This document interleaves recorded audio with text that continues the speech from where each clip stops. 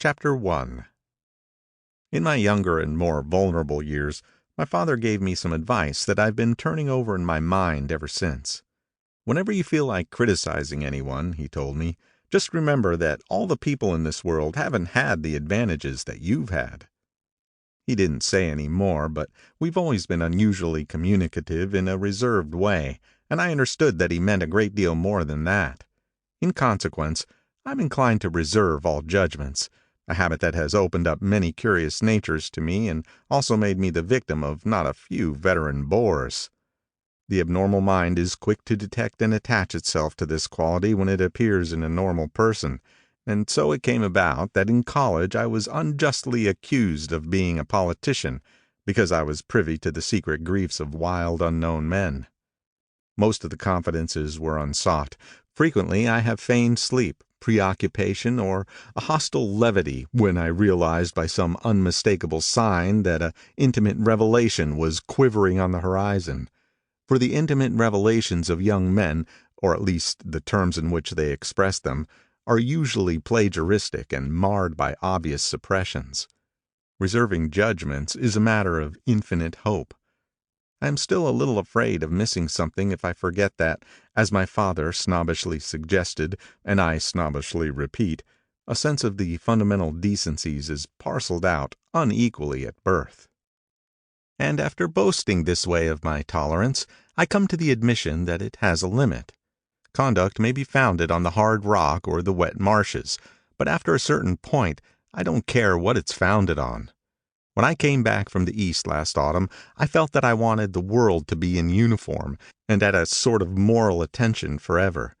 I wanted no more riotous excursions with privileged glimpses into the human heart. Only Gatsby, the man who gives his name to this book, was exempt from my reaction. Gatsby, who represented everything for which I have an unaffected scorn. If personality is an unbroken series of successful gestures, then there was something gorgeous about him, some heightened sensitivity to the promises of life, as if he were related to one of those intricate machines that register earthquakes 10,000 miles away. This responsiveness had nothing to do with that flabby impressionability which is dignified under the name of the creative temperament. It was an extraordinary gift for hope, a romantic readiness such as I have never found in any other person, and which it is not likely I shall ever find again. No, Gatsby turned out all right at the end. It is what preyed on Gatsby, what foul dust floated in the wake of his dreams that temporarily closed out my interest in the abortive sorrows and short-winded elations of men. My family have been prominent, well-to-do people in this Middle Western city for 3 generations. The Carraways are something of a clan, and we have a tradition that we're descended from the Dukes of Buccleuch, but the actual founder of my line was my grandfather's brother, who came here in '51, sent a substitute to the Civil War, and started the wholesale hardware business that my father carries on today. I never saw this great uncle, but I'm supposed to look like him, with special reference to the rather hard-boiled painting that hangs in father's office. I graduated from New Haven in 1915, just a quarter of a century after my father, and a little later I participated in that delayed Teutonic migration known as the Great War. I enjoyed the counter-raid so thoroughly that I came back restless. Instead of being the warm center of the world, the Middle West now seemed like a ragged edge of the universe. So I decided to go east and learn the bond business. Everybody I knew was in the bond business, so I supposed it could support one more single man. All my aunts and uncles talked it over as if they were choosing a prep school for me, and finally said, "Why, yes," with very grave, hesitant faces. Father agreed to finance me for a year, and after various delays I came east, permanently, I thought, in the spring of '22. The practical thing was to find rooms in the city, but it was a warm season and I had just left a country of wide lawns and friendly trees, so when a young man at the office suggested that we take a house together in a commuting town, it sounded like a great idea. He found the house, a weather-beaten cardboard bungalow at $80 a month, but at the last minute the firm ordered him to Washington, and I went out to the country alone. I had a dog, at least I had him for a few days until he ran away, and an old Dodge and a Finnish woman who made my bed and cooked breakfast and muttered Finnish wisdom to herself over the electric stove. It was lonely for a day or so, until one morning some man, more recently arrived than I, stopped me on the road. "How do you get to West Egg Village?" he asked helplessly. I told him, and as I walked on, I was lonely no longer. I was a guide, a pathfinder, an original settler. He had casually conferred on me the freedom of the neighborhood. And so, with the sunshine and the great bursts of leaves growing on the trees, just as things grow in fast movies, I had that familiar conviction that life was beginning over again with the summer. There was so much to read, for one thing, and so much fine health to be pulled down out of the young, breath-giving air. I bought a dozen volumes on banking and credit and investment securities, and they stood on my shelf in red and gold like new money from the mint, promising to unfold the shining secrets that only Midas and Morgan and Maecenas knew. And I had the high intention of reading many other books besides. I was rather literary in college. One year I wrote a series of very solemn and obvious editorials for the Yale News. And now I was going to bring back all such things into my life and become again that most limited of all specialists, the well-rounded man. This isn't just an epigram. Life is much more successfully looked at from a single window, after all. It was a matter of chance that I should have rented a house in one of the strangest communities in North America. It was on that slender, riotous island which extends itself due east of New York, and where there are, among other natural curiosities, two unusual formations of land. 20 miles from the city, a pair of enormous eggs, identical in contour and separated only by a courtesy bay, jut out into the most domesticated body of salt water in the Western Hemisphere, the great wet barnyard of Long Island Sound. They are not perfect ovals, like the egg in the Columbus story. They are both crushed flat at the contact end, but their physical resemblance must be a source of perpetual wonder to the gulls that fly overhead. To the wingless, a more interesting phenomena is their dissimilarity in every particular, except shape and size. I lived at West Egg, the less fashionable of the two, though this is a most superficial tag to express the bizarre and not a little sinister contrast between them. My house was at the very tip of the egg, only 50 yards from the Sound, and squeezed between two huge places that rented for $12,000 or $15,000 a season. The one on my right was a colossal affair by any standard. It was a factual imitation of some Hôtel de Ville in Normandy, with a tower on one side spanking new under a thin beard of raw ivy, and a marble swimming pool, and more than 40 acres of lawn and garden. It was Gatsby's mansion, or rather, as I didn't know Mr. Gatsby, it was a mansion inhabited by a gentleman of that name. My own house was an eyesore, but it was a small eyesore, and it had been overlooked, so I had a view of the water, a partial view of my neighbor's lawn, and the consoling proximity of millionaires, all for $80 a month. Across the courtesy bay, the white palaces of fashionable East Egg glittered along the water, and the history of the summer really begins on the evening I drove over there to have dinner with the Tom Buchanans. Daisy was my second cousin once removed, and I'd known Tom in college. And just after the war I spent 2 days with them in Chicago. Her husband, among various physical accomplishments, had been one of the most powerful ends that ever played football at New Haven. A national figure in a way, one of those men who reach such an acute limited excellence at 21 that everything afterward savors of anticlimax. His family were enormously wealthy. Even in college his freedom with money was a matter for reproach. But now he'd left Chicago and come east in a fashion that rather took your breath away. For instance, he'd brought down a string of polo ponies from Lake Forest. It was hard to realize that a man in my own generation was wealthy enough to do that. Why they came east, I don't know. They had spent a year in France for no particular reason, and then drifted here and there unrestfully wherever people played polo and were rich together.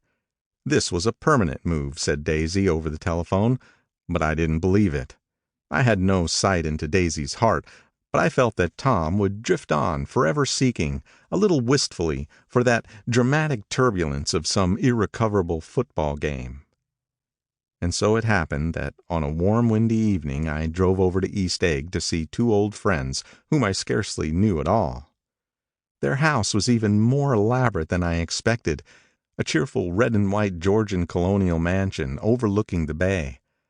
The lawn started at the beach and ran towards the front door for a quarter of a mile, jumping over sundials and brick walks and burning gardens.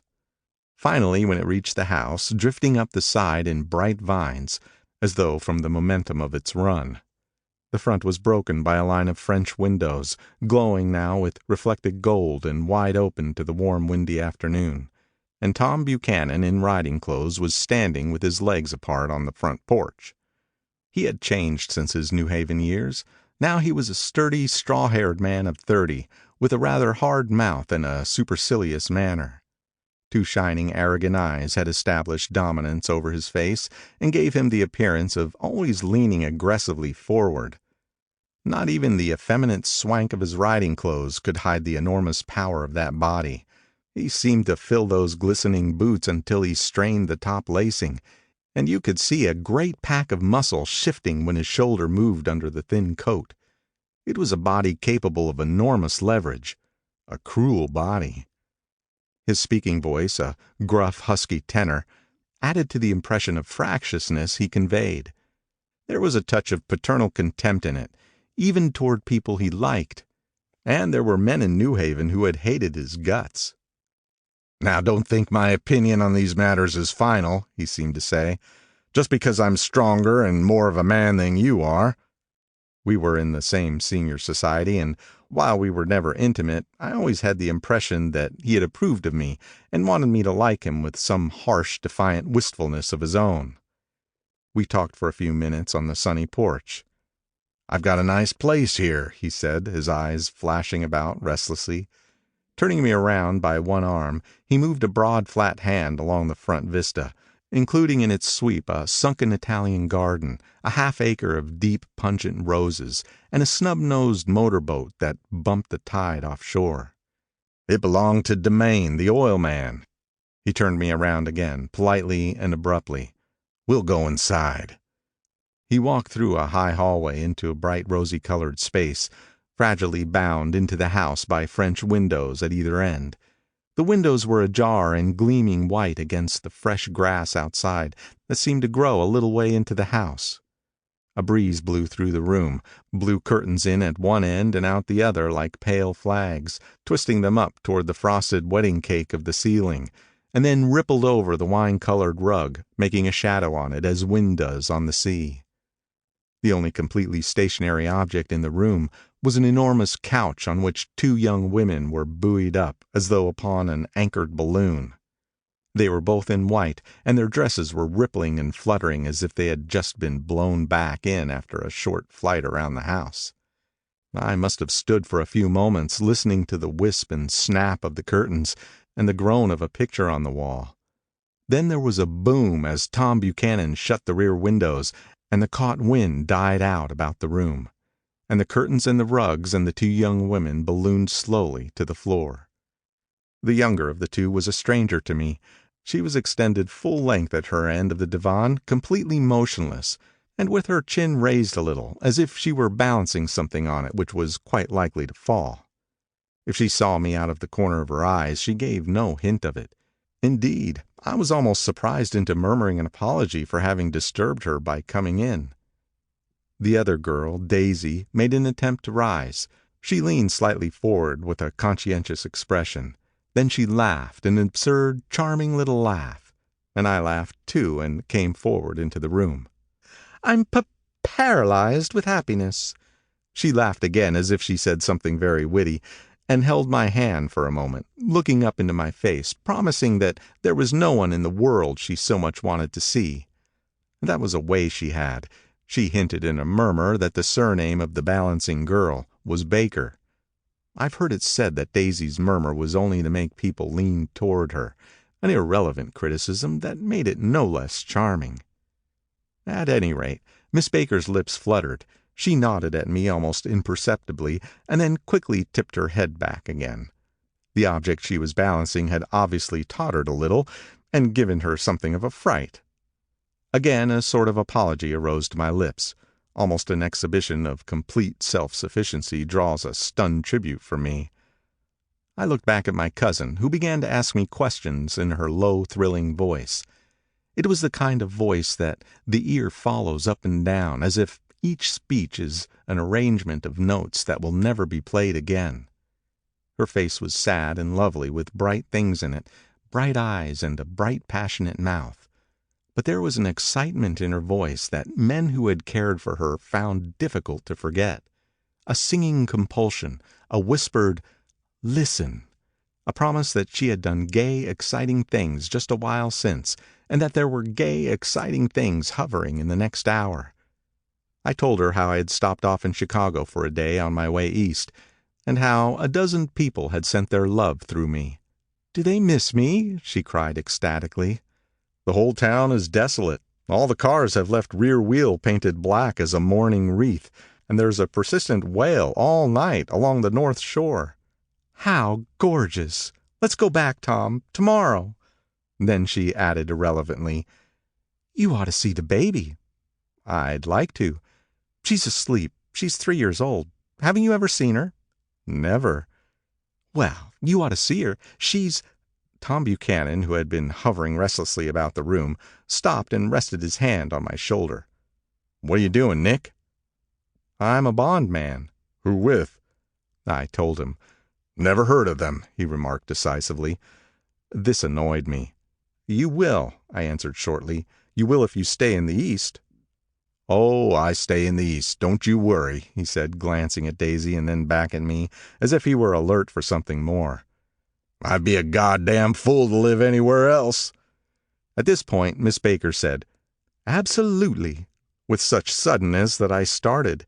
It was the first word she had uttered since I came into the room. Evidently it surprised her as much as it did me, for she yawned and, with a series of rapid, deft movements, stood up into the room. "I'm stiff," she complained. "I've been lying on that sofa for as long as I can remember." "Don't look at me," Daisy retorted. "I've been trying to get you to New York all afternoon." "No, thanks," said Miss Baker to the 4 cocktails just in front of the pantry. "I'm absolutely in training." Her host looked at her incredulously. "You are?" He took down his drink as if it were a drop in the bottom of a glass. "How you ever get anything done is beyond me." I looked at Miss Baker, wondering what it was she got done. I enjoyed looking at her. She was a slender, small-breasted girl with an erect carriage, which she accentuated by throwing her body backward at the shoulders like a young cadet. Her gray, sun-strained eyes looked back at me with polite reciprocal curiosity out of a wan, charming, discontented face. It occurred to me now that I had seen her, or a picture of her, somewhere before. "You live in the West Egg," she remarked contemptuously. "I know somebody there." "I don't know a single—" "You must know Gatsby." "Gatsby?" demanded Daisy. "What Gatsby?" Before I could reply that he was my neighbor, dinner was announced. Wedging his tense arm imperatively under mine, Tom Buchanan compelled me from the room as though he were moving a checker to another square. Slenderly, languidly, their hands set lightly on their hips, the 2 young women preceded us out onto the rosy-colored porch, open toward the sunset, where 4 candles flickered on the table in the diminished wind. "Why candles?" objected Daisy, frowning. She snapped them out with her fingers. "In 2 weeks it'll be the longest day in the year." She looked at us all radiantly. "Do you always watch for the longest day of the year and then miss it? I always watch for the longest day in the year and then miss it." "We ought to plan something," yawned Miss Baker, sitting down at the table as if she were getting into bed. "All right," said Daisy. "What'll we plan?" She turned to me helplessly. "What do people plan?" Before I could answer, her eyes fastened with an odd expression on her little finger. "Look," she complained. "I heard it." We all looked. The knuckle was black and blue. "You did it, Tom," she said accusingly. "I know you didn't mean to, but you did do it.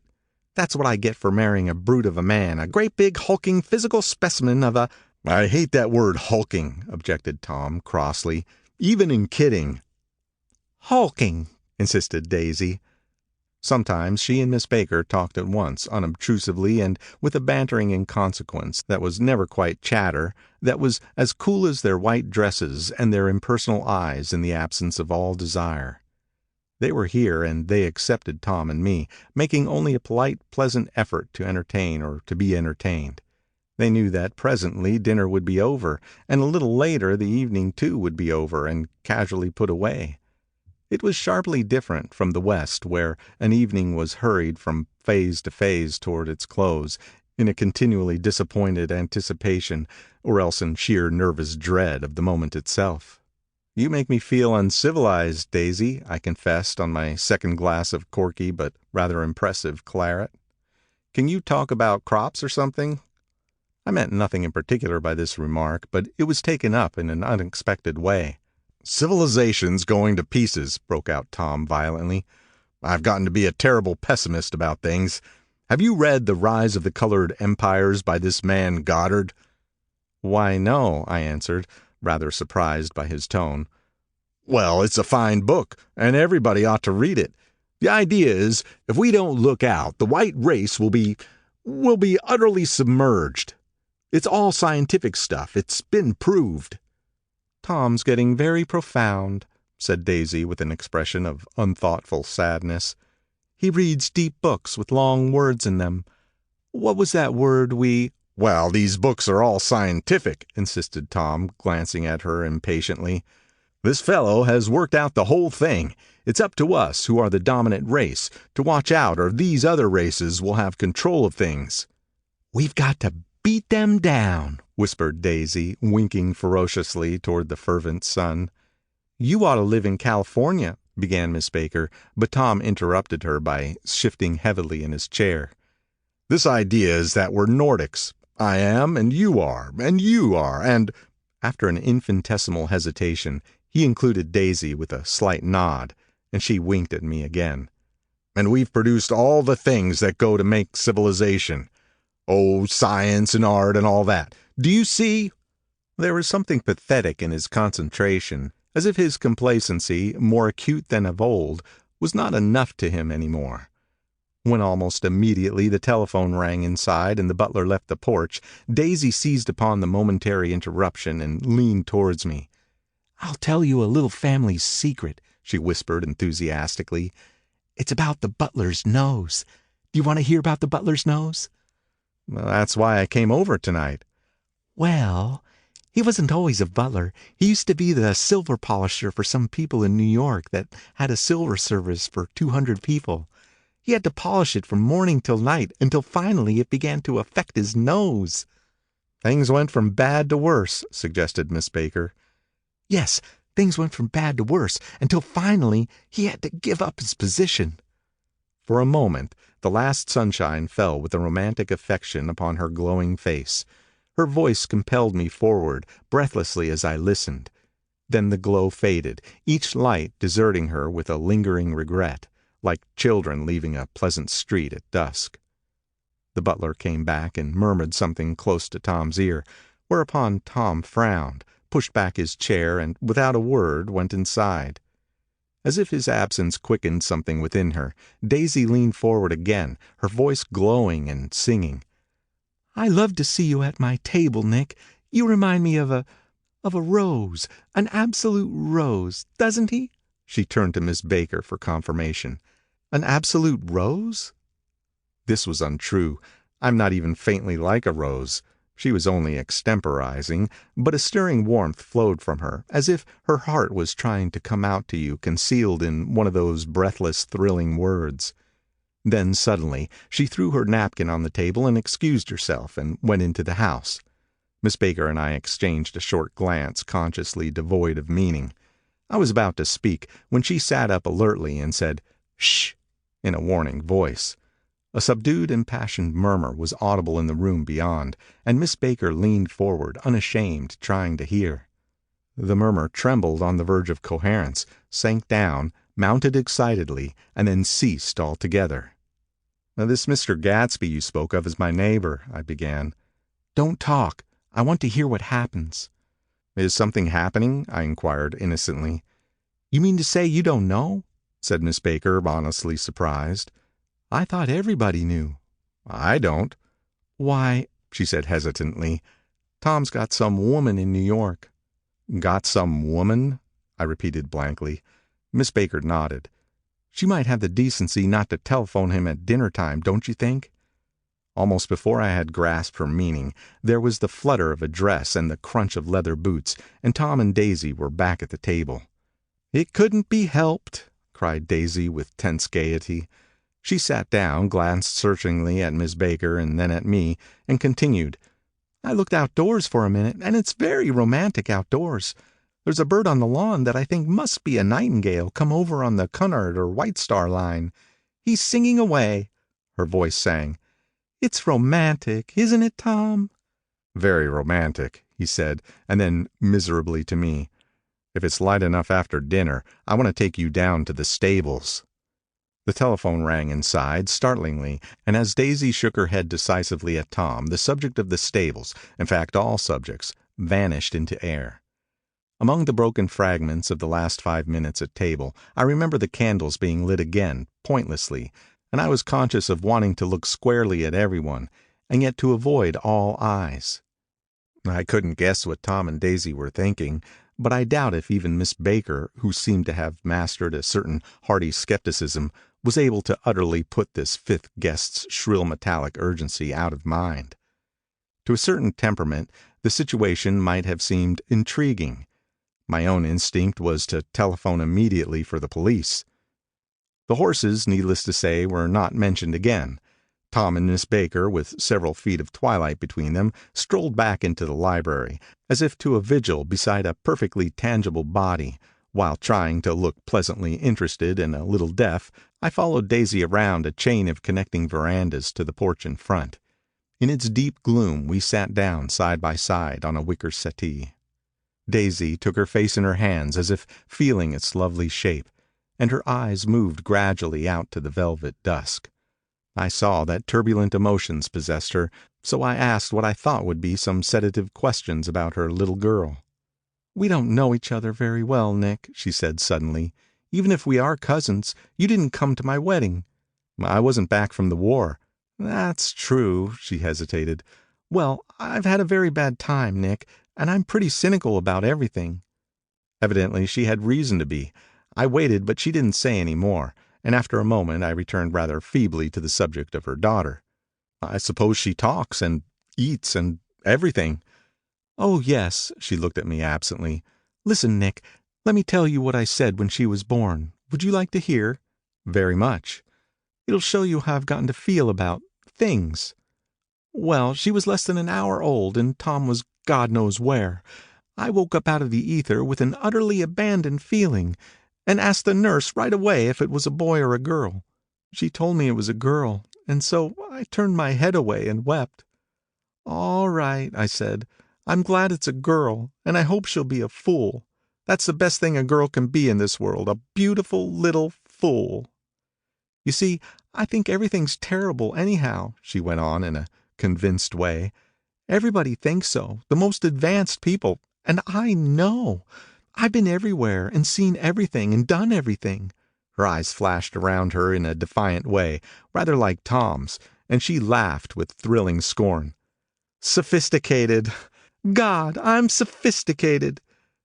The instant her voice broke off, ceasing to compel my attention, my belief, I felt the basic insincerity of what she had said. It made me uneasy, as though the whole evening had been a trick of some sort to exact a contributory emotion from me.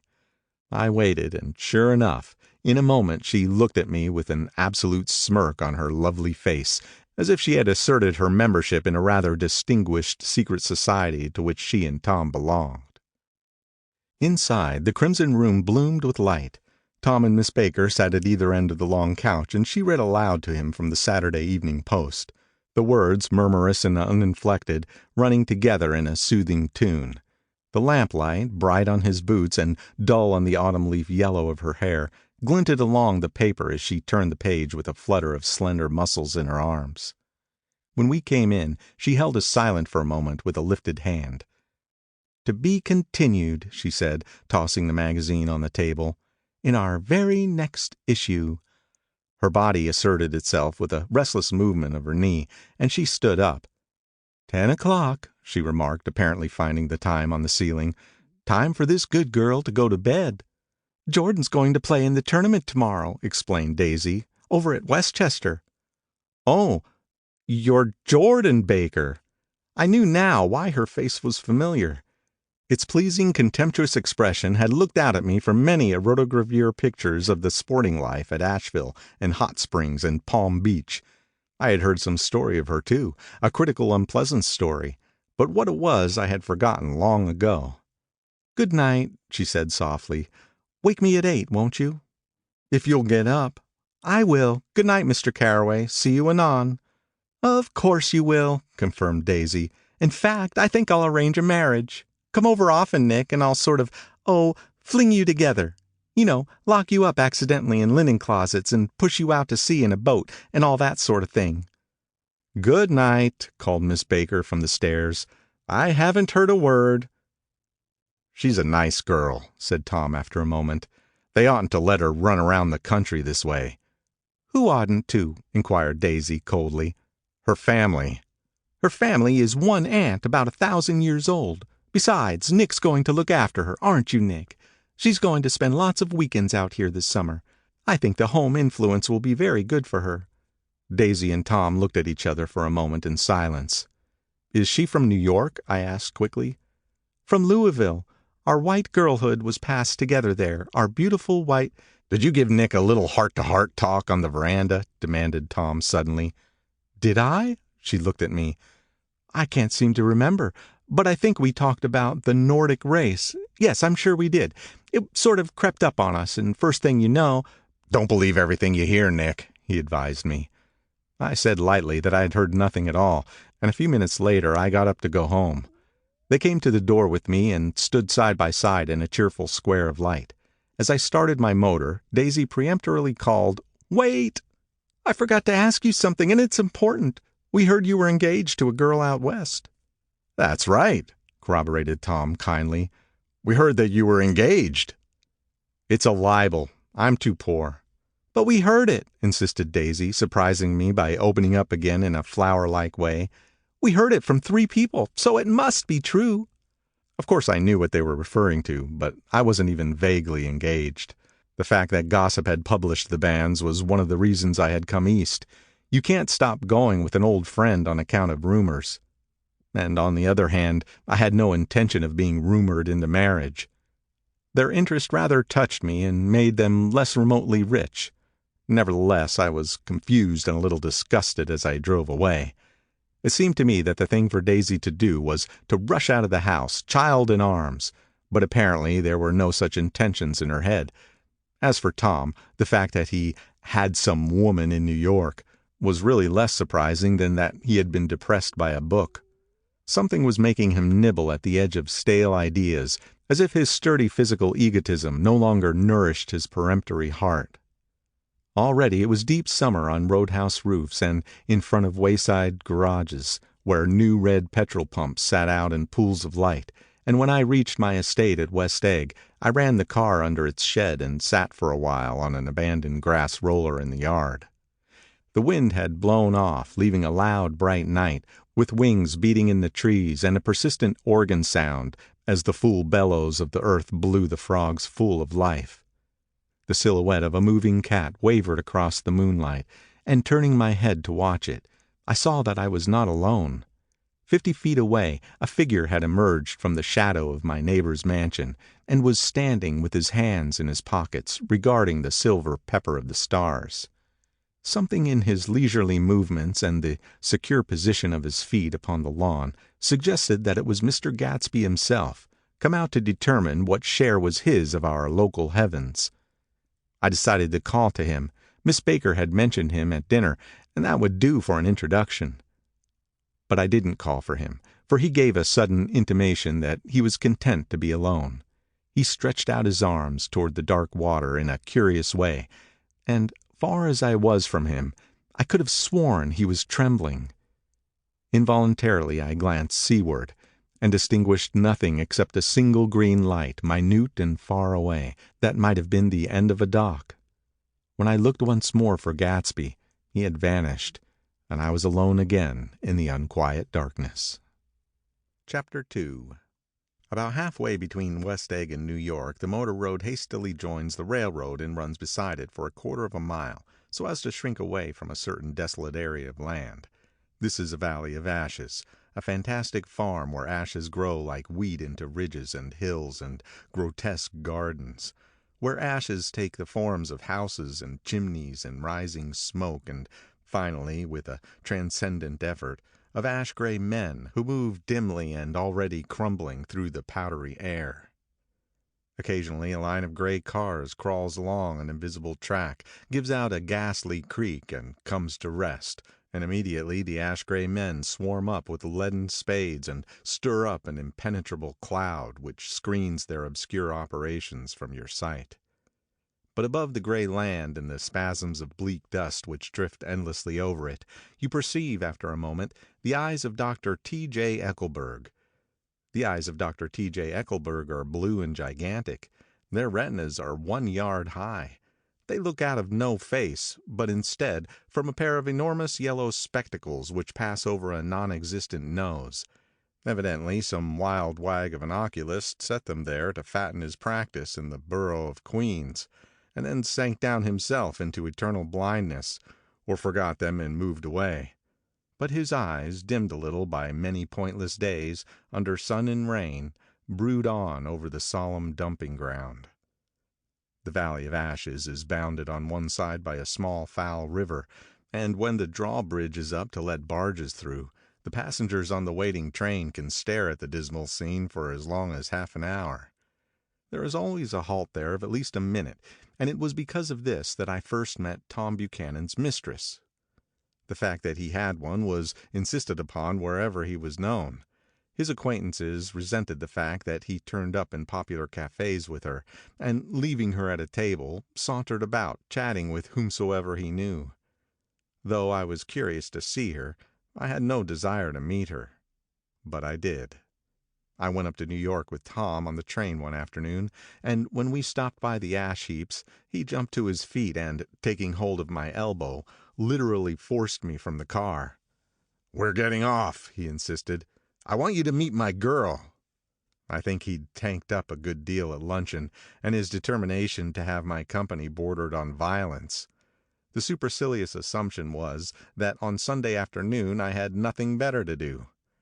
I followed him over a low whitewashed railroad fence, and we walked back 100 yards along the road under Dr. Eckelberg's persistent stare. The only building in sight was a small block of yellow brick, sitting on the large edge of the wasteland, a sort of compact main street ministering to it, and contiguous to absolutely nothing. One of the 3 shops it contained was for rent, and another was an all-night restaurant, approached by a trail of ashes. The third was a garage. Repairs. George B. Wilson. Cars bought and sold. I followed Tom inside. The interior was unprosperous and bare. The only car visible was the dust-covered wreck of a Ford which crouched in a dim corner. It had occurred to me that this shadow of a garage must be a blind, and that sumptuous and romantic apartments were concealed overhead, when the proprietor himself appeared in the door of an office, wiping his hands on a piece of waste. He was a blond, spiritless man, anemic and faintly handsome. When he saw us, a damp gleam of hope sprang into his light blue eyes. "Hello, Wilson, old man," said Tom, slapping him jovially on the shoulder. "How's business?" "I can't complain," answered Wilson unconvincingly. "When are you going to sell me that car?" "Next week. I've got my man working on it now." "Works pretty slow, don't he?" "No, he doesn't," said Tom coldly. "And if you feel that way about it, maybe I'd better sell it somewhere else after all." "I don't mean that," explained Wilson quickly. "I just meant—" His voice faded off, and Tom glanced impatiently around the garage. Then I heard footsteps on the stairs, and in a moment the thickish figure of a woman blocked out the light from the office door. She was in the middle 30s and faintly stout, but she carried her flesh sensuously as some women can. Her face, above a spotted dress of dark blue crêpe de chine, contained no facet or gleam of beauty, but there was an immediately perceptible vitality about her, as if the nerves of her body were continually smoldering. She smiled slowly, and, walking through her husband as if he were a ghost, shook hands with Tom, looking him flush in the eye. Then she wet her lips and, without turning around, spoke to her husband in a soft, coarse voice. "Get some chairs, why don't you, so somebody can sit down?" "Oh, sure," agreed Wilson hurriedly, and went toward the little office, mingling immediately with the cement color of the walls. A white ashen dust veiled his dark suit and his pale hair as it veiled everything in the vicinity, except his wife, who moved close to Tom. "I want to see you," said Tom intently. "Get on the next train."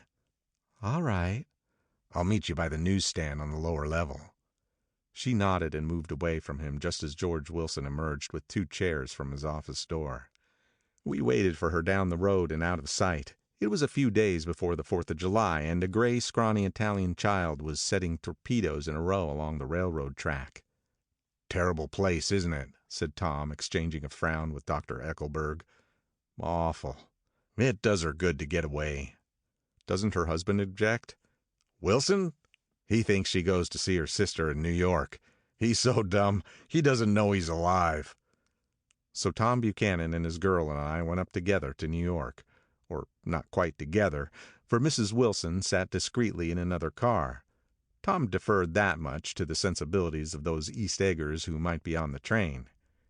She had changed her dress to a brown-figured muslin, which stretched tight over her rather wide hips as Tom helped her to the platform in New York. At the newsstand she bought a copy of Town Tattle and a moving picture magazine, and in the station drugstore some cold cream and a small flask of perfume. Upstairs, in the solemn echoing drive, she let 4 taxicabs drive away before she selected a new one, lavender-colored with gray upholstery, and in this we slid out from the mass of the station into the glowing sunshine. But immediately she turned sharply from the window and, leaning forward, tapped on the front glass. "I want to get one of those dogs," she said earnestly. "I want to get one for the apartment. They're nice to have. A dog." So we backed up to a gray old man who bore an absurd resemblance to John D. Rockefeller.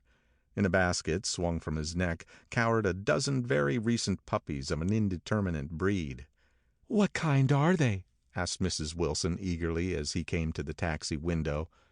"All kinds. What kind do you want, lady?" "I'd like to get one of those police dogs. I don't suppose you got that kind." The man peered doubtfully into the basket, plunged in his hand, and drew one up, wriggling, by the back of the neck. "That's no police dog," said Tom. "No, it's not exactly a police dog," said the man with disappointment in his voice. "It's more of an Airedale." He passed his hand over the brown wash rag of a back. "Look at that coat. Some coat. That's a dog that'll never bother you with catching cold." "I think it's cute," said Mrs. Wilson enthusiastically. "How much is it?" "That dog?" He looked at it admiringly. "That dog will cost you $10. The Airedale, undoubtedly there was an Airedale concerned in it somewhere, though its feet were startlingly white, changed hands and settled down into Mrs. Wilson's lap, where she fondled the weatherproof coat with rapture. "Is it a boy or a girl?" she asked delicately. "That dog? That dog's a boy." "It's a bitch," said Tom derisively. "Here's your money. Go and buy 10 more dogs with it." We drove over to Fifth Avenue, warm and soft, almost pastoral, on the summer Sunday afternoon. I wouldn't have been surprised to see a great flock of white sheep turn the corner. "Hold on," I said. "I have to leave you here." "No, you don't," interposed Tom quickly. "Myrtle'll be hurt if you don't come up to the apartment. Won't you, Myrtle?" "Come on," she urged. "I'll telephone my sister Catherine.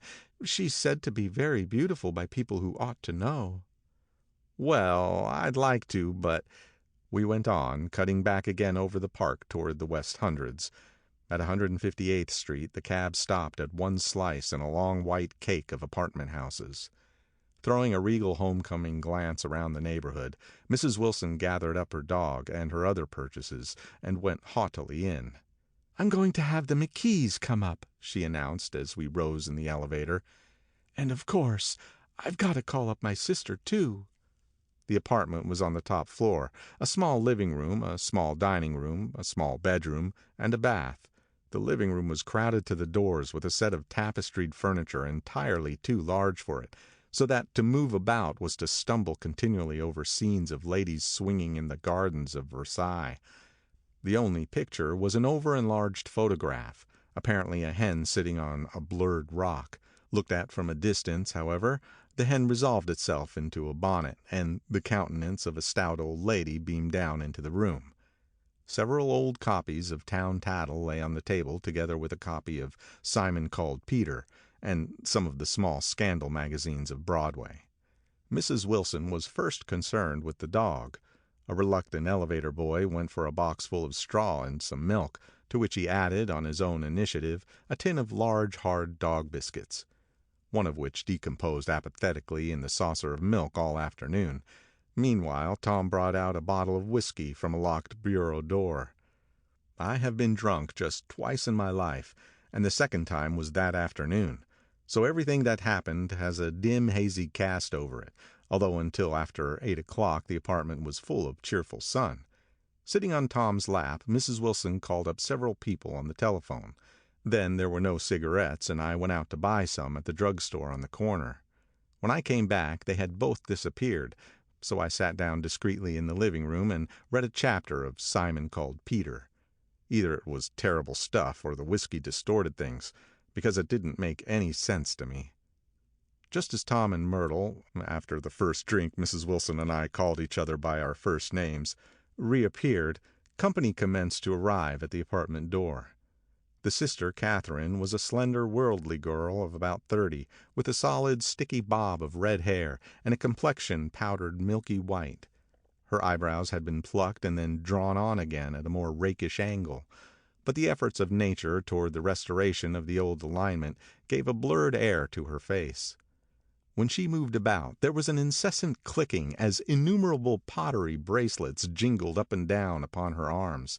She came in with such a proprietary haste and looked around so possessively at the furniture that I wondered if she lived here.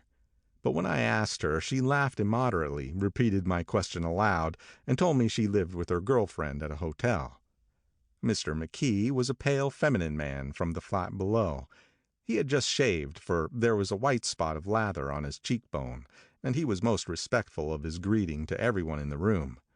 He informed me that he was in the artistic game, and I gathered later that he was a photographer and had made the dim enlargement of Mrs. Wilson's mother, which hovered like an ectoplasm on the wall.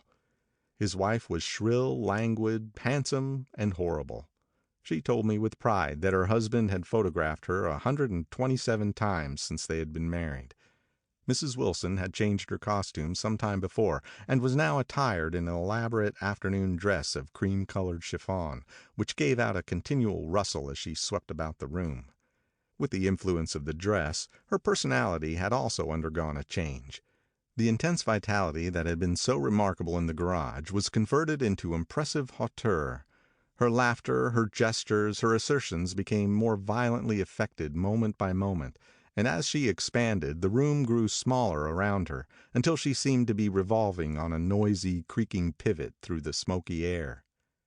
"My dear," she told her sister in a high mincing shout, "most of these fellows will cheat you every time. All they think of is money. I had a woman up here last week to look at my feet, and when she gave me the bill you'd have thought she had my appendicitis out." "What was the name of the woman?" asked Mrs. McKee. "Mrs. Eberhardt. She goes around looking at people's feet in their own homes." "I like your dress," remarked Mrs. McKee. "I think it's adorable." Mrs. Wilson rejected the compliment by raising her eyebrow in disdain. "It's just a crazy old thing," she said. "I just slip it on sometimes when I don't care what I look like." "But it looks wonderful on you, if you know what I mean," pursued Mrs. McKee. "If Chester could only get you in that pose, I think he can make something of it." We all looked in silence at Mrs. Wilson, who removed a strand of hair from over her eyes and looked back at us with a brilliant smile.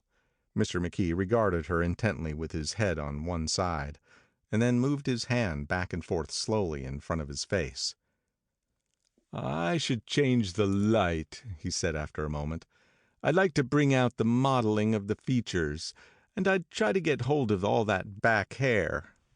"I wouldn't think of changing the light," cried Mrs. McKee.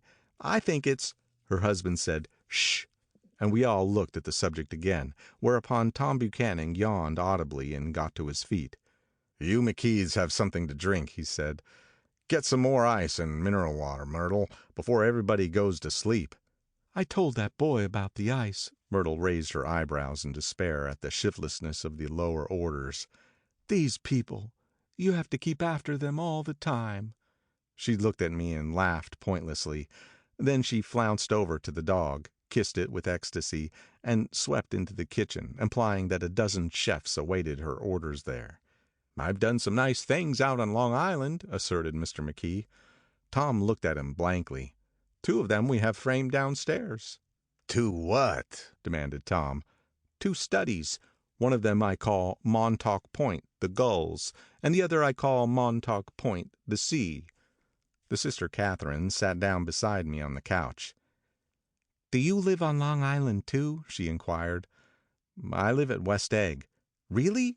I was down there at a party about a month ago, at a man named Gatsby's. Do you know him?" "I live next door to him." "Well, they say he's a nephew or a cousin of Kaiser Wilhelm's. That's where all his money comes from." "Really?" She nodded. "I'm scared of him. I'd hate to have him get anything on me." This absorbing information about my neighbor was interrupted by Mrs. McKee's pointing suddenly at Catherine. "Chester, I think you could do something with her," she broke out, but Mr. McKee only nodded in a bored way and turned his attention to Tom. "I'd like to do more work on Long Island if I could get the entry. All I ask is that they should give me a start." "Ask Myrtle," said Tom, breaking into a short shout of laughter as Mrs. Wilson entered with a tray. "She'll give you a letter of introduction, won't you, Myrtle?" "Do what?" she asked, startled. "You'll give McKee a letter of introduction to your husband so he can do some studies on him." His lips moved silently for a moment as he invented George B. Wilson at the gasoline pump, or something like that. Catherine leaned close to me and whispered in my ear, "Neither of them can stand the person they're married to." "Can't they?" "Can't stand them." She looked at Myrtle and then at Tom. "What I say is, why go on living with them if they can't stand them? If I was them, I'd get a divorce and get married to each other right away." "Doesn't she like Wilson either?" The answer to this was unexpected. It came from Myrtle, who had overheard the question, and it was violent and obscene. "You see," cried Catherine triumphantly. She lowered her voice again. "It's really his wife that keeps them apart. She's a Catholic, and they don't believe in divorce." Daisy was not a Catholic, and I was a little shocked at the elaborateness of the lie. "When they do get married," continued Catherine, "they're going west to live for a while until it blows over." "It'd be more discreet to go to Europe." "Oh, you like Europe?" she exclaimed surprisingly. "I just got back from Monte Carlo." "Really?" "Just last year. I went over there with another girl." "Stay long?" "No, we just went to Monte Carlo and back. We went by way of Marseille. We had over $1,200 when we started, but we got gypped out of it all in 2 days in the private rooms. We had an awful time getting back, I can tell you. God, how I hated that town." The late afternoon sky bloomed in the window for a moment like the blue honey of the Mediterranean. Then the shrill voice of Mrs. McKee called me back into the room. "I almost made a mistake, too," she declared vigorously. "I almost married a little kike who'd been after me for years. I knew he was below me. Everybody kept saying to me, 'Lucille, that man's way below you.' But if I hadn't met Chester, he'd have got me for sure." "Yes, but listen," said Myrtle Wilson, nodding her head up and down. "At least you didn't marry him." "I know I didn't." "Well, I married him," said Myrtle ambiguously, "and that's the difference between your case and mine." "Why did you, Myrtle?" demanded Catherine. "Nobody forced you to." Myrtle considered.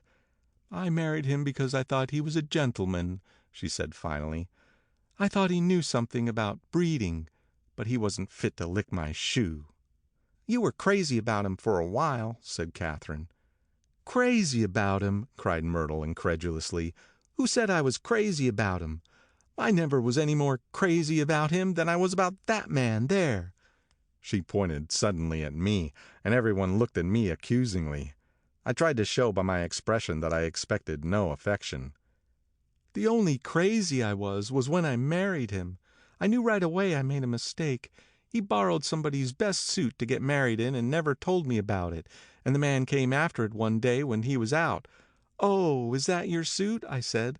This is the first I ever heard about it, but I gave it to him, and then I lay down and cried to beat the band all afternoon."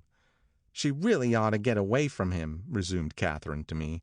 "They've been living over that garage for 11 years, and Tom's the first sweetie she ever had." The bottle of whiskey, a second one, was now in constant demand by all present, excepting Katherine, who felt just as good on nothing at all. Tom rang for the janitor and sent him for some celebrated sandwiches, which were a complete supper in themselves. I wanted to get out and walk eastward toward the park through the soft twilight, but each time I tried to go I became entangled in some wild, strident argument which pulled me back, as if with ropes, into my chair. Yet high over the city our line of yellow windows must have contributed their share of human secrecy to the casual watcher in the darkening streets. And I saw him, too, looking up and wondering. I was within and without, simultaneously enchanted and repelled by the inexhaustible variety of life. Myrtle pulled her chair close to mine, and suddenly her warm breath poured over me the story of her first meeting with Tom. "It was on the two little seats facing each other that are always the last ones left on the train. I was going up to New York to see my sister and spend the night. He had on a dress suit and patent leather shoes, and I couldn't keep my eyes off him. But every time he looked at me I had to pretend to be looking at the advertisement over his head. When we came into the station he was next to me, and his white shirt front pressed against my arm, and so I told him I'd have to call a policeman. But he knew I lied. I was so excited that when I got into the taxi with him I didn't hardly know I wasn't getting into a subway train. All I kept thinking about over and over was, 'You can't live forever, you can't live forever.'" She turned to Mrs. McKee, and the room rang full of her artificial laughter. "My dear," she cried, "I'm going to give you this dress as soon as I'm through with it. I've got to get another one tomorrow. I'm going to make a list of all the things I've got to get. A massage, and a wave, and a collar for the dog, and one of those cute little ashtrays where you touch a spring, and a wreath with a black silk bow for Mother's grave that'll last all summer. I've got to write down a list so I won't forget all the things I got to do." It was 9 o'clock. Almost immediately afterward I looked at my watch and found it was 10. Mr. McKee was asleep on the chair with his fists clenched in his lap, like a photograph of a man in action. Taking out my handkerchief, I wiped from his cheek the spot of dried lather that had worried me all the afternoon. The little dog was sitting on the table looking with blind eyes through the smoke, and from time to time groaning faintly. People disappeared, reappeared, made plans to go somewhere, and then lost each other, searched for each other, found each other a few feet away. Sometime toward midnight Tom Buchanan and Mrs. Wilson stood face to face discussing, in impassioned voices, whether Mrs. Wilson had any right to mention Daisy's name. "Daisy, Daisy, Daisy," shouted Mrs. Wilson. "I'll say it whenever I want to. Daisy, Making a short, deft movement, Tom Buchanan broke her nose with his open hand. Then there were bloody towels upon the bathroom floor, and women's voices scolding, and high over the confusion a long broken wail of pain. Mr. McKee awoke from his doze and started in a daze toward the door. When he had gone halfway he had turned around and stared at the scene. His wife and Katherine scolding and consoling as they stumbled here and there among the crowded furniture with articles of aid, and the despairing figure on the couch, bleeding fluently and trying to spread a copy of Town Tattle over the tapestry scenes of Versailles. Then Mr. McKee turned and continued on out the door. Taking my hat from the chandelier, I followed. Come to lunch some day, he suggested, as we groaned down in the elevator. Where? Anywhere. Keep your hands off the lever, snapped the elevator boy. I beg your pardon, said Mr. McKee with dignity. I didn't know I was touching it. All right, I agreed. I'll be glad to. I was standing beside his bed, and he was sitting up between the sheets, clad in his underwear with a great portfolio in his hands. Beauty and the Beast, Loneliness, Old Grocery Horse, Brookenbridge. Then I was lying half asleep in the cold lower level of the Pennsylvania station, staring at the morning Tribune and waiting for the 4 o'clock train. Chapter 3. There is music from my neighbor's house through the summer nights. In his blue gardens men and girls came and went like moths among the whisperings and the champagne and the stars. At high tide in the afternoon I watched his guests diving from the tower of his raft, or taking the sun on the hot sand of his beach while his 2 motorboats slit the waters of the Sound, drawing aquaplanes over cataracts of foam. On weekends his Rolls-Royce became an omnibus, bearing parties to and from the city between 9 in the morning and long past midnight, while his station wagon scampered like a brisk yellow bug to meet all trains. And on Mondays 8 servants, including an extra gardener, toiled all day with mops and scrubbing brushes and hammers and garden shears, repairing the ravages of the night before. Every Friday 5 crates of oranges and lemons arrived from a fruiterer in New York. Every Monday these same oranges and lemons left his back door in a pyramid of pulpless halves. There was a machine in the kitchen which could extract the juice of 200 oranges in half an hour, if a little button was pressed 200 times by a butler's thumb. At least once a fortnight a corps of caterers came down with several hundred feet of canvas and enough colored lights to make a Christmas tree of Gatsby's enormous garden. On buffet tables garnished with glistening hors d'oeuvre, spiced baked hams crowded against salads of harlequin designs, and pastry pigs and turkeys bewitched to a dark gold. In the main hall a bar with a real brass rail was set up, and stocked with gins and liquors, and with cordials so long forgotten that most of his female guests were too young to know one from another. By 7 o'clock the orchestra has arrived, no thin 5-piece affair, but a whole pitful of oboes and trombones and saxophones and violas and cornets and piccolos and low and high drums. The last swimmers have come in from the beach now and are dressing upstairs. The cars from New York are parked 5 deep in the drive, and already the halls and salons and verandas are gaudy with primary colors, and hair bobbed in strange new ways, and shawls beyond the dreams of Castile. The bar is in full swing, and floating rounds of cocktails permeate the garden outside, until the air is alive with chatter and laughter, and casual innuendo and introductions forgotten on the spot, and enthusiastic meetings between women who never knew each other's names. The lights grow brighter as the earth lurches away from the sun, and now the orchestra is playing yellow cocktail music, and the opera of voices pitches a key higher. Laughter is easier minute by minute, spilled with prodigality, tipped out at a cheerful word. The groups change more swiftly, swell with new arrivals, dissolve and form in the same breath. Already there are wanderers, confident girls who weave here and there among the stouter and more stable, become for a sharp, joyous moment the center of a group, and then, excited with triumph, glide on through the sea change of faces and voices and color under the constantly changing light.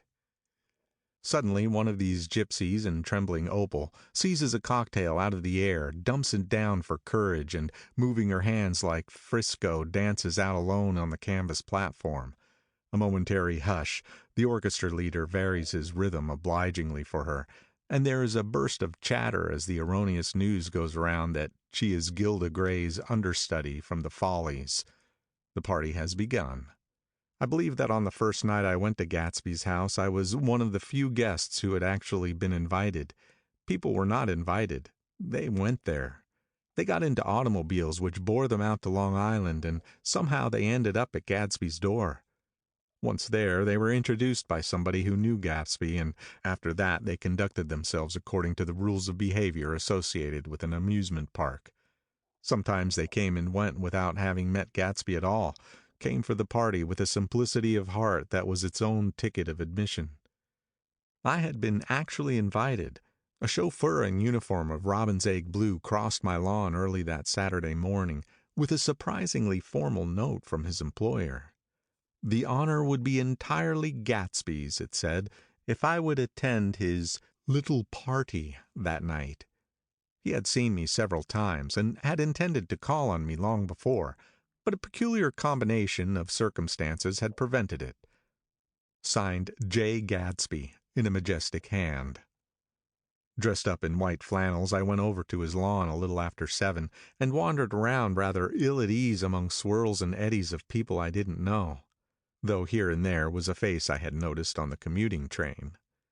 I was immediately struck by the number of young Englishmen dotted about, all well dressed, all looking a little hungry, and all talking in low, earnest voices to solid and prosperous Americans. I was sure that they were selling something, bonds or insurance or automobiles. They were at least agonizingly aware of the easy money in the vicinity and convinced that it was theirs for a few words in the right key.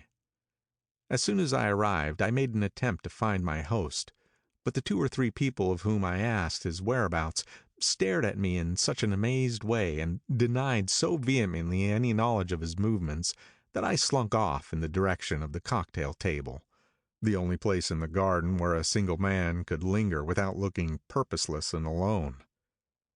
I was on my way to get roaring drunk from sheer embarrassment when Jordan Baker came out of the house and stood at the head of the marble steps, leaning a little backward and looking with contemptuous interest down into the garden. Welcome or not, I found it necessary to attach myself to someone before I should begin to address cordial remarks to the passer-by. "Hello!" I roared, advancing toward her. My voice seemed unnaturally loud across the garden. "I thought you might be here," she responded absently as I came up.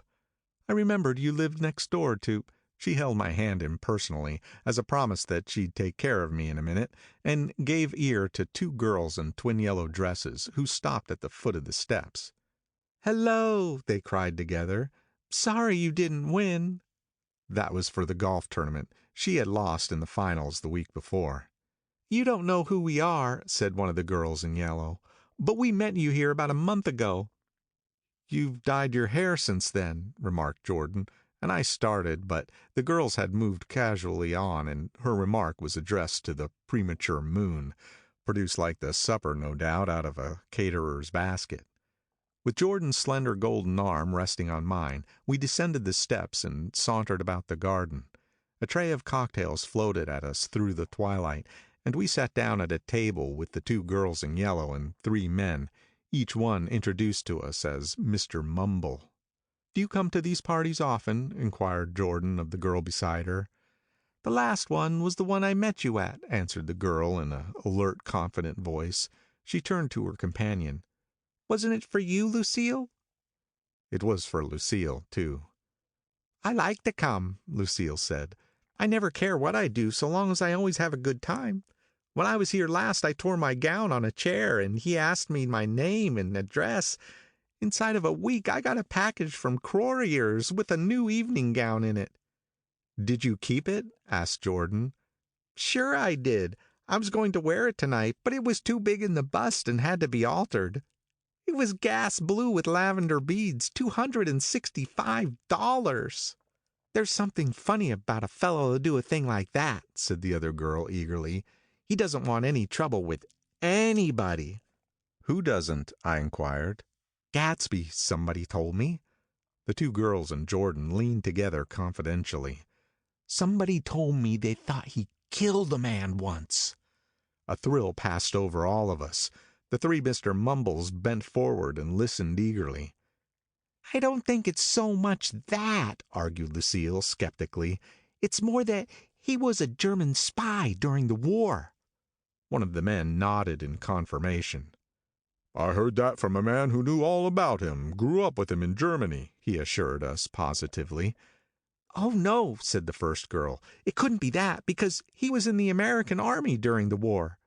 As our credulity switched back to her, she leaned forward with enthusiasm.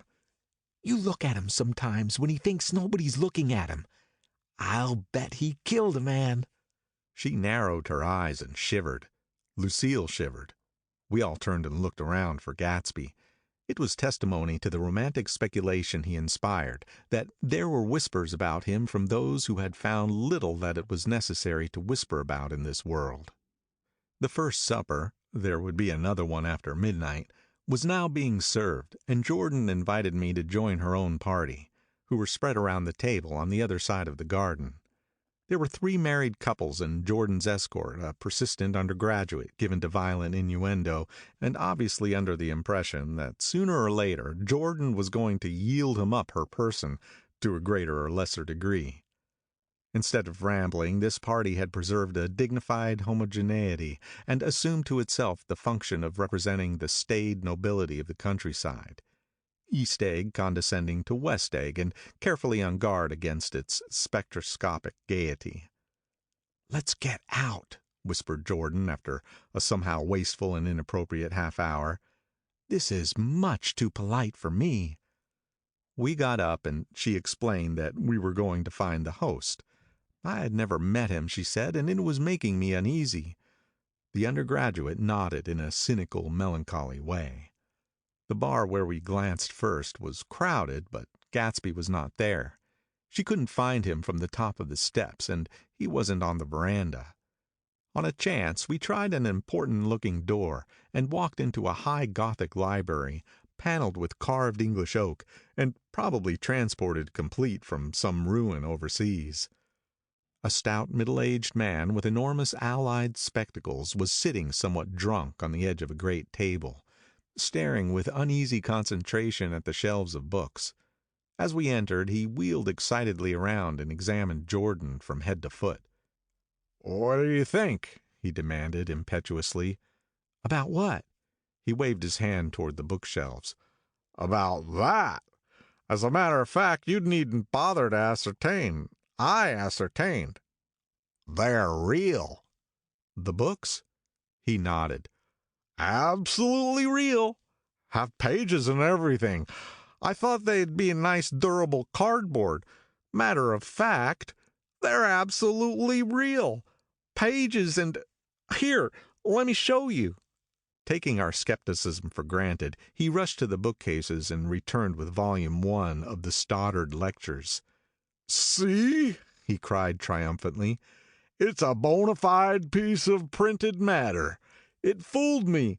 This fellow's a regular Belasco. It's a triumph. What thoroughness! What realism! Knew when to stop, too. Didn't cut the pages. But what do you want? What do you expect?" He snatched the book from me and replaced it hastily on its shelf, muttering that if one brick was removed, the whole library was liable to collapse. "Who brought you?" he demanded. "Or did you just come? I was brought. Most people were brought." Jordan looked at him alertly, cheerfully, without answering. "I was brought by a woman named Roosevelt," he continued. "Mrs. Claude Roosevelt. Do you know her? I met her somewhere last night. I've been drunk for about a week now, and I thought it might sober me up to sit in a library." "Has it?" "A little bit, I think. I can't tell yet. I've only been here an hour. Did I tell you about the books? They're real. They're—" "You told us." We shook hands with him gravely and went back outdoors.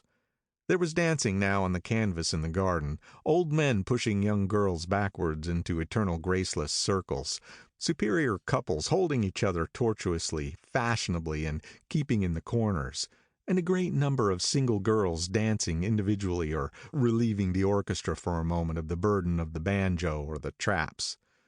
By midnight the hilarity had increased. A celebrated tenor had sung in Italian, and a notorious contralto had sung in jazz, and between the numbers people were doing stunts all over the garden, while happy vacuous bursts of laughter rose toward the summer sky. A pair of stage twins, who turned out to be the girls in yellow, did a baby act in costume, and champagne was served in glasses bigger than finger bowls. The moon had risen higher, and floating in the sound was a triangle of silver scales, trembling a little to the stiff tinny drops of the banjos on the lawn. I was still with Jordan Baker. We were sitting at a table with a man of about my age and a rowdy little girl who gave way upon the slightest provocation to uncontrollable laughter. I was enjoying myself now. I had taken 2 finger bowls of champagne, and the scene had changed before my eyes into something significant, elemental, and profound. At a lull in the entertainment, the man looked at me and smiled. "Your face is familiar," he said politely. "Were you in the 1st Division during the war?" "Why, yes, I was in the 28th Infantry." "I was in the 16th until June 1918. I knew I'd seen you somewhere before." We talked for a moment about some wet, gray little villages in France. Evidently he lived in the vicinity, for he told me that he had just bought a hydroplane and was going to try it out in the morning. "Want to go with me, old sport? Just near the shore along the Sound." "What time?" "Any time that suits you best." It was on the tip of my tongue to ask his name when Jordan looked around and smiled. "Having a gay time now?" she inquired. "Much better." I turned again to my new acquaintance. "This is an unusual party for me. I haven't even seen the host. I live over there." I waved my hand at the invisible hedge in the distance. "And this man Gatsby sent over his chauffeur with an invitation." For a moment he looked at me as if he failed to understand. "I'm Gatsby," he said suddenly. "What?" I exclaimed. "Oh, I beg your pardon. I thought you knew, old sport.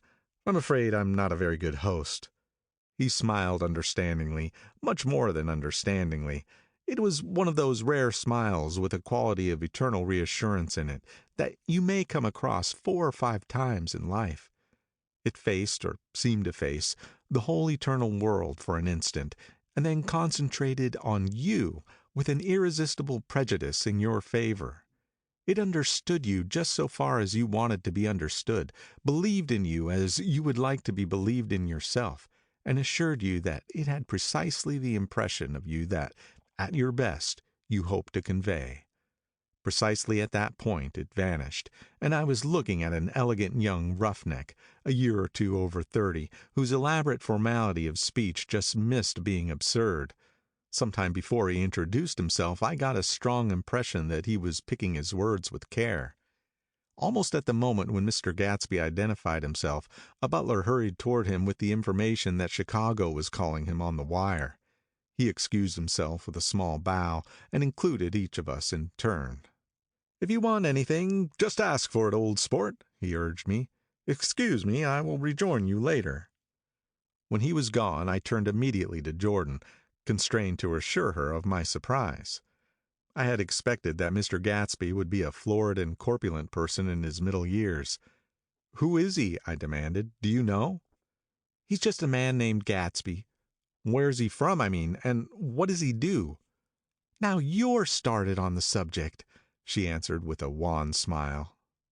"Well, he told me once he was an Oxford man." A dim background started to take shape behind me, but at her next remark it faded away. "However, I don't believe it." "Why not?" "I don't know," she insisted. "I just don't think he went there."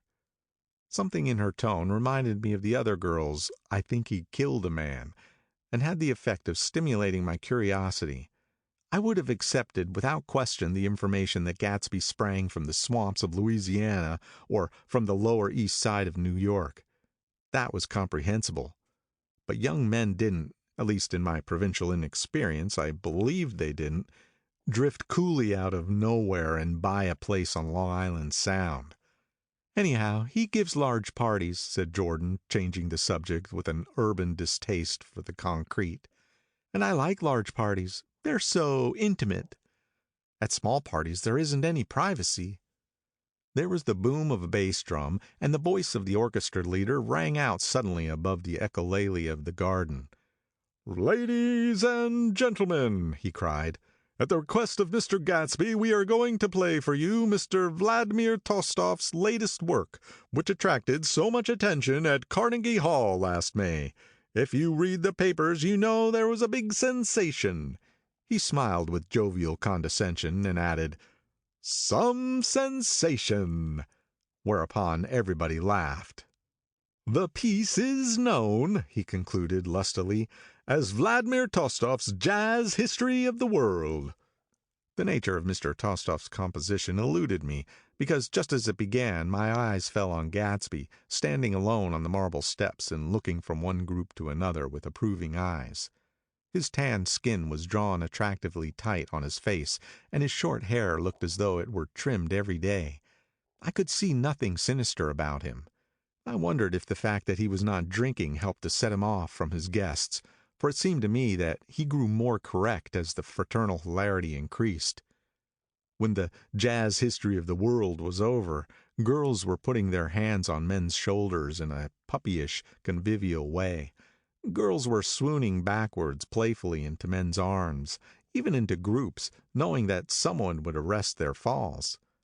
But no one swooned backwards on Gatsby, and no French bob touched Gatsby's shoulder, and no singing quartets were formed with Gatsby's head for the link.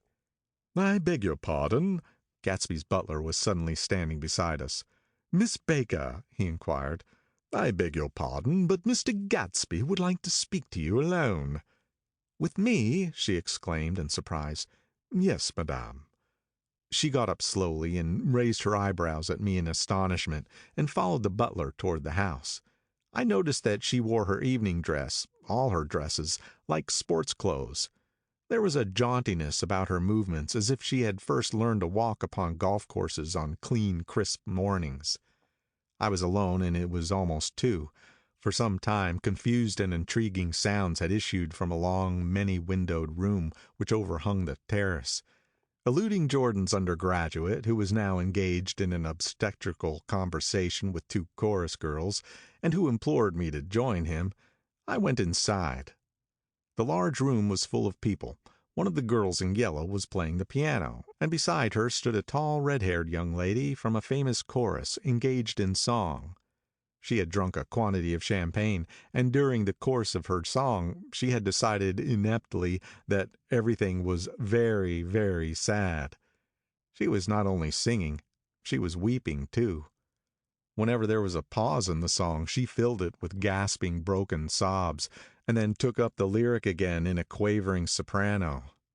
The tears coursed down her cheeks, not freely, however, for when they came into contact with her heavily beaded eyelashes, they assumed an inky color, and pursued the rest of their way in slow black rivulets. A humorous suggestion was made that she sing the notes on her face, whereupon she threw up her hands, sank into a chair, and went off into a deep vinous sleep. "She had a fight with the man who says he's her husband," explained a girl at my elbow. I looked around. Most of the remaining women were now having fights with men said to be their husbands. Even Jordan's party, the quartet from East Egg, were rent asunder by dissension. One of the men was talking with curious intensity to a young actress, and his wife, after attempting to laugh at the situation in a dignified and indifferent way, broke down entirely and resorted to flank attacks. At intervals she appeared suddenly at his side like an angry diamond and hissed, "You promised," into his ear. The reluctance to go home was not confined to wayward men. The hall was at present occupied by 2 deplorably sober men and their highly indignant wives. The wives were sympathizing with each other in slightly raised voices. "Whenever he sees I'm having a good time, he wants to go home." "Never heard of anything so selfish in my life." "We're always the first ones to leave." "So we are." "Well, we're almost one of the last tonight," said one of the men sheepishly. "The orchestra left half an hour ago." In spite of the wives' agreement that such malevolence was beyond credibility, the dispute ended in a short struggle, and both wives were lifted, kicking, into the night. As I waited for my hat in the hall, the door of the library opened and Jordan Baker and Gatsby came out together. He was saying some last word to her, but the eagerness in his manner tightened abruptly into formality as several people approached him to say goodbye. Jordan's party were calling impatiently to her from the porch, but she lingered for a moment to shake hands. "I've just learned the most amazing thing," she whispered. "How long were we in there?" "Why, about an hour." "It was simply amazing," she repeated abstractedly. "But I swore I wouldn't tell it, and here I am tantalizing you." She yawned gracefully in my face. "Please come and see me. Phone book under the name of Mrs. Sigourney Howard. My aunt." She was hurrying off as she talked. Her brown hand waved a jaunty salute as she melted into her party at the door. Rather ashamed that on my first appearance I had stayed so late, I enjoyed the last of Gatsby's guests who were clustered around him. I wanted to explain that I'd hunted for him early in the evening and to apologize for not having known him in the garden. "Don't mention it," he enjoined me eagerly. "Don't give it another thought, old sport." The familiar expression held no more familiarity than the hand which reassuringly brushed my shoulder. "And don't forget, we're going up in the hydroplane tomorrow morning at 9 o'clock." Then the butler, behind his shoulder. "Philadelphia wants you on the phone, sir." "All right, in a minute. Tell them I'll be right there. Good night." "Good night." "Good night." He smiled, and suddenly there seemed to be a pleasant significance in having been among the last to go, as if he had desired it all the time. "Good night, old sport. Good night." But as I walked down the steps, I saw that the evening was not quite over. 50 feet from the door, a dozen headlights illuminated a bizarre and tumultuous scene. In the ditch beside the road, right side up but violently shorn of one wheel, rested a new coupe which had left Gatsby's drive not 2 minutes before. The sharp jut of the wall accounted for the detachment of the wheel, which was now getting considerable attention from half a dozen curious chauffeurs. However, as they left their cars blocking the road, a harsh discordant din from those in the rear had been audible for some time, and added to the already violent confusion of the scene. A man in a long duster had dismounted from the wreck and now stood in the middle of the road, looking from the car to the tire, and from the tire to the observers in a pleasant, puzzled way. "See," he explained, "it went in the ditch." The fact was infinitely astonishing to him, and I recognized first the unusual quality of wonder, and then the man. It was the late patron of Gatsby's library. "How'd it happen?" He shrugged his shoulders. "I know nothing whatever about mechanics," he said decisively. "But how did it happen? Did you run into the wall?" "Don't ask me," said Owl Eyes, washing his hands of the whole matter. "I know very little about driving, next to nothing. It happened. That's all I know." "Well, if you're a poor driver, you oughtn't to be driving at night." "But I wasn't even trying," he explained indignantly. "I wasn't even trying." An awed hush fell upon the bystanders. "Do you want to commit suicide? You're lucky it was just a wheel. A bad driver not even trying?" "You don't understand," explained the criminal. "I wasn't driving. There's another man in the car." The shock that followed this declaration found voice in a sustained "Ah!" as the door of the coupe swung slowly open. The crowd, it was now a crowd, stepped back involuntarily, and when the door had opened wide there was a ghostly pause. Then, very gradually, part by part, a pale, dangling individual stepped out of the wreck, pawed tentatively at the ground with a large, uncertain, dancing shoe.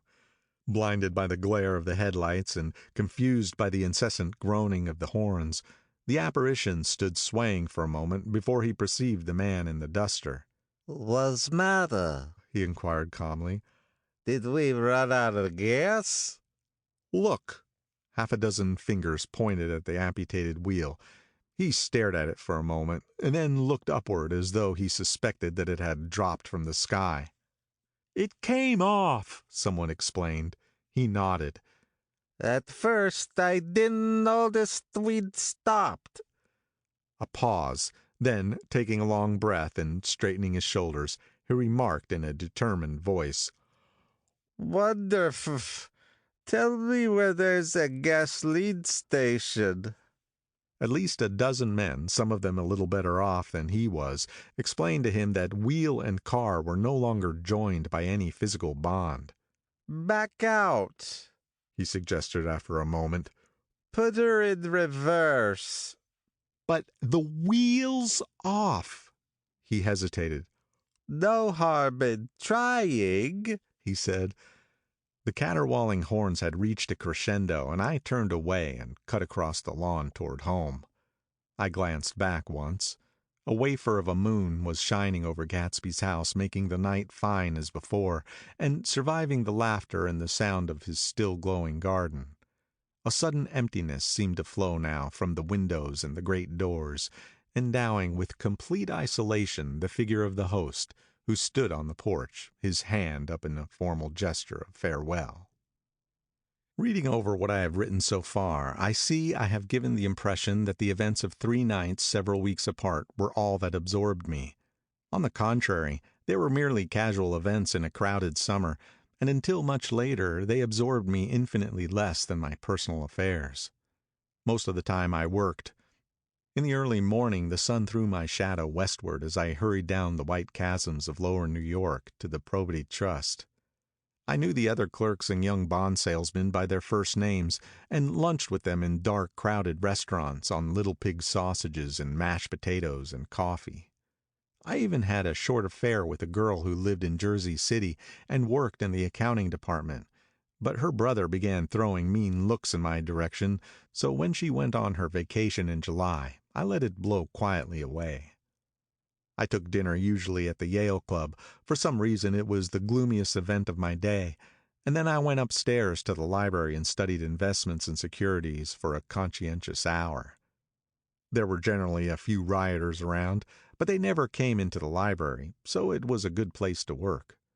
After that, if the night was mellow, I strolled down Madison Avenue past the old Murray Hill Hotel and over 33rd Street to the Pennsylvania Station.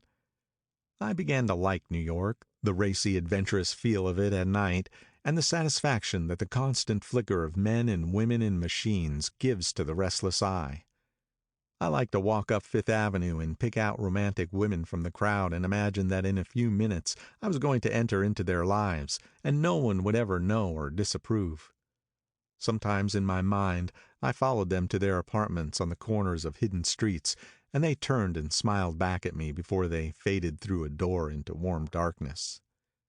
At the enchanted metropolitan twilight I felt a haunting loneliness sometimes, and felt it in others, poor young clerks who loitered in front of windows waiting until it was time for a solitary restaurant dinner, young clerks in the dusk, wasting the most poignant moments of night and life. Again at 8 o'clock, when the dark lanes of the 40s were lined 5 deep with throbbing taxicabs, bound for the theater district, I felt a sinking in my heart. Forms leaned together in the taxis as they waited, and voices sang, and there was laughter from unheard jokes, and lighted cigarettes made unintelligible circles inside. Imagining that I too was hurrying towards gaiety and sharing their intimate excitement, I wished them well. For a while I lost sight of Jordan Baker, and then in midsummer I found her again. At first I was flattered to go places with her because she was a golf champion and everyone knew her name. Then it was something more. I wasn't actually in love, but I felt a sort of tender curiosity. The bored, haughty face that she turned to the world concealed something. Most affectations conceal something eventually, even though they don't in the beginning. And one day I found what it was. When we were on a house party together up in Warwick, she left a borrowed car out in the rain with the top down, and then lied about it. And suddenly I remembered the story about her that had eluded me that night at Daisy's. At her first big golf tournament there was a row that nearly reached the newspapers. A suggestion that she had moved her ball from a bad lie in the semifinal round. The thing approached the proportions of a scandal, then died away. A caddy retracted his statement, and the only other witness admitted that he might have been mistaken. The incident and the name had remained together in my mind. Jordan Baker instinctively avoided clever, shrewd men, and now I saw that this was because she felt safer on a plane where any divergence from a code would be thought impossible. She was incurably dishonest. She wasn't able to endure being at a disadvantage, and given this unwillingness, I supposed she had begun dealing in subterfuges when she was very young, in order to keep that cool, insolent smile turned to the world, and yet satisfy the demands of her hard, jaunty body. It made no difference to me. Dishonesty in a woman is a thing you never blame deeply. I was casually sorry, and then I forgot. It was on that same house party that we had a curious conversation about driving a car. It started out because she passed so close to some workman that our fender flicked a button on the man's coat. "You're a rotten driver," I protested. "Either you ought to be more careful or you oughtn't to drive at all." "I am careful." "No, you're not." "Well, other people are," she said lightly. "What's that got to do with it?" "They'll keep out of my way," she insisted. "It takes two to make an accident." "Suppose you met somebody just as careless as yourself." "I hope I never will," she answered. "I hate careless people. That's why I like you." Her gray, sun-strained eyes stared straight ahead, but she had deliberately shifted our relations, and for a moment I thought I loved her. But I am slow thinking and full of interior rules that act as brakes on my desires, and I knew that first I had to get myself definitely out of that tangle back home. I'd been writing letters once a week and signing them "Love, Nick," and all I could think of was how, when that certain girl played tennis, a faint mustache of perspiration appeared on her upper lip. Nevertheless, there was a vague understanding that had to be tactfully broken off before I was free. Everyone suspects himself of at least one of the cardinal virtues, and this is mine. I am one of the few honest people that I've ever known. Chapter 4. On Sunday morning, while church bells rang in the villages along shore, the world and its mistress returned to Gatsby's house and twinkled hilariously on his lawn. "He's a bootlegger," said the young ladies, moving somewhere between his cocktails and his flowers. "One time he killed a man who had found out that he was nephew to von Hindenburg and second cousin to the devil. Reach me a rose, honey, and pour me a last drop into that there crystal glass." Once I wrote down on the empty spaces of a timetable the names of those who came to Gatsby's house that summer. It is an old timetable now, disintegrating at its folds, and headed "This schedule in effect July 5th, 1922. But I can still read the gray names, and they will give you a better impression than my generalities of those who accepted Gatsby's hospitality and paid him the subtle tribute of knowing nothing whatever about him. From East Egg, then, came the Chester Beckers and the Leaches, and a man named Bunson, whom I knew at Yale, and a Dr. Webster Civet, who was drowned last summer up in Maine, and the Hornbeams and the Willie Voltaires, and a whole clan named Blackbuck, who always gathered in a corner and flipped up their noses like goats at whoever came near, and the Ismays and the Christies, or rather Hubert Auerbach and Mr. Christie's wife, and Edgar Beaver, whose hair, they say, turned cotton white one winter afternoon for no good reason at all. Clarence Endive was from East Egg, as I remember. He came only once, in white knickerbockers, and had a fight with a bum named Eddie in the garden. From farther out on the island came the Cheadles and the O.R.P. Schraders, and the Stonewall Jackson Abrams of Georgia, and the Fishguards and the Ripley Snells. Snell was there 3 days before he went to the penitentiary, so drunk out on the gravel drive that Mrs. Ulysses Sweat's automobile ran over his right hand. The Danceys came too, and S.B. Whitebait, who was well over 60, and Maurice A. Flink, and the Hammerheads, and Beluga the tobacco importer, and Beluga's girls. From West Egg came the Poles and the Mulreadys and the Cecil Roebuck and Cecil Schoen and Gulick the state senator and Newton Orchid, who controlled films par excellence, and Eckhouse and Clyde Cohen and Don S. Schwartz, the son, and Arthur McCarty, all connected with the movies in one way or another. and the Catlips, and the Bembergs, and G. Earl Muldoon, brother of that Muldoon who afterward strangled his wife. Da Fontano, the promoter, came there, and Ed Legros, and James B., Rot-Gut Ferret, and the De Jongs, and Ernest Lilly. They came to gamble, and when Ferret wandered into the garden, it meant he was cleaned out, and Associated Traction would have to fluctuate profitably next day. A man named Klipspringer was there so often that he became known as the Boarder. I doubt if he had any other home. Of theatrical people, there were Gus Ways and Horace O'Donovan, and Lester Meyer and George Duckweed and Francis Bull.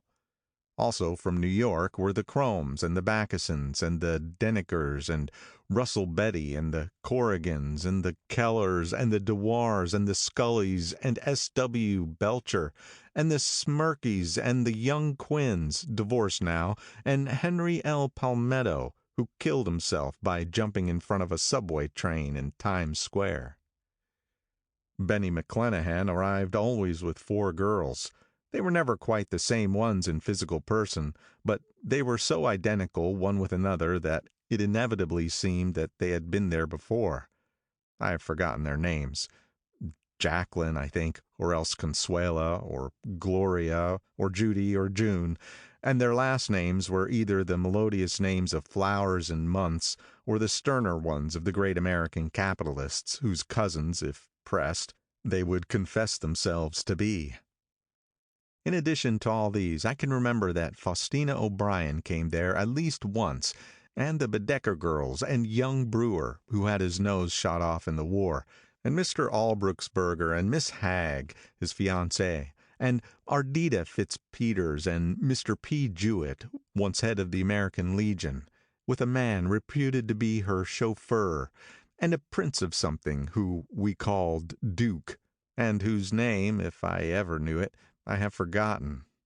All these people came to Gatsby's house in the summer. At 9 o'clock one morning late in July, Gatsby's gorgeous car lurched up the rocky drive to my door and gave out a burst of melody from its 3-noted horn. It was the first time he had called on me, though I had gone to 2 of his parties, mounted in his hydroplane, and, at his urgent invitation, made frequent use of his beach. "Good morning, old sport. You're having lunch with me today, and I thought we'd ride up together." He was balancing himself on the dashboard of his car, with that resourcefulness of movement that is so peculiarly American. That comes, I suppose, with the absence of lifting work in youth, and even more with the formless grace of our nervous sporadic games. This quality was continually breaking through his punctilious manner in the shape of restlessness. He was never quite still. There was always a tapping foot somewhere, or the impatient opening and closing of a hand. He saw me looking with admiration at his car. "It's pretty, isn't it, old sport?" He jumped off and gave me a better view. "Have you ever seen it before?" I'd seen it. Everybody had seen it. It was a rich cream color, bright with nickel, swollen here and there in its monstrous length with triumphant hat boxes and supper boxes and tool boxes, and terraced with a labyrinth of windshields that mirrored a dozen suns. Sitting down behind many layers of glass in a sort of green leather conservatory, we started to town. I talked with him perhaps half a dozen times in the past month, and found, to my disappointment, that he had little to say. So my first impression that he was a person of some undefined consequence had gradually faded, and he became simply the proprietor of an elaborate roadhouse next door. And then came that disconcerting ride. We hadn't reached West Egg Village before Gatsby began leaving his elegant sentences unfinished and slapping himself indecisively on the knee of his caramel-colored suit. "Look here, old sport," he broke out surprisingly, "what's your opinion of me, anyhow?" A little overwhelmed, I began the generalized evasions which that question deserves. "Well, I'm going to tell you something about my life," he interrupted. "I don't want you to get a wrong idea of me from all these stories you hear." So he was aware of the bizarre accusations that flavored conversation in his halls. "I'll tell you God's truth." His right hand suddenly ordered divine retribution to stand by. I am the son of some wealthy people in the Middle West, all dead now. I was brought up in America, but educated at Oxford, because all my ancestors have been educated there for many years. It is a family tradition." He looked at me sideways, and I knew why Jordan Baker had believed he was lying. He hurried the phrase, "educated at Oxford," or swallowed it, or choked on it, as though it had bothered him before. And with this doubt, his whole statement fell to pieces, and I wondered if there was something a little sinister about him after all. "What part of the Middle West?" I inquired casually. "San Francisco." "I see. My family all died, and I came into a good deal of money." His voice was solemn, as if the memory of the sudden extinction of a clan still haunted him. For a moment I suspected that he was pulling my leg, but a glance at him convinced me otherwise. "After that I lived like a young Rajah in all the capitals of Europe, Paris, Venice, Rome, collecting jewels, chiefly rubies, hunting big game, painting a little, things for myself only, and trying to forget something very sad that had happened to me long ago." With an effort I managed to restrain my incredulous laughter. The very phrases were worn so threadbare that they evoked no image except that of a turbaned character, leaking sawdust at every pore as he pursued a tiger through the Bois de Boulogne. "Then came the war, old sport. It was a great relief, and I tried, very hard, to die, but I seemed to bear the enchanted life. I accepted a commission as first lieutenant when it began. In the Argonne Forest I took the remains of my machine gun battalion so far forward that there was a half-mile gap on either side of us where the infantry couldn't advance. We stayed 2 days and 2 nights, 130 men with 16 Lewis guns, and when the infantry came up at last they found the insignia of 3 German divisions among the piles of dead. I was promoted to be a major, and every Allied government gave me a decoration. Even Montenegro, little Montenegro, down on the Adriatic Sea." Little Montenegro! He lifted up the words and nodded at them, with his smile. The smile comprehended Montenegro's troubled history, and sympathized with the brave struggles of the Montenegrin people. It appreciated fully the chain of national circumstances which had elicited this tribute from Montenegro's warm little heart. My incredulity was submerged in fascination now. It was like skimming hastily through a dozen magazines. He reached in his pocket, and a piece of metal slung in ribbon fell into my palm. "That's the one from Montenegro." To my astonishment, the thing had an authentic look. "Ordere di Danilo," ran the circular legend. "Montenegro, Nicholas Rex." "Turn it." "Major Jay Gatsby," I read, "for valor extraordinary. Here's another thing I always carry, a souvenir of Oxford days. It was taken at Trinity Quad. The man on my left is now the Earl of Doncaster." It was a photograph of half a dozen young men in blazers loafing in an archway through which were visible a host of spires. There was Gatsby, looking a little, not much, younger, with a cricket bat in his hand. Then it was all true. I saw the skins of tigers flaming in his palace on the Grand Canal. I saw him opening a chest of rubies to ease, with their crimson-lighted depths, the gnawings of his broken heart. "I'm going to make a big request of you today," he said, pocketing his souvenirs with satisfaction. "So I thought you ought to know something about me. I didn't want you to think I was just some nobody. You see, I usually find myself among strangers because I drift here and there, trying to forget the sad things that happened to me." He hesitated. "You'll hear about it this afternoon." "At lunch?" "No, this afternoon. I happened to find out that you're taking Miss Baker to tea." "Do you mean that you're in love with Miss Baker?" "No, old sport, I'm not. But Miss Baker had kindly consented to speak to you about this matter." I hadn't the faintest idea what "this matter" was, but I was more annoyed than interested. I hadn't asked Jordan to tea in order to discuss Mr. Jay Gatsby. I was sure the request would be something utterly fantastic. and for a moment I was sorry I'd ever set foot upon his overpopulated lawn. He wouldn't say another word. His correctness grew on him as we neared the city. We passed Port Roosevelt, where there was a glimpse of red-belted ocean-going ships, and sped along a cobbled slum lined with the dark, undeserted saloons of the faded gilt 1900s. Then the Valley of Ashes opened out on both sides of us, and I had a glimpse of Mrs. Wilson straining at the garage pump with panting vitality as we went by. With fenders spread like wings, we scattered light through half Astoria. Only half, for as we twisted among the pillars of the elevated, I heard the familiar jug-jug spat of a motorcycle, and a frantic policeman rode alongside. "All right, old sport," called Gatsby. We slowed down. Taking a white card from his wallet, we waved it before the man's eyes. "Right you are," agreed the policeman, tipping his cap. "Know you next time, Mr. Gatsby. Excuse me." "What was that?" I inquired. "The picture of Oxford?" "I was able to do the commissioner a favor once, and he sends me a Christmas card every year."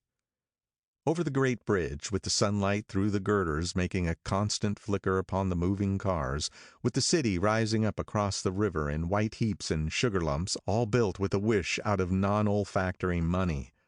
The city seen from the Queensboro Bridge is always the city seen for the first time, in its first wild promise of all the mystery and the beauty in the world. A dead man passed us in a hearse heaped with blooms, followed by 2 carriages with drawn blinds, and by more cheerful carriages for friends. The friends looked out at us with the tragic eyes and short upper lips of southeastern Europe, and I was glad that the sight of Gatsby's splendid car was included in their somber holiday.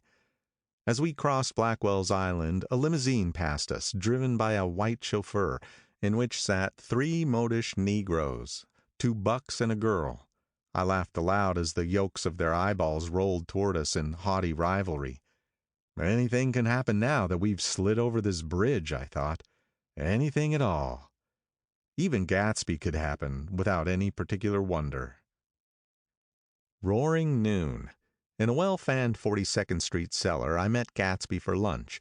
Blinking away the brightness of the street outside, my eyes picked him out obscurely in the anteroom, talking to another man. "Mr. Carraway, this is my friend, Mr. Wolfsheim." A small flat-nosed Jew raised his large head and regarded me with 2 fine growths of hair which luxuriated in either nostril. After a moment I discovered his tiny eyes in the half-darkness. "So I took one look at him," said Mr. Wolfsheim, shaking my hand earnestly. "And what do you think I did?"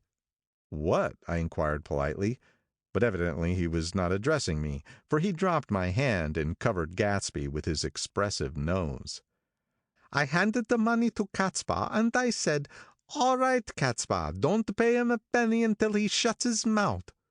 He shut it then and there."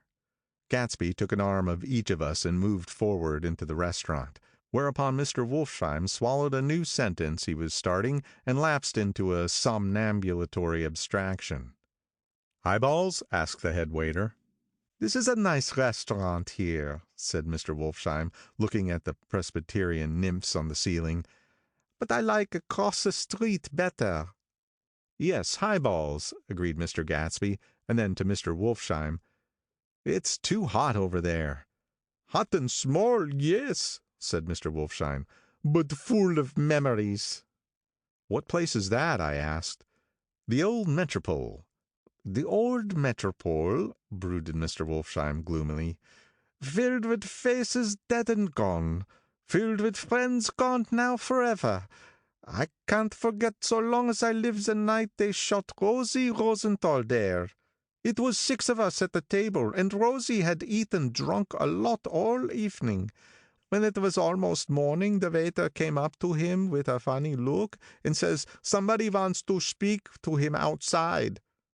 'All right,' says Rosie, and begins to get up, and I pulled him down in his chair. 'Let the bastards come here if they want you, Rosie, but don't you, so help me, move outside this room.' It was 4 o'clock in the morning then, and if we'd have raised the blinds, we'd have seen daylight."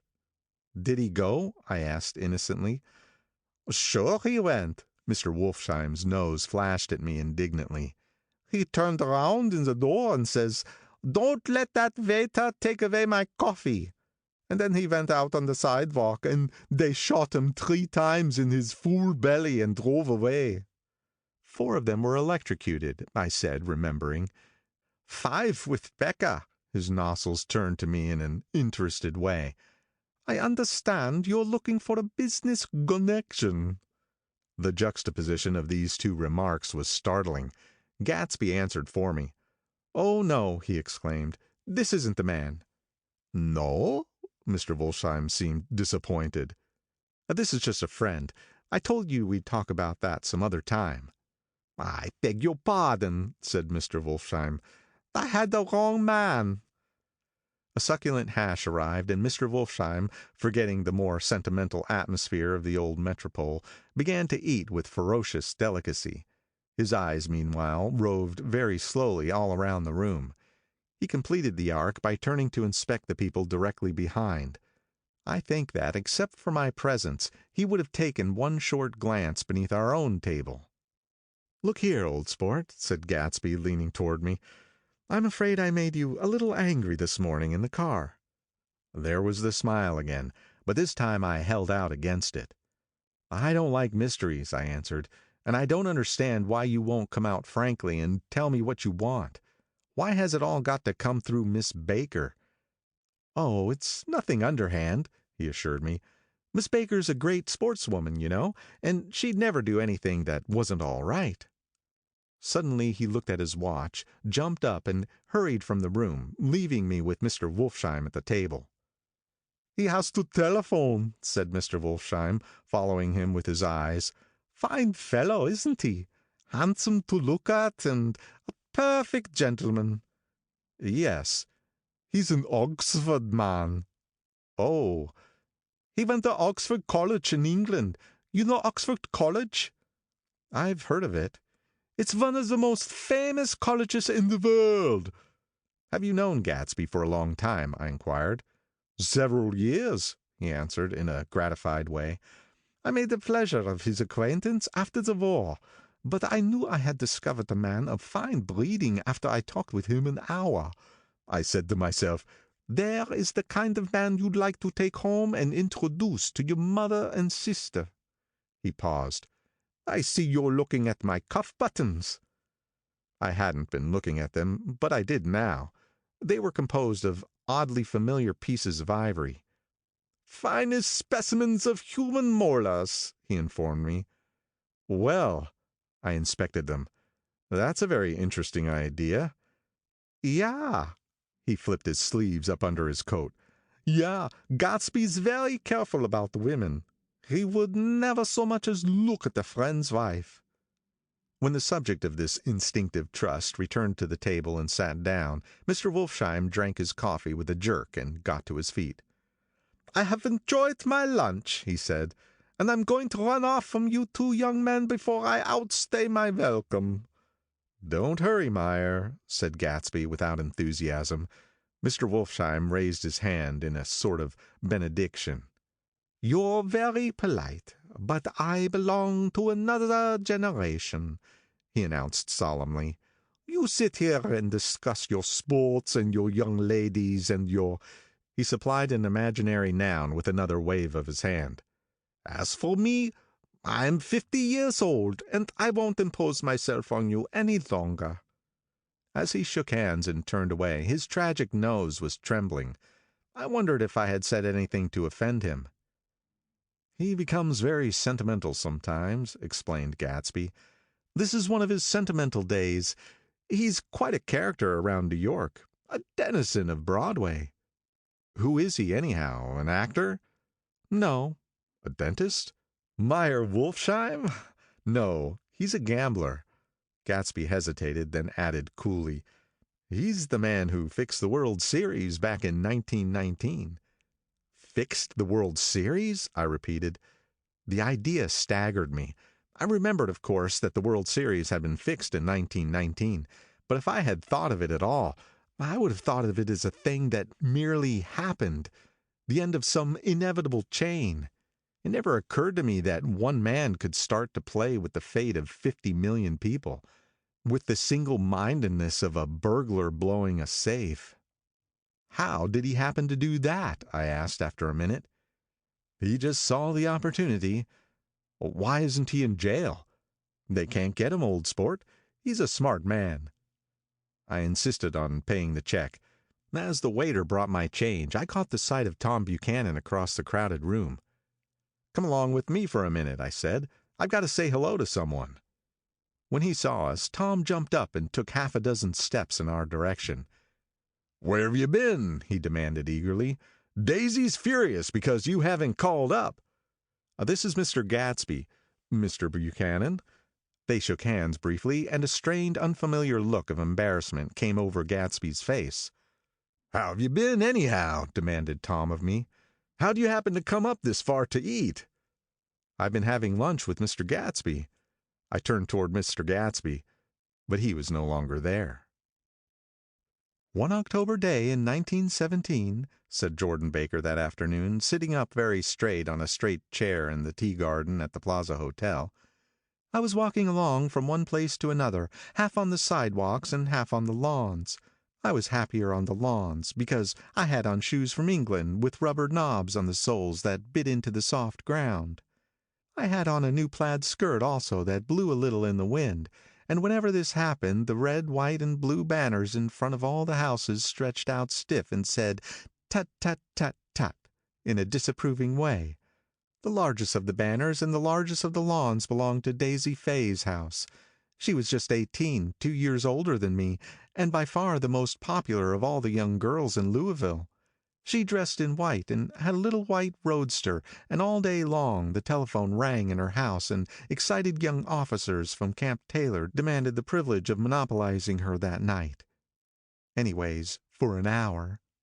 When I came beside her house that morning, her white roadster was beside the curb, and she was sitting in it with a lieutenant I had never seen before. They were so engrossed in each other that she didn't see me until I was 5 feet away. "Hello, Jordan," she called unexpectedly. "Please come here." I was flattered that she wanted to speak to me, because of all the older girls I admired her most. She asked me if I was going to Red Cross to make bandages. I was. Well, then, would I tell them that she couldn't come that day?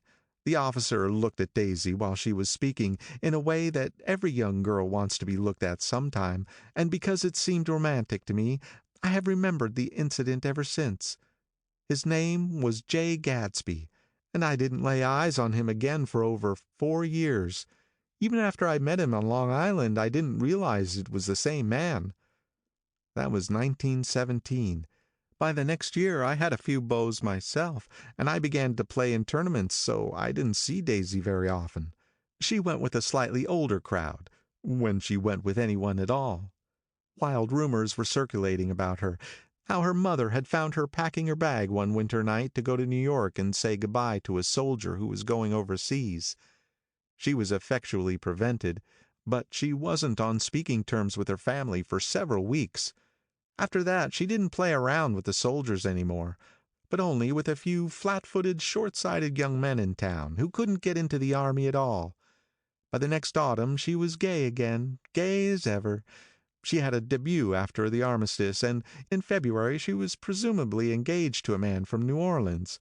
In June she married Tom Buchanan of Chicago, with more pomp and circumstance than Louisville ever knew before. He came down with 100 people in 4 private cars, and hired a whole floor of the Mulbach Hotel, and the day before the wedding he gave her a string of pearls valued at $350,000. I was a bridesmaid. I came into her room half an hour before the bridal dinner, and found her lying on her bed as lovely as the June night in her flowered dress, and as drunk as a monkey. She had a bottle of Sauterne in one hand and a letter in the other. "Congratulate me," she muttered. "Never had a drink before, but oh, how I do enjoy it." "What's the matter, Daisy?" I was scared, I can tell you. I never seen a girl like that before. "Here, dearies." She groped around in a wastebasket she had with her on the bed, and pulled out the string of pearls. "Take 'em downstairs and give 'em back to whoever they belong to. Tell 'em all Daisy's change her mind. Say, Daisy's change her mind." She began to cry. She cried and cried. I rushed out and found her mother's maid, and we locked the door and got her into a cold bath. She wouldn't let go of the letter. She took it into the tub with her and squeezed it up into a wet ball, and only let me leave it in the soap dish when she saw that it was coming to pieces like snow. But she didn't say another word. We gave her spirits of ammonia and put ice on her forehead and hooked her back into her dress, and half an hour later, when we walked out of the room, the pearls were around her neck and the incident was over. Next day at 5 o'clock she married Tom Buchanan without so much as a shiver, and started off on a 3 months' trip to the South Seas. I saw them in Santa Barbara when they came back, and I thought I'd never seen a girl so mad about her husband. If he left the room for a minute, she'd look around uneasily and say, "Where's Tom gone?" and wear the most abstracted expression until she saw him coming in the door.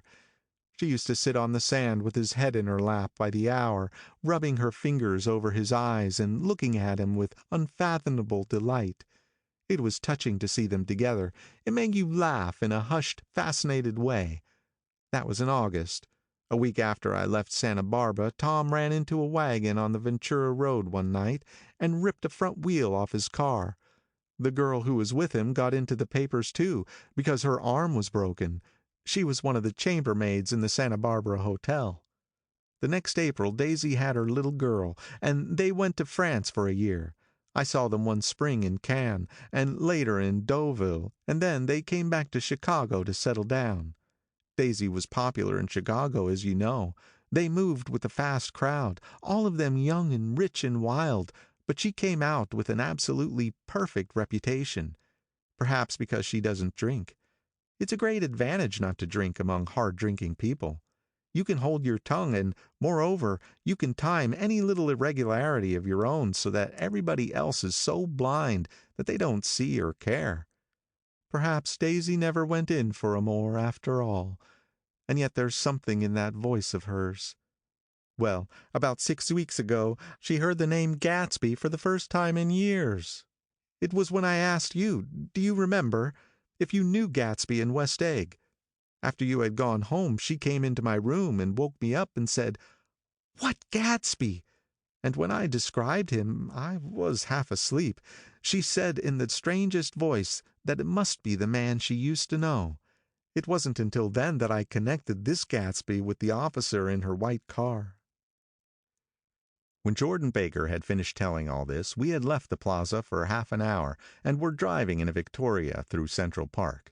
The sun had gone down behind the tall apartments of the movie stars in the West 50s, and the clear voices of children, already gathered like crickets on the grass, rose through the hot twilight.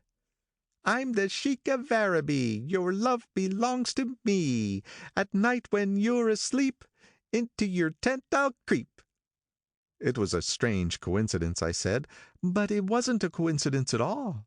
Why not? Gatsby bought that house so that Daisy would be just across the bay. Then it had not been merely the stars to which he had aspired on that June night. He came alive to me, delivered suddenly from the womb of his purposeless splendor. "He wants to know," continued Jordan, "if you'll invite Daisy to your house some afternoon, and then let him come over." The modesty of the demand shook me. He had waited 5 years and bought a mansion where he dispensed starlight to casual moths, so that he could come over some afternoon to a stranger's garden. Did I have to know all this before you could ask such a little thing? "He's afraid. He's waited so long. He thought you might be offended. You see, he's a regular tough underneath it all." Something worried me. Why didn't he ask you to arrange a meeting? "He wants her to see his house," she explained, "and your house is right next door." "Oh." "I think he half expected her to wander into one of his parties some night," went on Jordan, "but she never did. Then he began asking people casually if they knew her, and I was one of the first he found. It was that night he sent for me at his dance, and you should have heard the elaborate way he worked up to it. Of course I immediately suggested a luncheon in New York, and I thought he'd go mad. 'I don't want to do anything out of the way,' he kept saying. I want to see her right next door." When I said you were a particular friend of Tom's, he started to abandon the whole idea. He doesn't know very much about Tom, though he says he's read a Chicago paper for years just on the chance of catching a glimpse of Daisy's name. It was dark now, and as we dipped under a little bridge, I put my arm around Jordan's golden shoulder and drew her toward me and asked her to dinner. Suddenly I wasn't thinking of Daisy and Gatsby anymore, but of this clean, hard, limited person who dealt in universal skepticism and who leaned back jauntily just within the circle of my arm. A phrase began to beat in my ears with a sort of heady excitement. "There are only the pursued, the pursuing, the busy, and the tired." "And Daisy ought to have something in her life," murmured Jordan to me. "Does she want to see Gatsby?" "She's not to know about it. Gatsby doesn't want her to know. You're just supposed to invite her to tea." We passed a barrier of dark trees, and then the facade of 59th Street. A block of delicate pale light beamed down into the park. Unlike Gatsby and Tom Buchanan, I had no girl whose disembodied face floated along the dark cornices of blinding signs, and so I drew up the girl beside me, tightening my arms. Her wan, scornful mouth smiled, and so I drew her up again closer, this time to my face. Chapter 5. When I came home to West Egg that night, I was afraid for a moment that my house was on fire. 2 o'clock, and the whole corner of the peninsula was blazing with light, which fell unreal on the shrubbery and made thin elongating glints upon the roadside wires. Turning a corner, I saw that it was Gatsby's house, lit from tower to cellar. At first I thought it was another party, a wild rout that had resolved itself into hide-and-go-seek or sardines in the box, with all the house thrown open to the game. But there wasn't a sound, only wind in the trees which blew the wires and made the lights go off and on again as if the house had winked into the darkness. As my taxi groaned away, I saw Gatsby walking toward me across his lawn. "Your place looks like the World's Fair," I said. "Does it?" He turned his eyes toward it absently. "I've been glancing into some of the rooms. Let's go to Coney Island, old sport, in my car." "It's too late." "Well, suppose we take a plunge in the swimming pool. I haven't made use of it all summer." "I've got to go to bed." "All right." He waited, looking at me with suppressed eagerness. "I talked with Miss Baker," I said after a moment. "I'm going to call up Daisy tomorrow, invite her over here to tea." "Oh, that's all right," he said carelessly. "I don't want to put you to any trouble." "What day would suit you?" "What day would suit you," he corrected me quickly. "I don't want to put you to any trouble, you see. How about the day after tomorrow?" He considered for a moment, then with reluctance, "I want to get the grass cut," he said. We both looked down at the grass. There was a sharp line where my ragged lawn ended, and the darker, well-kept expanse of his began. I suspected that he meant my grass. "There's another little thing," he said uncertainly, and hesitated. "Would you rather put it off for a few days?" I asked. "Oh, it isn't about that. At least," he fumbled with a series of beginnings. "Why, I thought, why, look here, old sport, you don't make much money, do you?" "Not very much." This seemed to reassure him, and he continued more confidently. "I thought you didn't, if you'll pardon you see, I carry on a little business on the side, a sort of sideline, you understand. I thought that if you don't make very much, you're selling bonds, aren't you, old sport?" "Trying to." "Well, this would interest you. It wouldn't take up much of your time, and you might pick up a nice bit of money. It happens to be a rather confidential sort of thing." I realize now that under different circumstances that conversation might have been one of the crises of my life. But because the offer was obviously and tactlessly for a service to be rendered, I had no choice except to cut him off there. "I've got my hands full," I said. "I'm much obliged, but I couldn't take on any more work." "You wouldn't have to do any business with Wolfsheim." Evidently he thought that I was shying away from the connection mentioned at lunch, but I assured him he was wrong. He waited a moment longer, hoping I'd begin a conversation, but I was too absorbed to be responsive, so he went unwillingly home. The evening had made me light-headed and happy. I think I walked into a deep sleep as I entered my front door. So I don't know whether or not Gatsby went to Coney Island or for how many hours he glanced into rooms while his house blazed gaudily on. I called up Daisy from the office next morning and invited her to come to tea.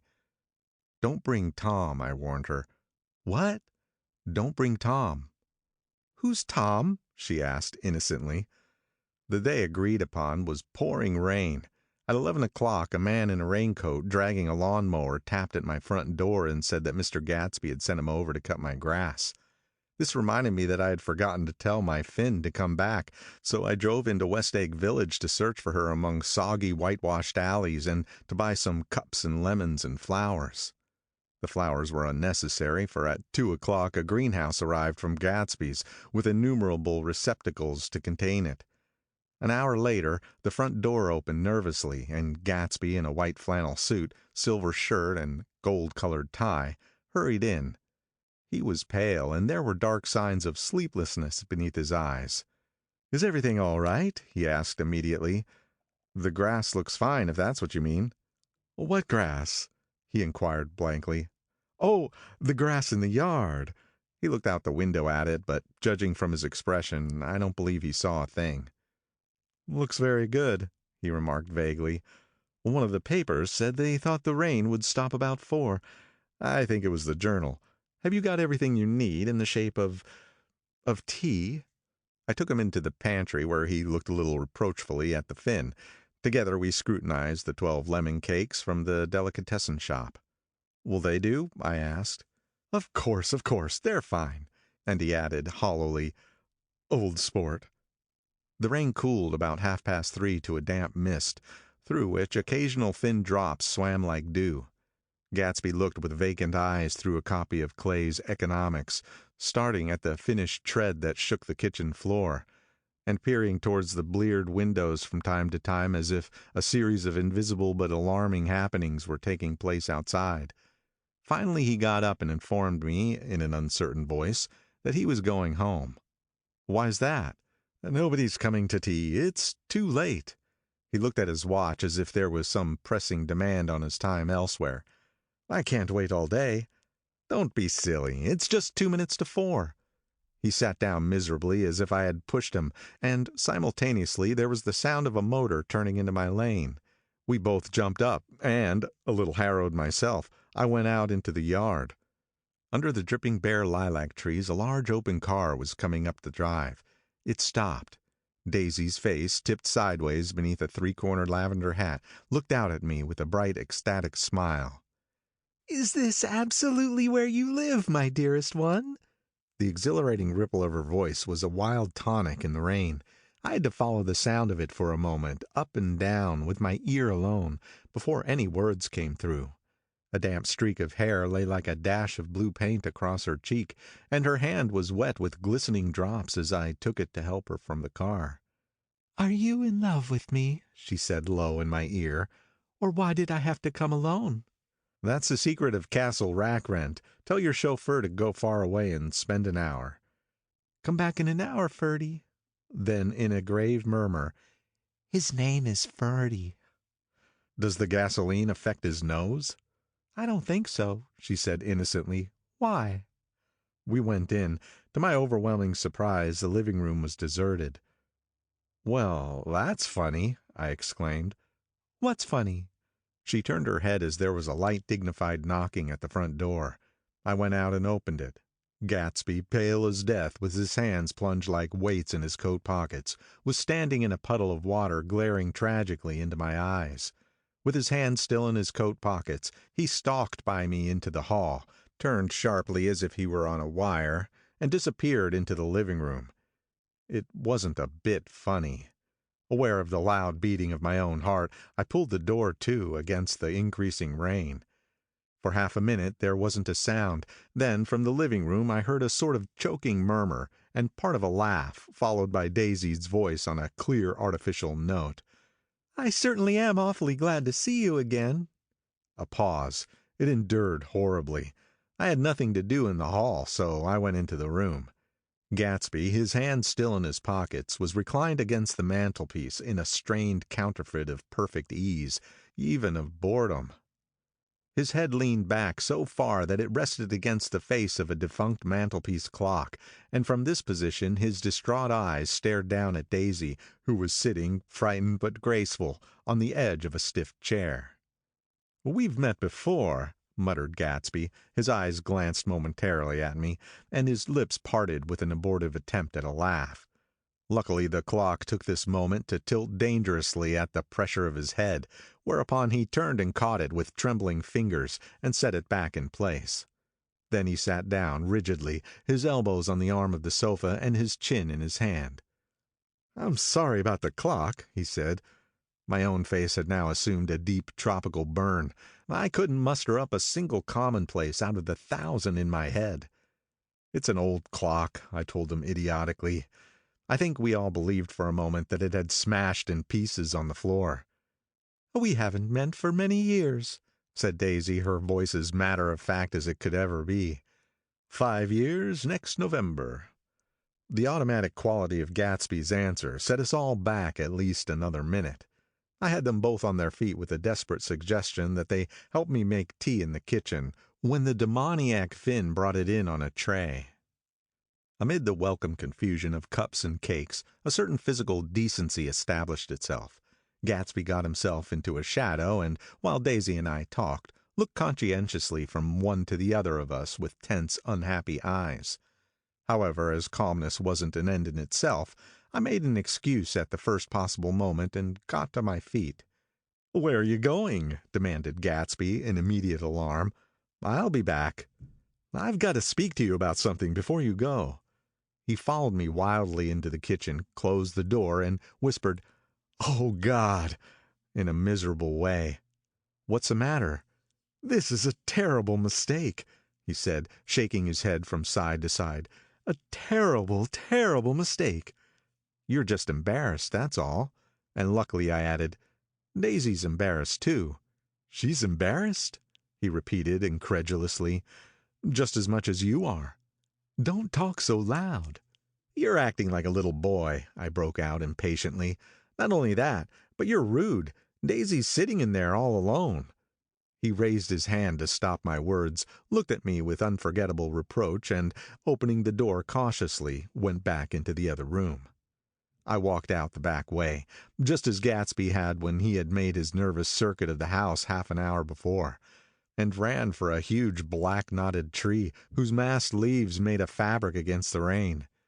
Once more it was pouring, and my irregular lawn, well shaved by Gatsby's gardener, abounded in small muddy swamps and prehistoric marshes.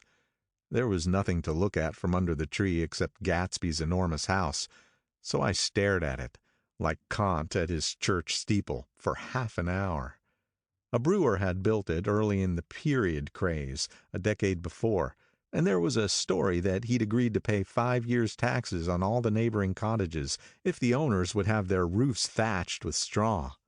Perhaps their refusal took the heart out of his plan to found a family, so he went into an immediate decline. His children sold his house with the black wreath still on the door. Americans, while willing, even eager, to be serfs, have always been obstinate about being peasantry. After half an hour the sun shone again, and the grocer's automobile rounded Gatsby's drive with the raw material for his servant's dinner. I felt sure he wouldn't eat a spoonful. A maid began opening the upper windows of his house, appeared momentarily in each, and, leaning from the large central bay, spat meditatively into the garden. It was time I went back. While the rain continued, it had seemed like the murmur of their voices, rising and swelling a little now and then with gusts of emotion. But in the new silence I felt that silence had fallen within the house, too. I went in, after making every possible noise in the kitchen short of pushing over the stove, but I don't believe they heard a sound. They were sitting at either end of the couch, looking at each other as if some question had been asked, or was in the air, and every vestige of embarrassment was gone. Daisy's face was smeared with tears, and when I came in she jumped up and began wiping at it with her handkerchief before a mirror. But there was a change in Gatsby that was simply confounding. He literally glowed. Without a word or a gesture of exultation, a new well-being radiated from him and filled the little room. "Oh, hello, old sport," he said as if he hadn't seen me for years. I thought for a moment he was going to shake hands. "It stopped raining, has it?" When he realized what I was talking about, that there were twinkle bells of sunshine in the room, he smiled like a weatherman, like an ecstatic patron of recurrent light, and repeated the news to Daisy. "Well, what do you think of that? It stopped raining." I'm glad, Jay. Her throat, full of aching, grieving beauty, told only of her unexpected joy. "I want you and Daisy to come over to my house," he said. "I'd like to show her around." "You're sure you want me to come?" "Absolutely, old sport." Daisy went upstairs to wash her face. Too late, I thought, with humiliation of my towels, while Gatsby and I waited on the lawn. "My house looks well, doesn't it?" he demanded. "See how the whole front of it catches the light?" I agreed that it was splendid. "Yes." His eyes went over at every arched door and square tower. "It took me just 3 years to earn the money that bought it." "I thought you inherited your money."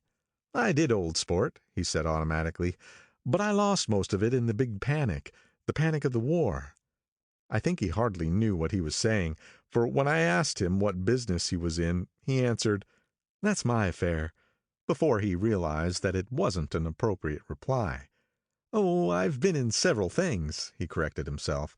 "I was in the drug business, and that I was in the oil business, but I'm not in either one now." He looked at me with more attention.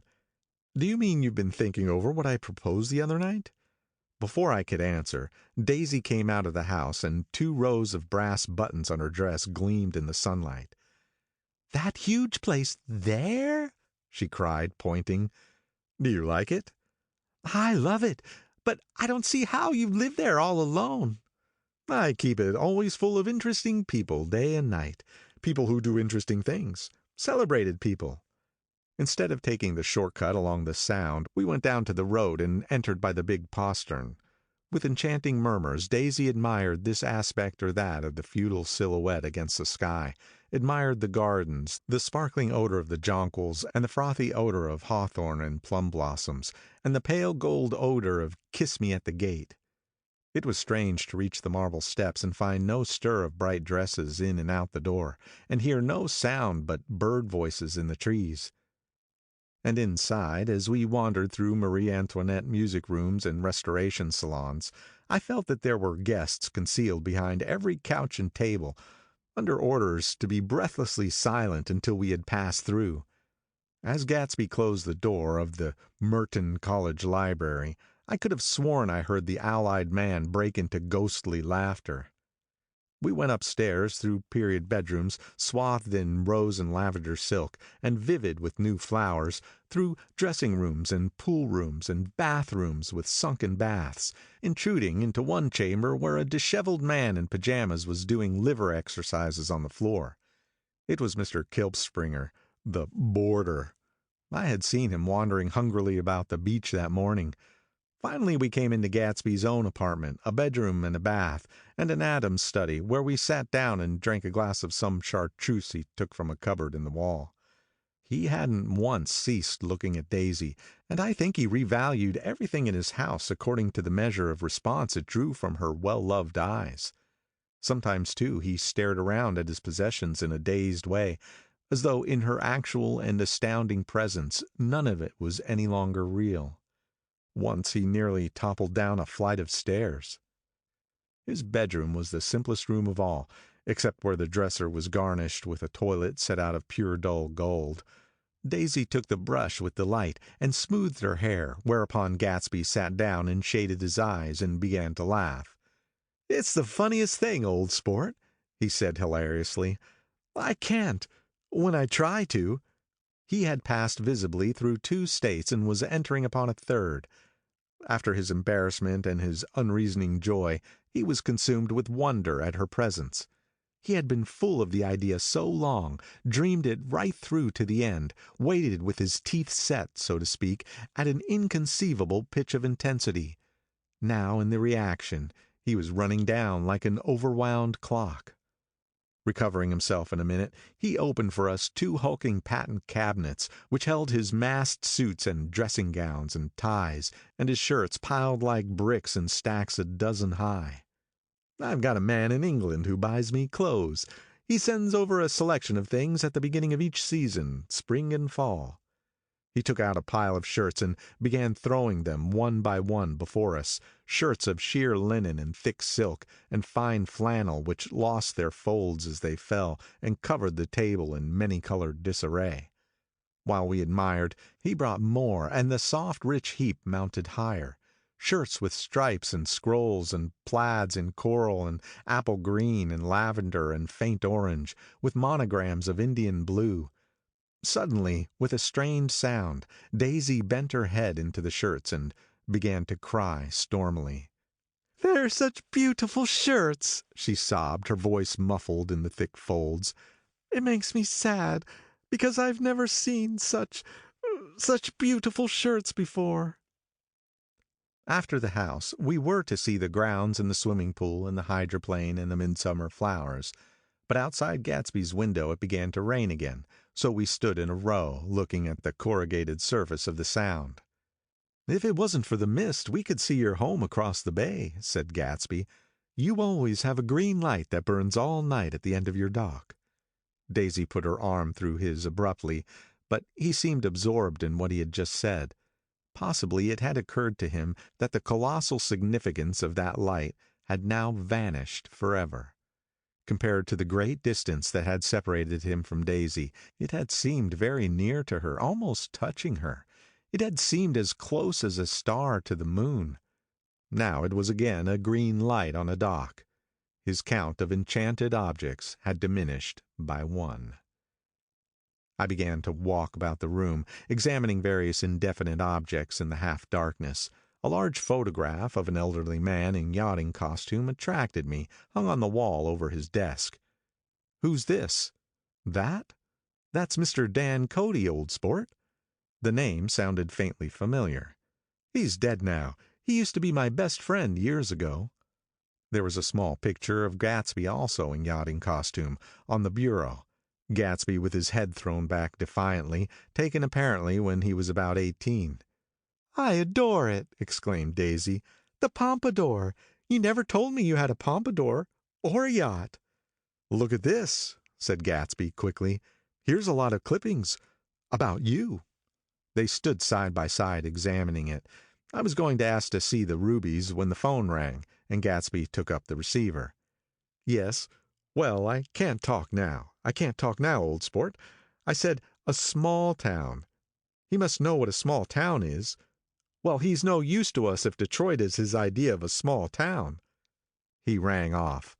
"Come here, quick!" cried Daisy at the window. The rain was still falling, but the darkness had parted in the west, and there was a pink and golden billow of foamy clouds above the sea. "Look at that!" she whispered, and then after a moment, "I'd like to just get one of those pink clouds and put you in it and push you around." I tried to go then, but they wouldn't hear of it. Perhaps my presence made them feel more satisfactorily alone. "I know what we'll do," said Gatsby. "We'll have Kilpspringer play the piano." He went out of the room, calling, "Ewing!" and returned in a few minutes accompanied by an embarrassed, slightly worn young man, with shell-rimmed glasses and scanty blonde hair. He was now decently clothed in a sport shirt, open at the neck, sneakers, and duck trousers of a nebulous hue. "Did we interrupt your exercise?" inquired Daisy politely. "I was asleep," cried Mr. Kilpspringer in a spasm of embarrassment. "That is, I'd been asleep, then I got up." "Kilpspringer plays the piano," said Gatsby, cutting him off. "Don't you, Ewing, old sport?" "I don't play well. I don't hardly play at all. I'm all out of "We'll go downstairs," interrupted Gatsby. He flipped a switch. The gray windows disappeared as the house glowed full of light. In the music room, Gatsby turned on a solitary lamp beside the piano. He lit Daisy's cigarette from a trembling match and sat down with her on a couch far across the room, where there was no light save what the gleaming floor bounced in from the hall. When Kilpspringer had played "The Love Nest," He turned round on the bench and searched unhappily for Gatsby in the gloom. I'm all out of practice, you see. I told you I couldn't play. I'm all out of Don't talk so much, old sport, commanded Gatsby. Play. In the morning, in the evening, ain't we got fun? Outside, the wind was loud and there was a faint glowing of thunder along the sound. All the lights were going on in West Egg now. The electric trains, men carrying, were plunging home through the rain from New York. It was the hour of a profound human change, and excitement was generating on the air. One thing's sure and nothing's sure, the rich get richer and the poor get children. In the meantime, in between time. As I went over to say goodbye, I saw that the expression of bewilderment had come back into Gatsby's face, as though a faint doubt had occurred to him as to the quality of his present happiness. Almost 5 years! There must have been moments, even that afternoon, when Daisy tumbled short of his dreams. Not through her own fault, but because of the colossal vitality of his illusion. It had gone beyond her, beyond everything. He had thrown himself into it with a creative passion, adding to it all the time, decking it out with every bright feather that drifted his way. No amount of fire or freshness can challenge what a man can store up in his ghostly heart. As I watched him, he adjusted himself a little, visibly. His hand took hold of hers, and as she said something low in his ear, he turned toward her with a rush of emotion. I think that voice held him most, with its fluctuating, feverish warmth, because it couldn't be overdreamed. That voice was a deathless song. They had forgotten me, but Daisy glanced up and held out her hand. Gatsby didn't know me now at all. I looked once more at them, and they looked back at me, remotely, possessed by intense life. Then I went out of the room and down the marble steps into the rain, leaving them there together. Chapter 6. About this time an ambitious young reporter from New York arrived one morning at Gatsby's door, and asked him if he had anything to say. "Anything to say about what?" inquired Gatsby politely. "Why, any statement to give out." It transpired after a confused 5 minutes that the man had heard Gatsby's name around his office in a connection which he either wouldn't reveal or didn't fully understand. This was his day off, and with laudable initiative he had hurried out to see. It was a random shot, and yet the reporter's instinct was right. Gatsby's notoriety, spread about by the hundreds who had accepted his hospitality and become authorities upon his past, had increased all summer until he fell just short of being news. Contemporary legends, such as the underground pipeline to Canada, attached themselves to him, and there was one persistent story that he didn't live in a house at all, but in a boat that looked like a house and was moved secretly up and down the Long Island shore. Just why these inventions were a source of satisfaction to James Gatz of North Dakota isn't easy to say. James Gatz. That was really, or at least legally, his name. He had changed it at the age of 17 and at the specific moment that witnessed the beginning of his career. When he saw Dan Cody's yacht drop anchor over the most insidious flat on Lake Superior. It was James Gatz who had been loafing along the beach that afternoon in a torn green jersey and a pair of canvas pants. But it was already Jay Gatsby who borrowed a rowboat, pulled out to the Tuolumne, and informed Cody that a wind might catch him and break him up in half an hour. I suppose he'd had the name ready for a long time, even then. His parents were shiftless and unsuccessful farm people. His imagination had never really accepted them as his parents at all. The truth was that Jay Gatsby of West Egg, Long Island, sprang from his platonic conception of himself. He was a son of God, a phrase which, if it means anything, means just that. And he must be about his father's business, the service of a vast, vulgar, and meretricious beauty.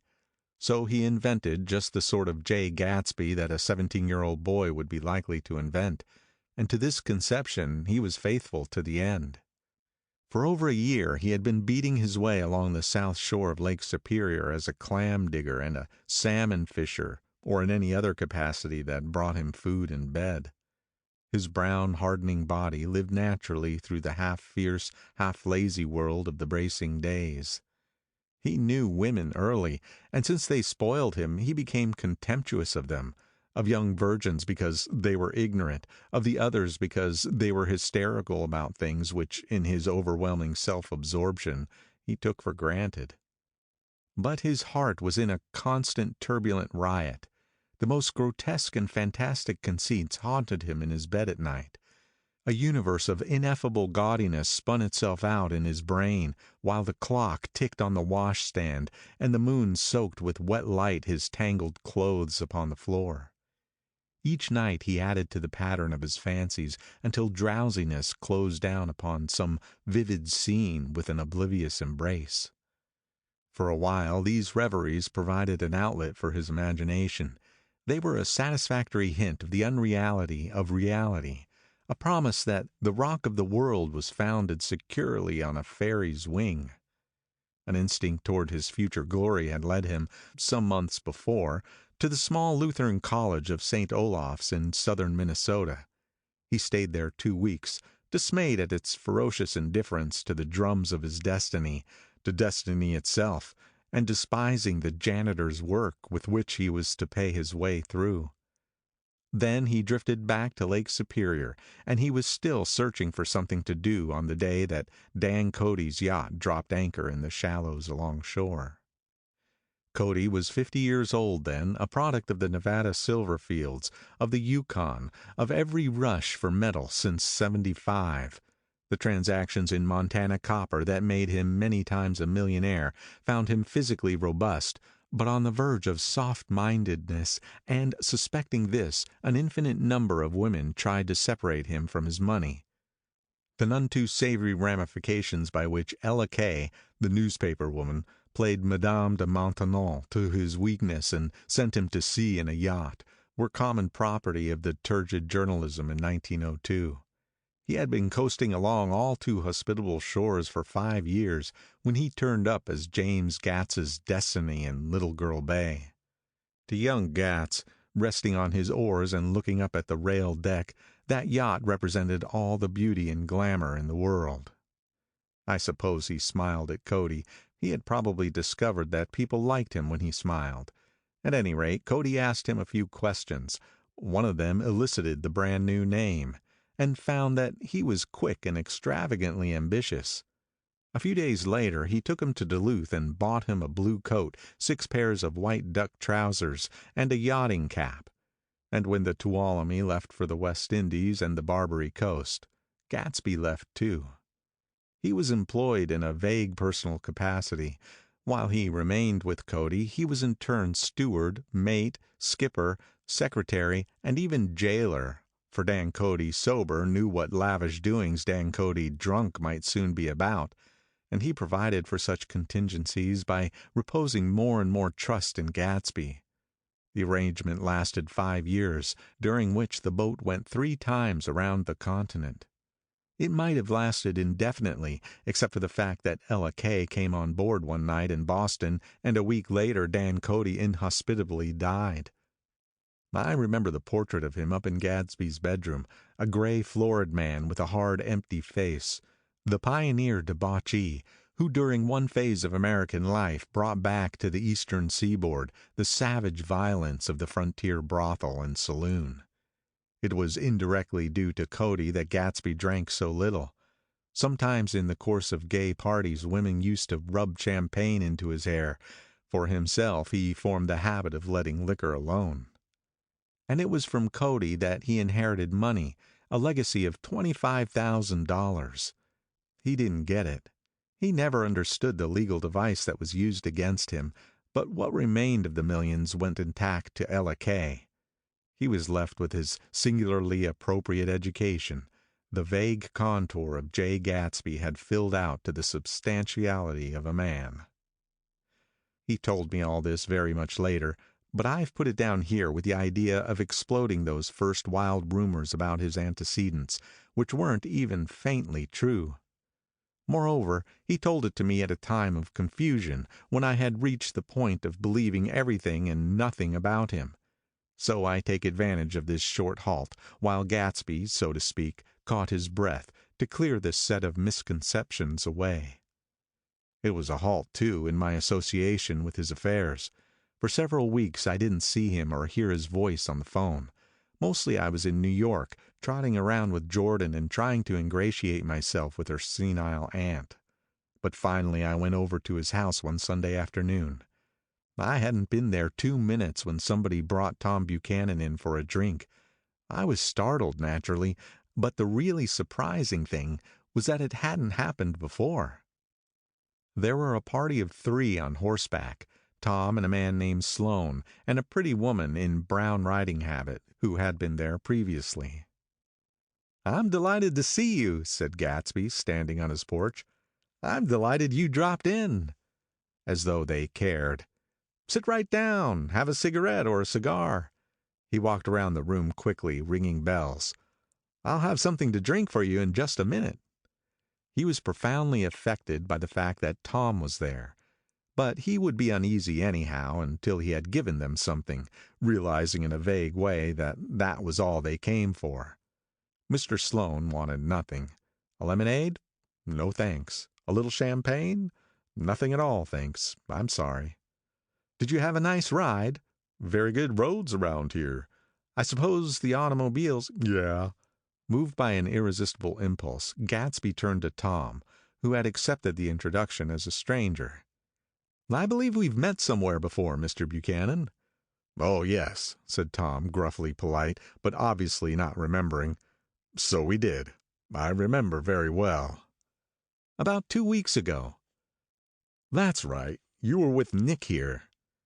"I know your wife," continued Gatsby almost aggressively. "That's so." Tom turned to me. "You live near here, Nick?" "Next door." "That's so." Mr. Sloane didn't enter into the conversation, but lounged back haughtily in his chair. The woman said nothing either, until unexpectedly, after 2 highballs, she became cordial. "We'll all come over to your party next, Mr. Gatsby," she suggested. "What do you say?" "Certainly, I'd be delighted to have you." "Be very nice," said Mr. Sloane without gratitude. "Well, think ought to be starting home." "Please don't hurry," Gatsby urged them. He had control of himself now, and he wanted to see more of Tom. Why don't you stay for supper? I wouldn't be surprised if some other people dropped in from New York." "You come to supper with me," said the lady enthusiastically. "Both of you." This included me. Mr. Sloane got to his feet. "Come along," he said, but to her only. "I mean it," she insisted. "I love to have you. Lots of room." Gatsby looked at me questioningly. He wanted to go, and he didn't see that Mr. Sloane had determined he shouldn't. "I'm afraid I won't be able to," I said. "Well, you come," she urged, concentrating on Gatsby. Mr. Sloane murmured something close to her ear. "We won't be late if we start now," she insisted aloud. "I haven't got a horse," said Gatsby. "I used to ride in the army, but I never bought a horse. I'll have to follow you in my car. Excuse me for just a minute." The rest of us walked out on the porch, where Sloane and the lady began an impassioned conversation aside. "My God, I believe the man's coming," said Tom. "Doesn't he know she doesn't want him?" "She says she does want him." "She has a big dinner party, and he won't know a soul there." He frowned. "I wonder where in the devil he met Daisy. By God, I may be old-fashioned in my ideas, but women run around too much these days to suit me. They meet all kinds of crazy fish."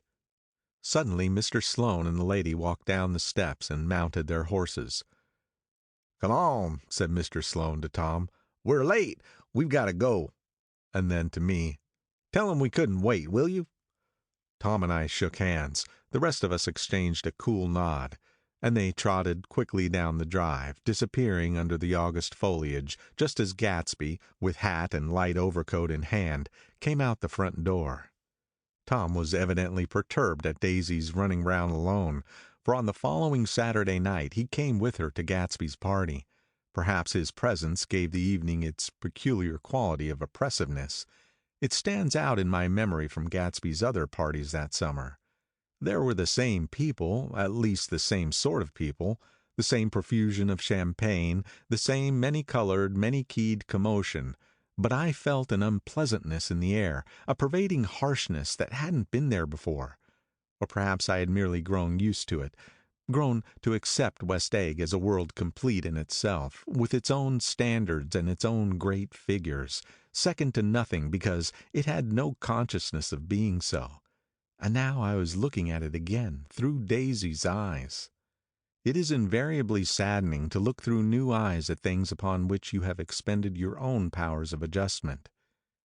They arrived at twilight, and as we strolled out among the sparkling hundreds, Daisy's voice was playing murmurous tricks in her throat. "These things excite me so," she whispered. "If you want to kiss me any time during the evening, Nick, just let me know and I'll be glad to arrange it for you. Just mention my name, or present a green card. I'm giving out green." "Look around," suggested Gatsby.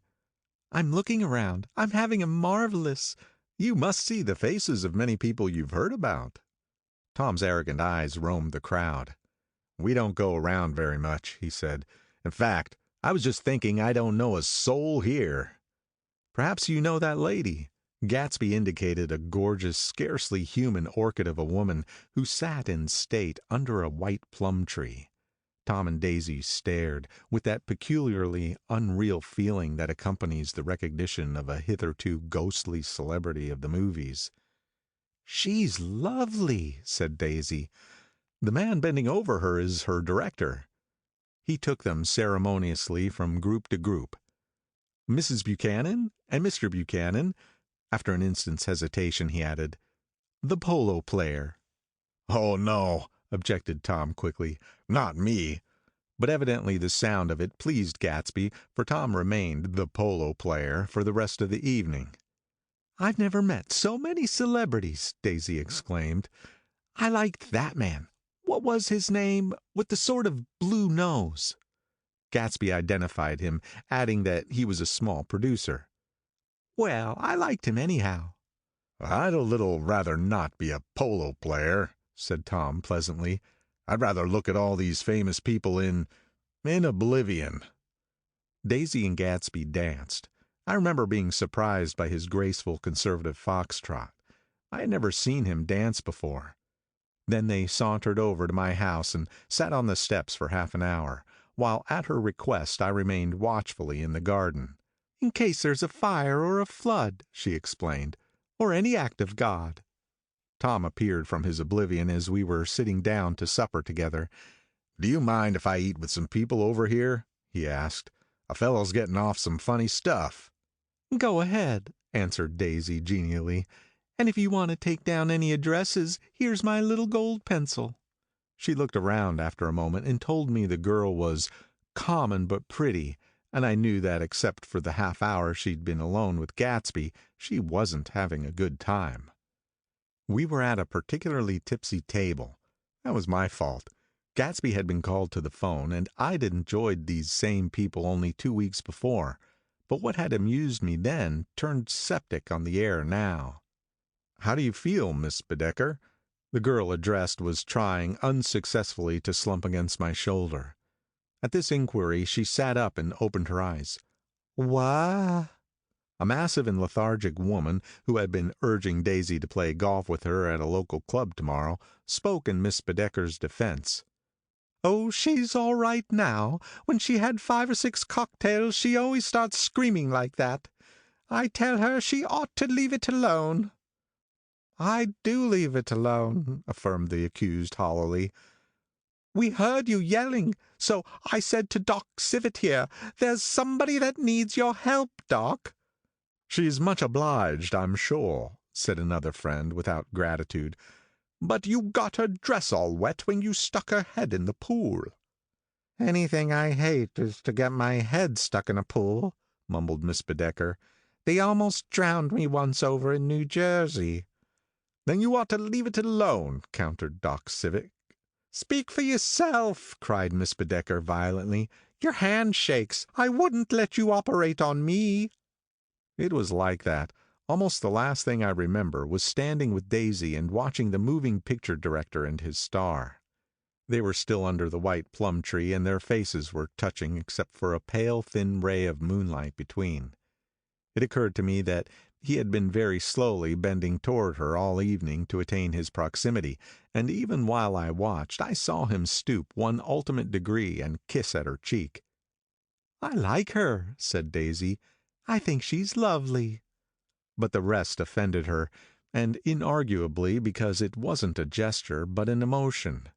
She was appalled by West Egg, this unprecedented place that Broadway had begotten upon a Long Island fishing village, appalled by its raw vigor that chafed under the old euphemisms, and by the too obtrusive fate that herded its inhabitants along a shortcut from nothing to nothing. She saw something awful in the very simplicity she failed to understand. I sat on the front steps with them while they waited for their car.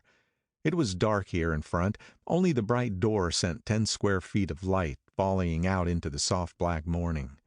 Sometimes a shadow moved against a dressing room blind above, gave way to another shadow, an indefinite procession of shadows, who rouged and powdered in an invisible glass. "Who is this Gatsby, anyhow?" demanded Tom suddenly. "Some big bootlegger?" "Where'd you hear that?" I inquired. "I didn't hear it. I imagined it. A lot of these newly rich people are just big bootleggers, you know." "Not Gadsby," I said shortly. He was silent for a moment. The pebbles of the drive crunched under his feet. "Well, he certainly must have strained himself to get this menagerie together." A breeze stirred the gray haze of Daisy's fur collar. "At least they are more interesting than the people we know," she said with an effort. "You didn't look so interested." "Well, I was." Tom laughed and turned to me. "Did you notice Daisy's face when that girl asked her to put her under a cold shower?"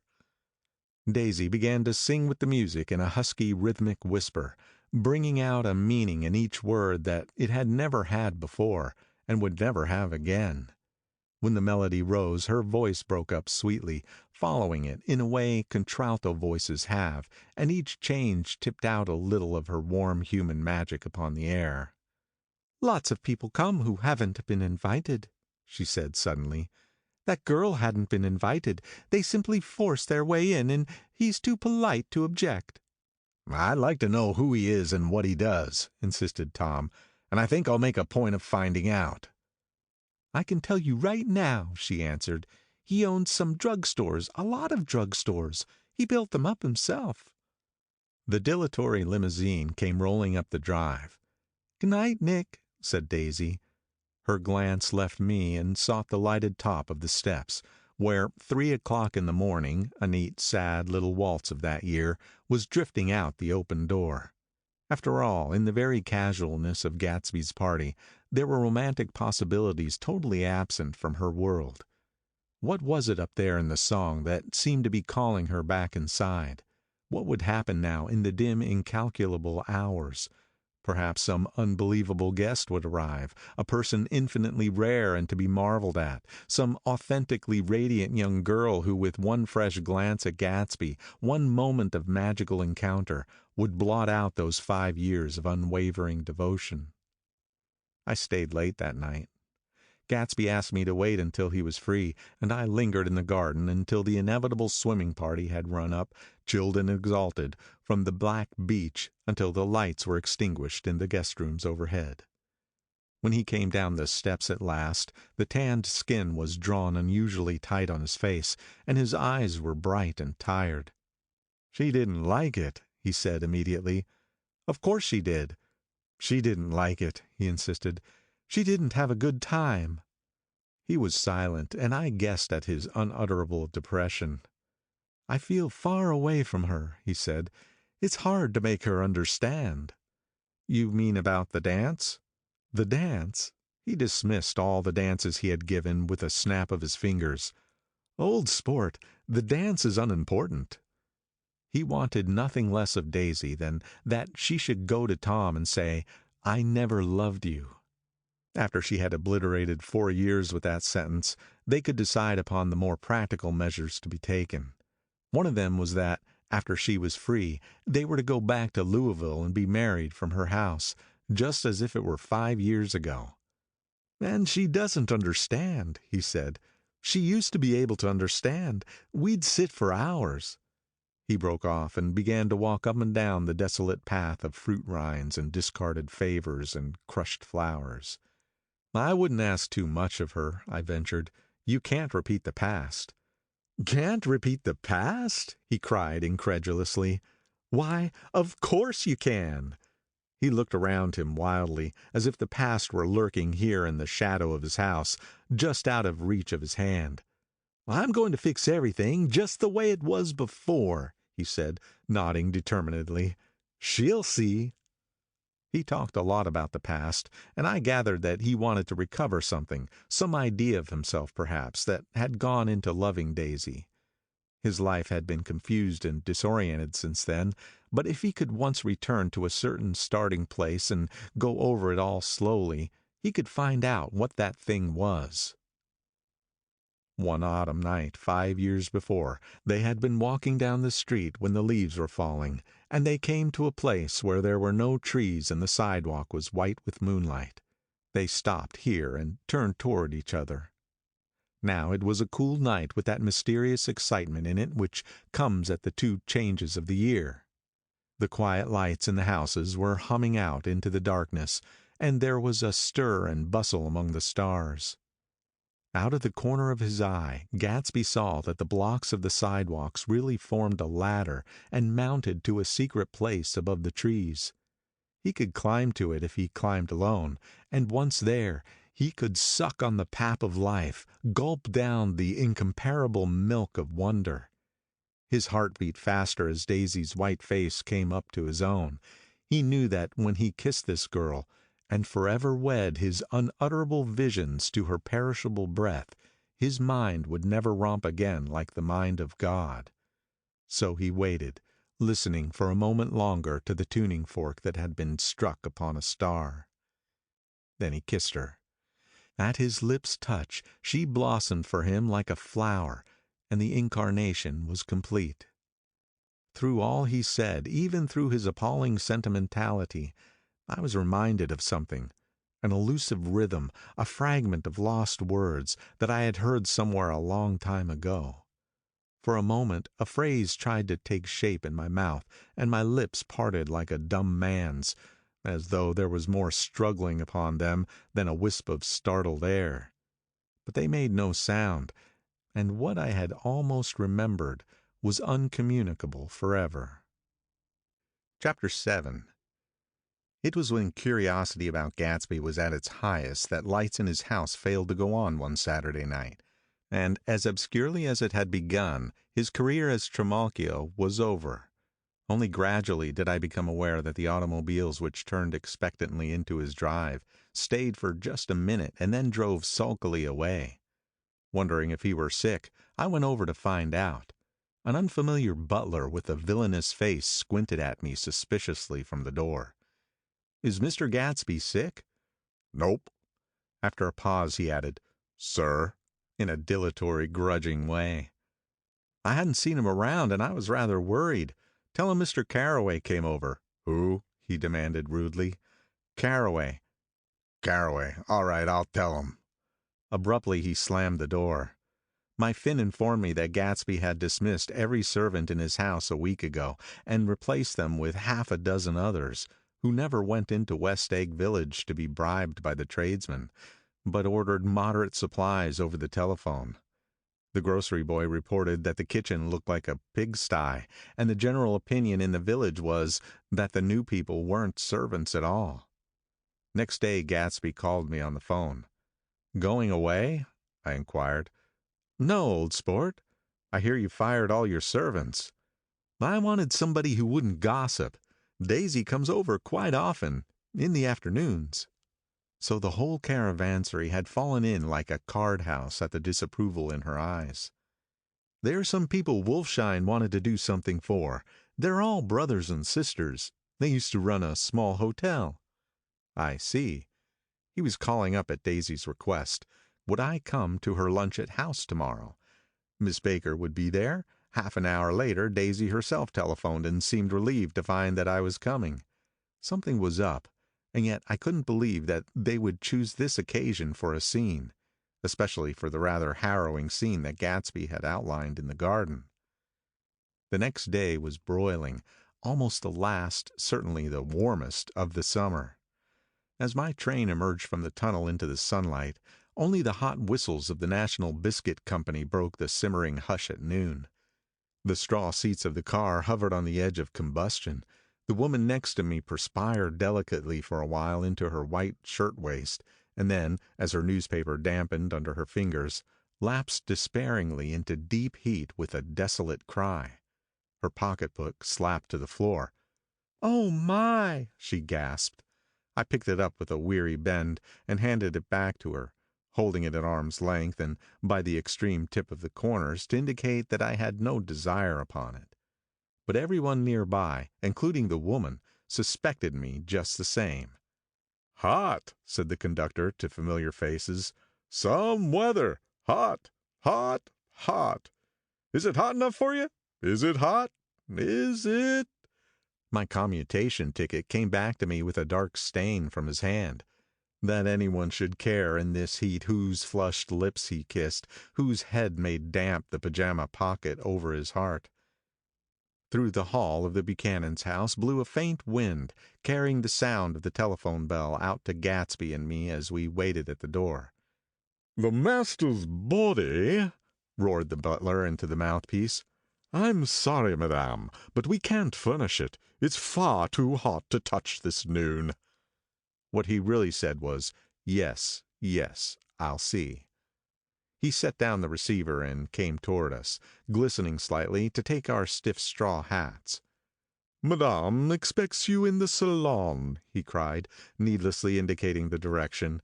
In this heat every extra gesture was an affront to the common store of life. The room, shadowed well with awnings, was dark and cool. Daisy and Jordan lay upon an enormous couch, like silver idols weighing down their own white dresses against the singing breeze of the fans. "We can't move," they said together. Jordan's fingers, powdered white over their tan, rested for a moment on mine. "And Mr. Tom Buchanan, the athlete?" I inquired. Simultaneously I heard his voice, gruff, muffled, husky, at the hall telephone. Gatsby stood in the center of the crimson carpet and gazed around with fascinated eyes. Daisy watched him and laughed, her sweet, exciting laugh. A tiny gust of powder rose from her bosom into the air. "The rumor is," whispered Jordan, "that that's Tom's girl on the telephone." We were silent. The voice in the hall rose high with annoyance. "Very well, then, I won't sell you the car at all. I'm under no obligations to you at all. And as for your bothering me about it at lunchtime, I won't stand that at all." "Holding down the receiver?" said Daisy cynically. "No, he's not," I assured her. "It's a bona fide deal. I happen to know about it." Tom flung open the door, blocked out its space for a moment with his thick body, and hurried into the room. "Mr. Gatsby," he put out his broad, flat hand with well-concealed dislike. "I'm glad to see you, sir." "Make us a cold drink," cried Daisy. As he left the room again, she got up and went over to Gatsby and pulled his face down, kissing him on the mouth. "You know I love you," she murmured. "You forget there's a lady present," said Jordan. Daisy looked around doubtfully. "You kissed Nick, too." "What a low, vulgar girl." "I don't care," cried Daisy, and began to clog on the brick fireplace. Then she remembered the heat and sat down guiltily on the couch just as a freshly laundered nurse leading a little girl came into the room. "Blessed precious," she crooned, holding out her arms. "Come to your own mother that loves you." The child, relinquished by the nurse, rushed across the room and rooted shyly into her mother's dress. "The blessed precious, did mother get powder on your old yellowy hair? Stand up now and say, 'How-dee-do.'" Gatsby and I in turn leaned down and took the small, reluctant hand. Afterward he kept looking at the child with surprise.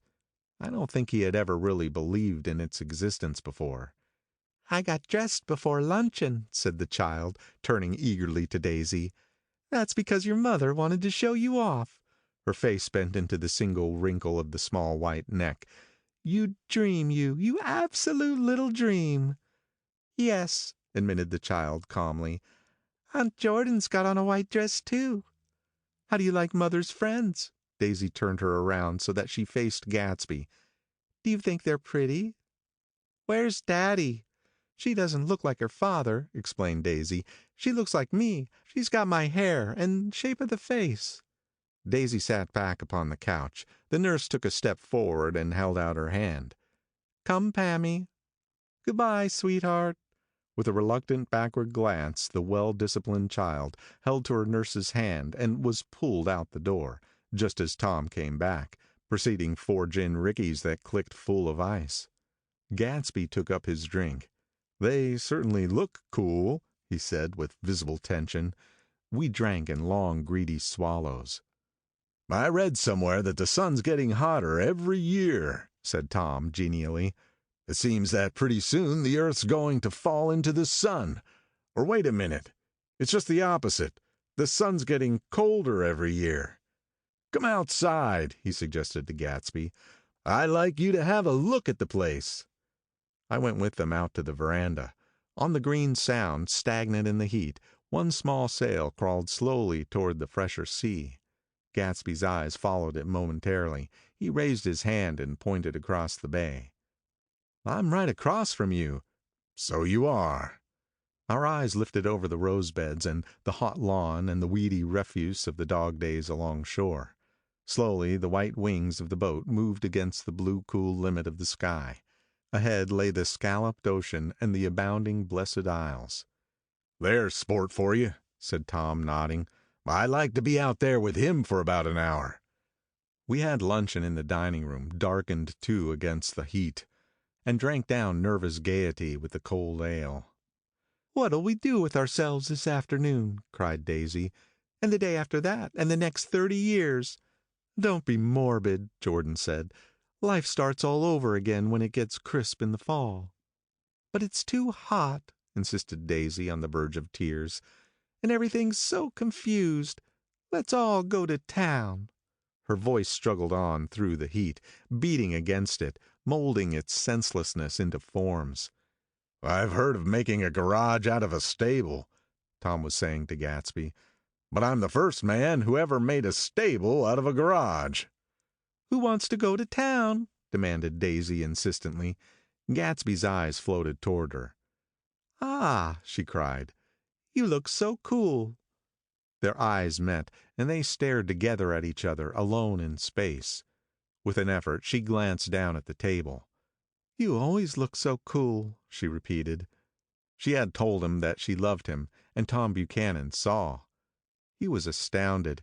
His mouth opened a little, and he looked at Gatsby, and then back at Daisy as if he had just recognized her as someone he knew a long time ago. You resemble the advertisement of the Man, she went on innocently. You know the advertisement of the Man? All right, Tom broke in quickly. I'm perfectly willing to go to town. Come on, we're all going to town. He got up, his eyes still flashing between Gatsby and his wife. No one moved. Come on. His temper cracked a little. What's the matter anyhow? If we're going to town, let's start. His hand, trembling with his effort at self-control, bore to his lips the last of his glass of ale. Daisy's voice got us to our feet and out to the blazing gravel drive. Are we just going to go? She objected. Like this? Aren't we going to let anyone smoke a cigarette first? Everybody's smoked all through lunch. Oh, let's have fun, she begged him. It's too hot to fuss. He didn't answer. Have it your own way, she said. Come on, Jordan. They went upstairs to get ready while we 3 men stood there shuffling the hot pebbles with our feet. A silver curve of the moon hovered already in the western sky. Gatsby started to speak, changed his mind, but not before Tom wheeled and faced him expectantly. Have you got your stables here?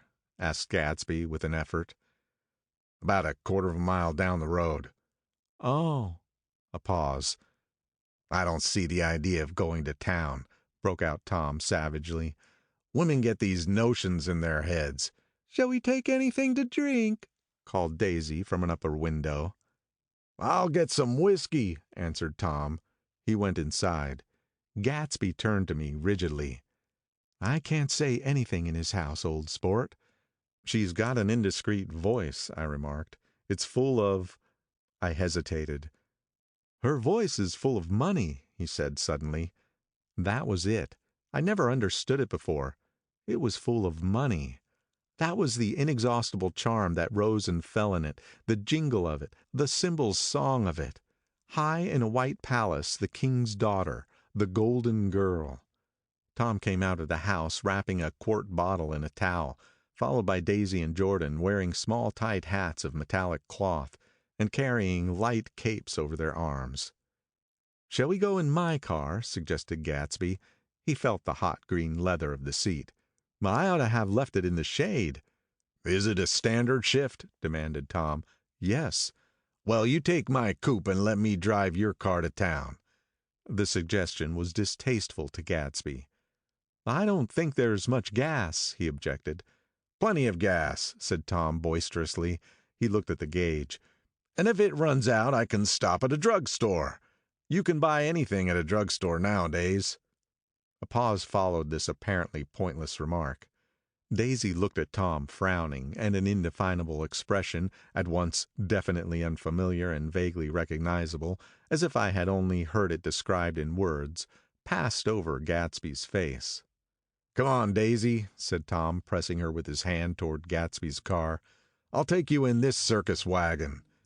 He opened the door, but she moved out from the circles of his arm.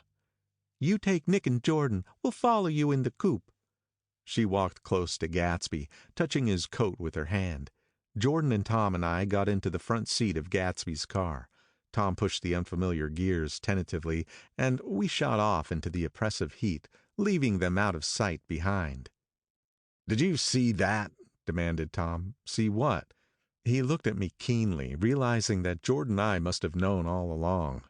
You think I'm pretty dumb, don't you? He suggested.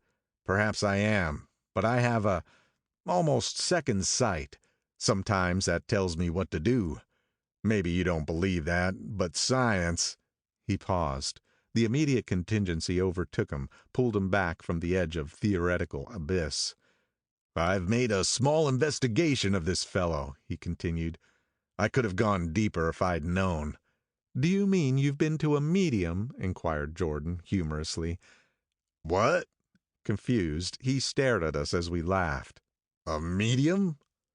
About Gatsby. About Gatsby? No, I haven't. I said I've been making a small investigation of his past. And you found he was an Oxford man? Said Jordan helpfully. An Oxford man? He was incredulous. Like hell he is. He wears a pink suit. Nevertheless, he's an Oxford man. Oxford, New Mexico, snorted Tom contemptuously. Or something like that. Listen, Tom, if you're such a snob, why did you invite him to lunch? Demanded Jordan crossly. Daisy invited him. She knew him before we were married. God knows where. We were all irritable now with the fading ale, and aware of it, we drove for a while in silence. Then as Dr. T.J. Eckelberg's faded eyes came into sight down the road, I remembered Gatsby's caution about gasoline. We've got enough to get us to town, said Tom. But there's a garage right here, objected Jordan. I don't want to get stalled in this baking heat.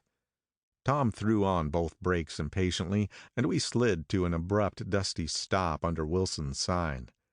After a moment, the proprietor emerged from the interior of his establishment and gazed hollow-eyed at the car. Let's have some gas, cried Tom roughly.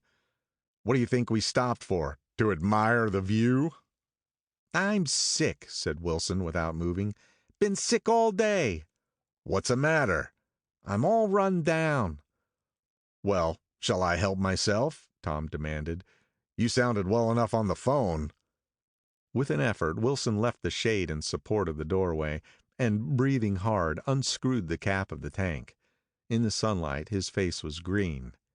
I didn't mean to interrupt your lunch, he said, but I needed money pretty bad, and I was wondering what you were going to do with your old car. How do you like this one? Inquired Tom. I bought it last week. It's a nice yellow one, said Wilson as he strained at the handle. Like to buy it? Big chance. Wilson smiled faintly. No, but I could make some money on the other. What do you want money for all of a sudden? I've been here too long. I want to get away. My wife and I want to go west. Your wife does, exclaimed Tom, startled. She's been talking about it for 10 years. He rested for a moment against the pump, shading his eyes. And now she's going whether she wants to or not. I'm going to get her away. The coupe flashed by us with a flurry of dust and the flash of a waving hand. What do I owe you? Demanded Tom harshly. I just got too wised up to something funny the last 2 days, remarked Wilson. That's why I want to get away. That's why I've been bothering you about the car. What do I owe you? $1.20. The relentless beating heat was beginning to confuse me, and I had a bad moment there before I realized that so far his suspicions hadn't alighted on Tom. He had discovered that Myrtle had some sort of life apart from him in another world, and the shock had made him physically sick. I stared at him and then at Tom, who had made a parallel discovery less than an hour before, and it occurred to me that there was no difference between men, in intelligence or race, so profound as the difference between the sick and the well.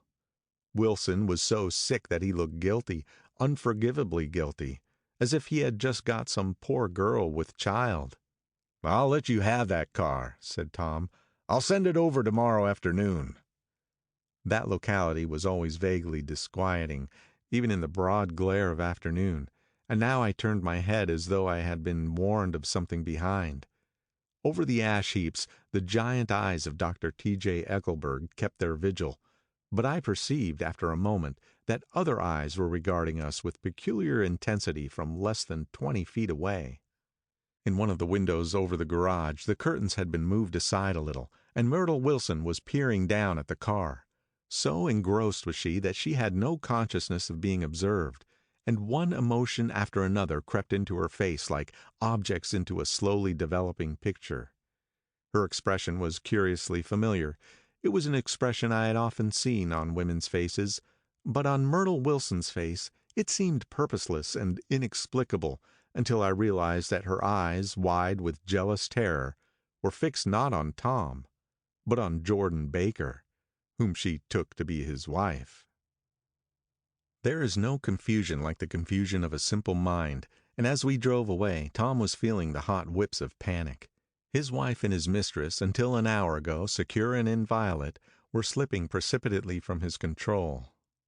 Instinct made him step on the accelerator with the double purpose of overtaking Daisy and leaving Wilson behind, and we sped along toward Astoria at 50 miles an hour, until among the spidery girders of the elevated, we came in sight of the easy-going blue coupe.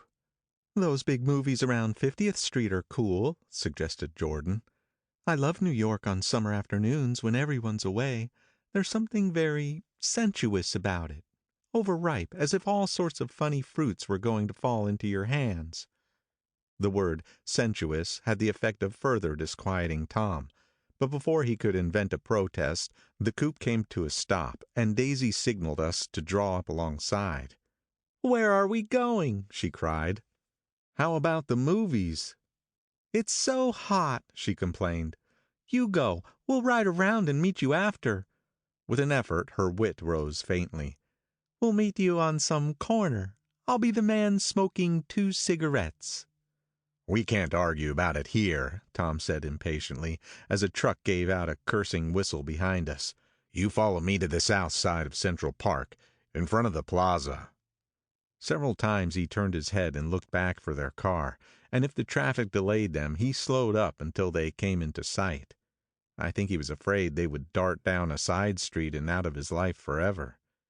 But they didn't, and we all took the less explicable step of engaging the parlor of a suite in the Plaza Hotel. The prolonged and tumultuous argument that ended by herding us into that room eludes me, though I have a sharp physical memory that, in the course of it, my underwear kept climbing like a damp snake around my leg, and intermittent beads of sweat raced cool across my back. The notion originated with Daisy's suggestion that we hire 5 bathrooms and take cold baths, and then assumed more tangible form as a place to have a mint julep. Each of us said over and over that it was a crazy idea. We all talked at once to a baffled clerk and thought, or pretended to think, that we were being very funny. The room was large and stifling, and though it was already 4 o'clock, opening the windows admitted only a gust of hot shrubbery from the park. Daisy went to the mirror and stood with her back to us, fixing her hair. "It's a swell suite," whispered Jordan respectfully, and everyone laughed. "Open another window," commanded Daisy without turning around. "There aren't any more." "Well, we'd better telephone for an axe." "The thing to do is forget about the heat," said Tom impatiently. "You make it 10 times worse by crabbing about it." He unrolled the bottle of whiskey from the towel and put it on the table. "Why not let her alone, old sport?" remarked Gatsby. "You're the one that wanted to come to town." There was a moment of silence. The telephone book slipped from its nail and splashed to the floor, whereupon Jordan whispered, "Excuse me." But this time no one laughed. "I'll pick it up," I offered. "I've got it." Gatsby examined the parted string, muttered "hum" in an interested way, and tossed the book on a chair. "That's a great expression of yours, isn't it?" said Tom sharply. "What is?" "All this old sport business. Where'd you pick that up?" "Now, see here, Tom," said Daisy, turning around from the mirror. "If you're going to make personal remarks, I won't stay here a minute. Call up and order some ice for the mint julep." As Tom took up the receiver, the compressed heat exploded into sound, and we were listening to the portentous chords of Mendelssohn's Wedding March from the ballroom below. "Imagine marrying anybody in this heat," cried Jordan dismally. "Still, I was married in the middle of June," Daisy remembered. "Louisville in June. Somebody fainted. Who was it fainted, Tom?" "Biloxi," he answered shortly. "A man named Biloxi. Blocks Biloxi, and he made boxes. That's a fact. And he was from Biloxi, Tennessee." "They carried him into my house," appended Jordan, "because we lived just 2 doors from the church, and he stayed 3 weeks until Daddy told him he had to get out. The day after he left, Daddy died." After a moment she added, "There wasn't any connection." "I used to know a Bill Biloxi from Memphis," I remarked. "That was his cousin. I knew his whole family history before he left. He gave me an aluminum putter that I use today." The music had died down as the ceremony began, and now a long cheer floated in at the window, followed by intermittent cries of "Yeah!" and finally by a burst of jazz as the dancing began. "We're getting old," said Daisy. "If we were young, we'd rise and dance." "Remember Biloxi," Jordan warned her. "Where'd you know him, Tom?" "Biloxi?" He concentrated with an effort. "I didn't know him. He was a friend of Daisy's." "He was not," she denied. "I never seen him before. He came down in a private car." "Well, he said he knew you. He said he was raised in Louisville. Asa Bird brought him around at the last minute and asked if we had room for him." Jordan smiled. "He was probably bumming his way home. He told me he was president of your class at Yale." Tom and I looked at each other blankly. "Biloxi? First place, we didn't have any president." Gatsby's foot beat a short, restless tattoo, and Tom eyed him suddenly. "By the way, Mr. Gatsby, I understand you're an Oxford man." "Not exactly." "Oh, yes, I understand you went to Oxford." "Yes, I went there." A pause, then Tom's voice, incredulous and insulting. "You must have gone there about the time Biloxi went to New Haven." Another pause. A waiter knocked and came in with crushed mint and ice, but the silence was unbroken by his "thank you" and the soft closing of the door. This tremendous detail was to be cleared up at last.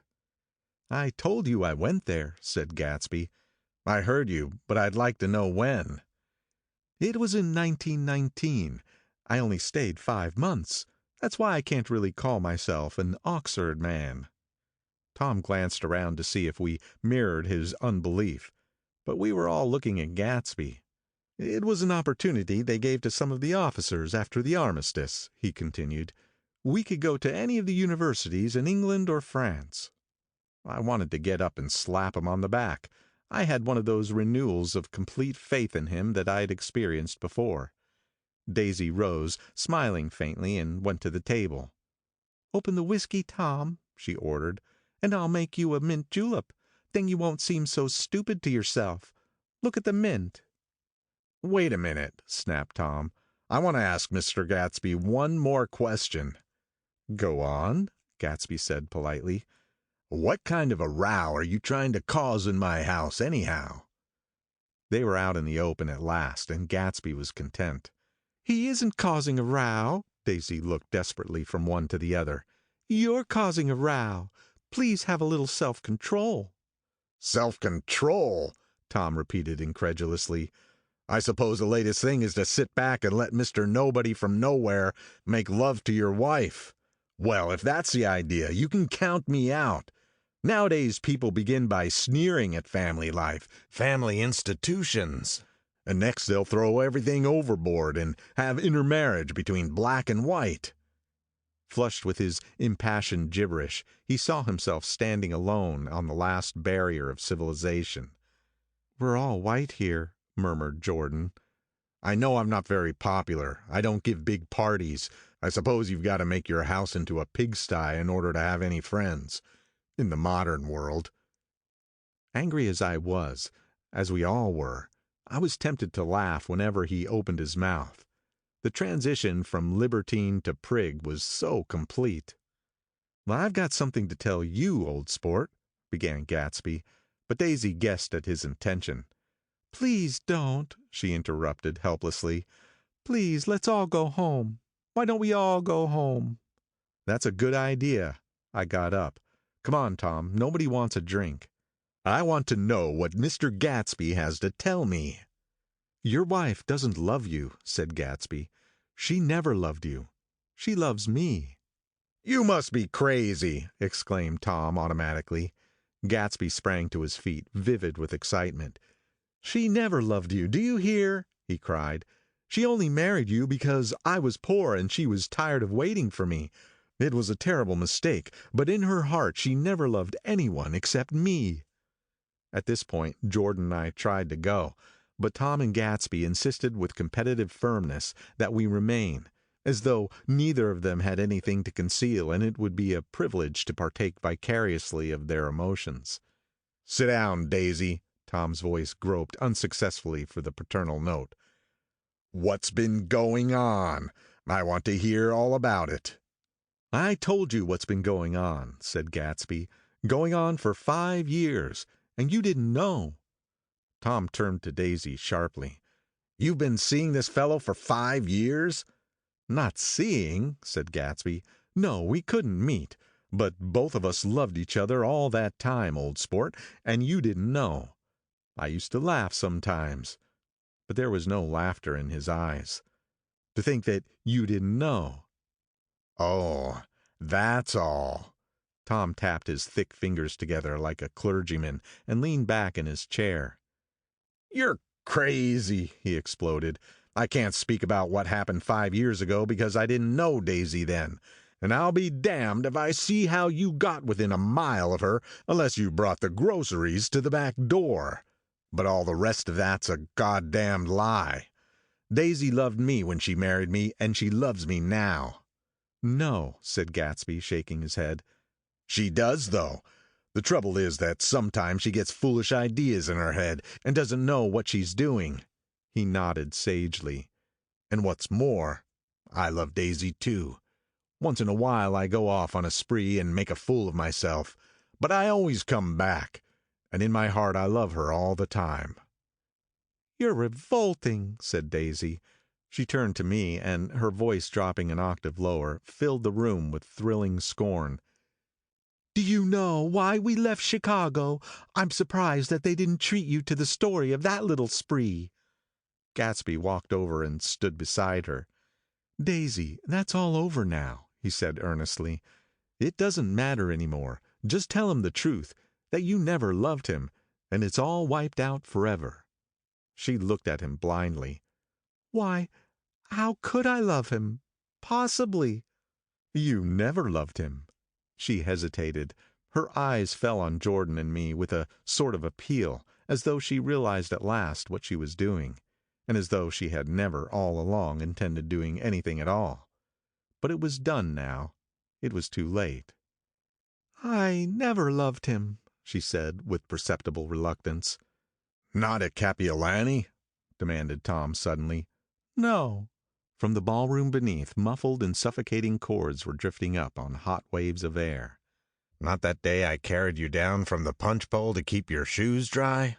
There was a husky tenderness in his tone. Daisy! Please don't. Her voice was cold, but the rancor was gone from it. She looked at Gatsby. There, Jay, she said, but her hand as she tried to light a cigarette was trembling. Suddenly she threw the cigarette and the burning match on the carpet. Oh, you want too much, she cried to Gatsby. I love you now. Isn't that enough? I can't help what's past. She began to sob helplessly. I did love him once, but I loved you too. Gatsby's eyes opened and closed. You loved me too, he repeated. Even that's a lie, said Tom savagely. She didn't know you were alive. Why, there's things between Daisy and me that you'll never know. Things that neither of us can ever forget. The words seemed to bite physically into Gatsby. I want to speak to Daisy alone, he insisted. She's all excited now.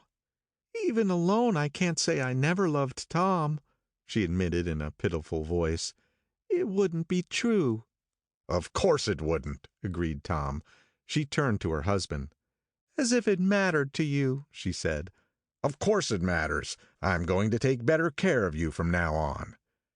You don't understand, said Gatsby with a touch of panic. You're not going to take care of her any more. I'm not? Tom opened his eyes wide and laughed. He could afford to control himself now. Why's that? Daisy's leaving you. Nonsense. I am, though, she said with a visible effort. She's not leaving me. Tom's words suddenly leaned down over Gatsby. Certainly not for a common swindler who'd have to steal the ring to put on her finger. I won't stand this, cried Daisy. Oh, please, let's get out. Who are you, anyhow? Broke out Tom. You're one of that bunch that hangs around with Meyer Wolfsheim. That much I happen to know. I've made a little investigation into your affairs, and I'll carry it further tomorrow. You can suit yourself about that, old sport, said Gatsby steadily. I found out what your drug stores were. He turned to us and spoke rapidly. He and this Wolfsheim bought up a lot of side street drugstores here and in Chicago and sold grain alcohol over the counter. That's one of his little stunts. I picked him for a bootlegger the first time I saw him, and I wasn't far wrong. What about it? Said Gatsby politely. I guess your friend Walter Chase wasn't too proud to come in on it. And you left him in the lurch, didn't you? You let him go to jail for a month over in New Jersey. God, you ought to hear Walter on the subject of you. He came to us dead broke. He was very glad to pick up some money, old sport. Don't you call me old sport, cried Tom. Gatsby said nothing. Walter could have you up on the betting laws, too, but Wolfsheim scared him into shutting his mouth. That unfamiliar yet recognizable look was back again in Gatsby's face. That drugstore business was just small change, continued Tom slowly. But you've got something on now that Walter's afraid to tell me about. I glanced at Daisy, who was staring terrified between Gatsby and her husband, and at Jordan, who had begun to balance an invisible but absorbing object on the tip of her chin. Then I turned back to Gatsby, and was startled by his expression. He looked, and this is said in all contempt for the babbled slander of his garden, as if he had killed a man. For a moment, the set of his face could be described in just that fantastic way. It passed, and he began to talk excitedly to Daisy, denying everything, defending his name against accusations that had not been made. But with every word she was drawing further and further into herself. So he gave that up, and only the dead dream fought on as the afternoon slipped away, trying to touch what was no longer tangible, struggling unhappily, undespairingly toward the lost voice across the room. The voice begged again to go. Please, Tom, I can't stand this anymore." Her frightened eyes told that whatever intentions, whatever courage she had had, were definitely gone. "You two start on home, Daisy," said Tom, "in Mr. Gatsby's car." She looked at Tom, alarmed now, but he insisted with magnanimous scorn. "Go on. He won't annoy you. I think he realizes that his presumptuous little flirtation is over." They were gone, without a word, snapped out, made accidental, isolated like ghosts, even from our pity. After a moment, Tom got up and began wrapping the unopened bottle of whiskey in the towel. "Want any of this stuff? Jordan? Nick?" I didn't answer. "Nick?" he asked again. "What?" "Want any?" No. I just remembered that today's my birthday. I was 30. Before me stretched the portentous, menacing road of a new decade. It was 7 o'clock when we got into the coupe with him and started for Long Island. Tom talked incessantly, exulting and laughing, but his voice was as remote from Jordan and me as the foreign clamor on the sidewalk or the tumult of the elevated overhead. Human sympathy has its limits, and we were content to let all their tragic arguments fade with the city lights behind. 30. The promise of a decade of loneliness, a thinning list of single men to know, a thinning briefcase of enthusiasm, thinning hair. But there was Jordan beside me, who, unlike Daisy, was too wise ever to carry well-forgotten dreams from age to age. As we passed over the dark bridge, her wan face fell lazily against my coat's shoulder, and the formidable stroke of 30 died away with the reassuring pressure of her hand. So we drove on toward death through the cooling twilight. The young Greek Michaelis, who ran the coffee joint beside the ash heaps, was the principal witness at the inquest. He had slept through the heat until after 5, when he strolled over to the garage and found George Wilson sick in his office. Really sick. Pale as his own pale hair and shaking all over. Michaelis advised him to go to bed, but Wilson refused, saying that he'd miss a lot of business if he did. While his neighbor was trying to persuade him, a violent racket broke out overhead. "I've got my wife locked up in there," explained Wilson calmly. "She's going to stay there till the day after tomorrow, and then we're going to move away." Michaelis was astonished. They had been neighbors for 4 years, and Wilson had never seemed faintly capable of such a statement. Generally, he was one of these worn-out men. When he wasn't working, he sat on a chair in the doorway and stared at the people and the cars that passed along the road. When anyone spoke to him, he invariably laughed in an agreeable, colorless way. He was his wife's man and not his own. So naturally, Michaelis tried to find out what had happened, but Wilson wouldn't say a word. Instead, he began to throw curious, suspicious glances at his visitor and ask him what he'd been doing at certain times on certain days. Just as the latter was getting uneasy, some workmen came past the door bound for his restaurant, and Michaelis took the opportunity to get away, intending to come back later. But he didn't. He supposed he forgot to, that's all. When he came outside again, a little after 7, he was reminded of the conversation because he heard Mrs. Wilson's voice, loud and scolding, downstairs in the garage. "Beat me!" he heard her cry. "Throw me down and beat me, you dirty little coward!"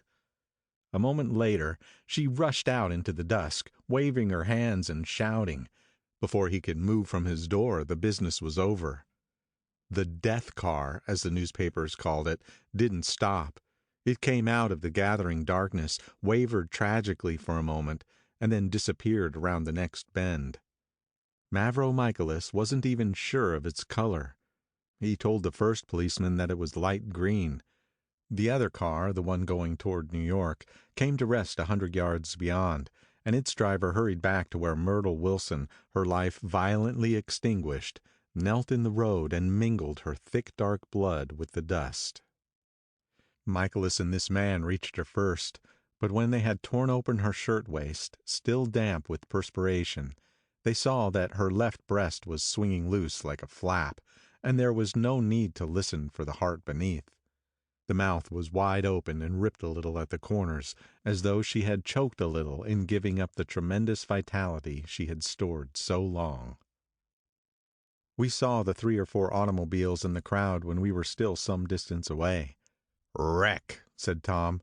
"That's good. Wilson have a little business at least." He slowed down, but still without any intention of stopping.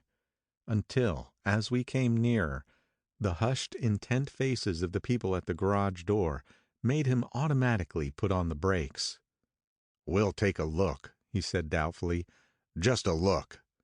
I became aware now of a hollow wailing sound which issued incessantly from the garage, a sound which, as we got out of the coupe and walked toward the door, resolved itself into the words, "Oh my God," uttered over and over in a gasping moan.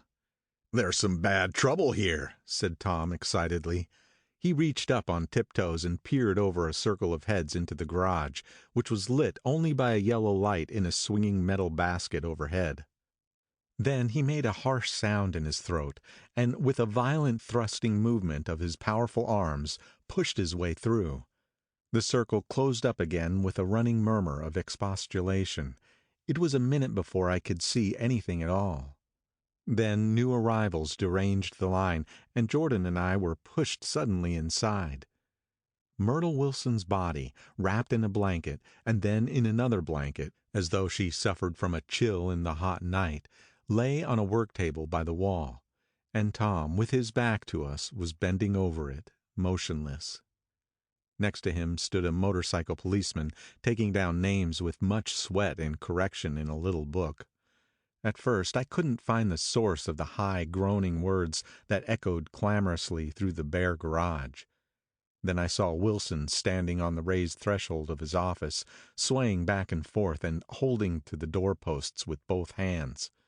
Some man was talking to him in a low voice and attempting from time to time to lay a hand on his shoulder, but Wilson neither heard nor saw. His eyes would drop slowly from the swinging light to the laden table by the wall, and then jerk back to the light again, and he gave out incessantly his high, horrible call. "Oh my God! Oh my God! Oh my God! Oh my God!" Presently Tom lifted his head with a jerk and, after staring around the garage with glazed eyes, addressed a mumbled, incoherent remark to the policeman. "M-A-V," the policeman was saying. "O, no, R," corrected the man. "M-A-V-R-O."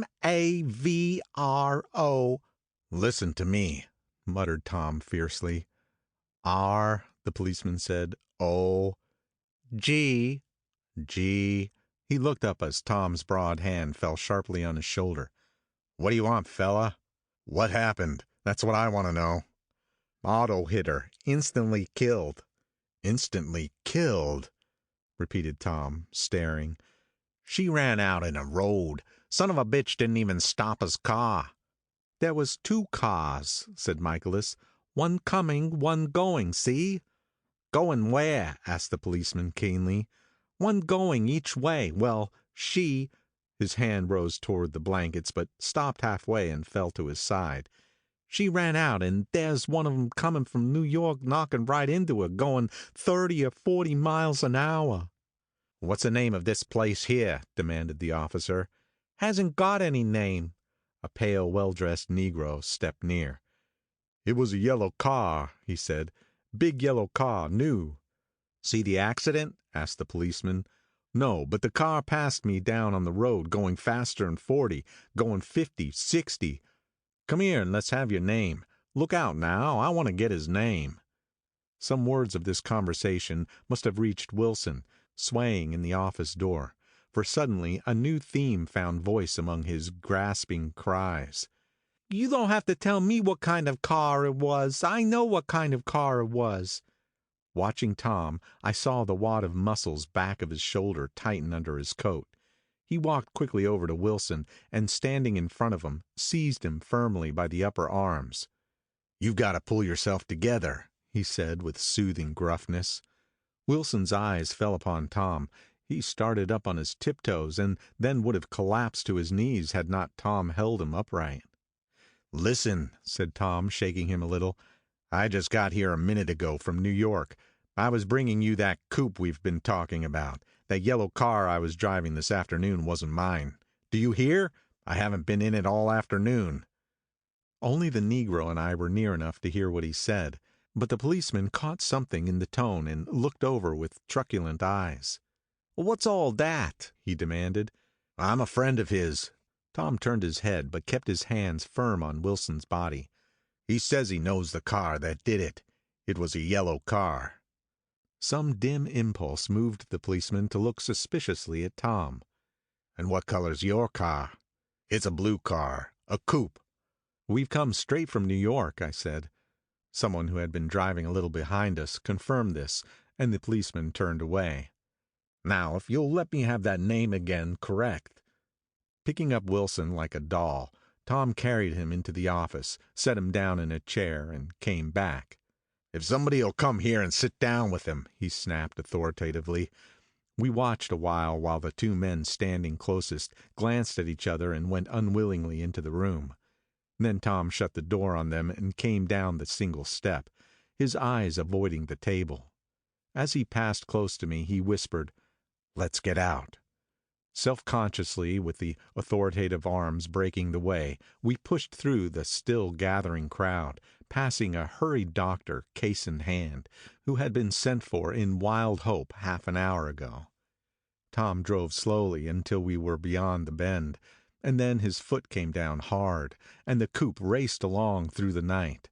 In a little while I heard a low husky sob, and saw that the tears were overflowing down his face.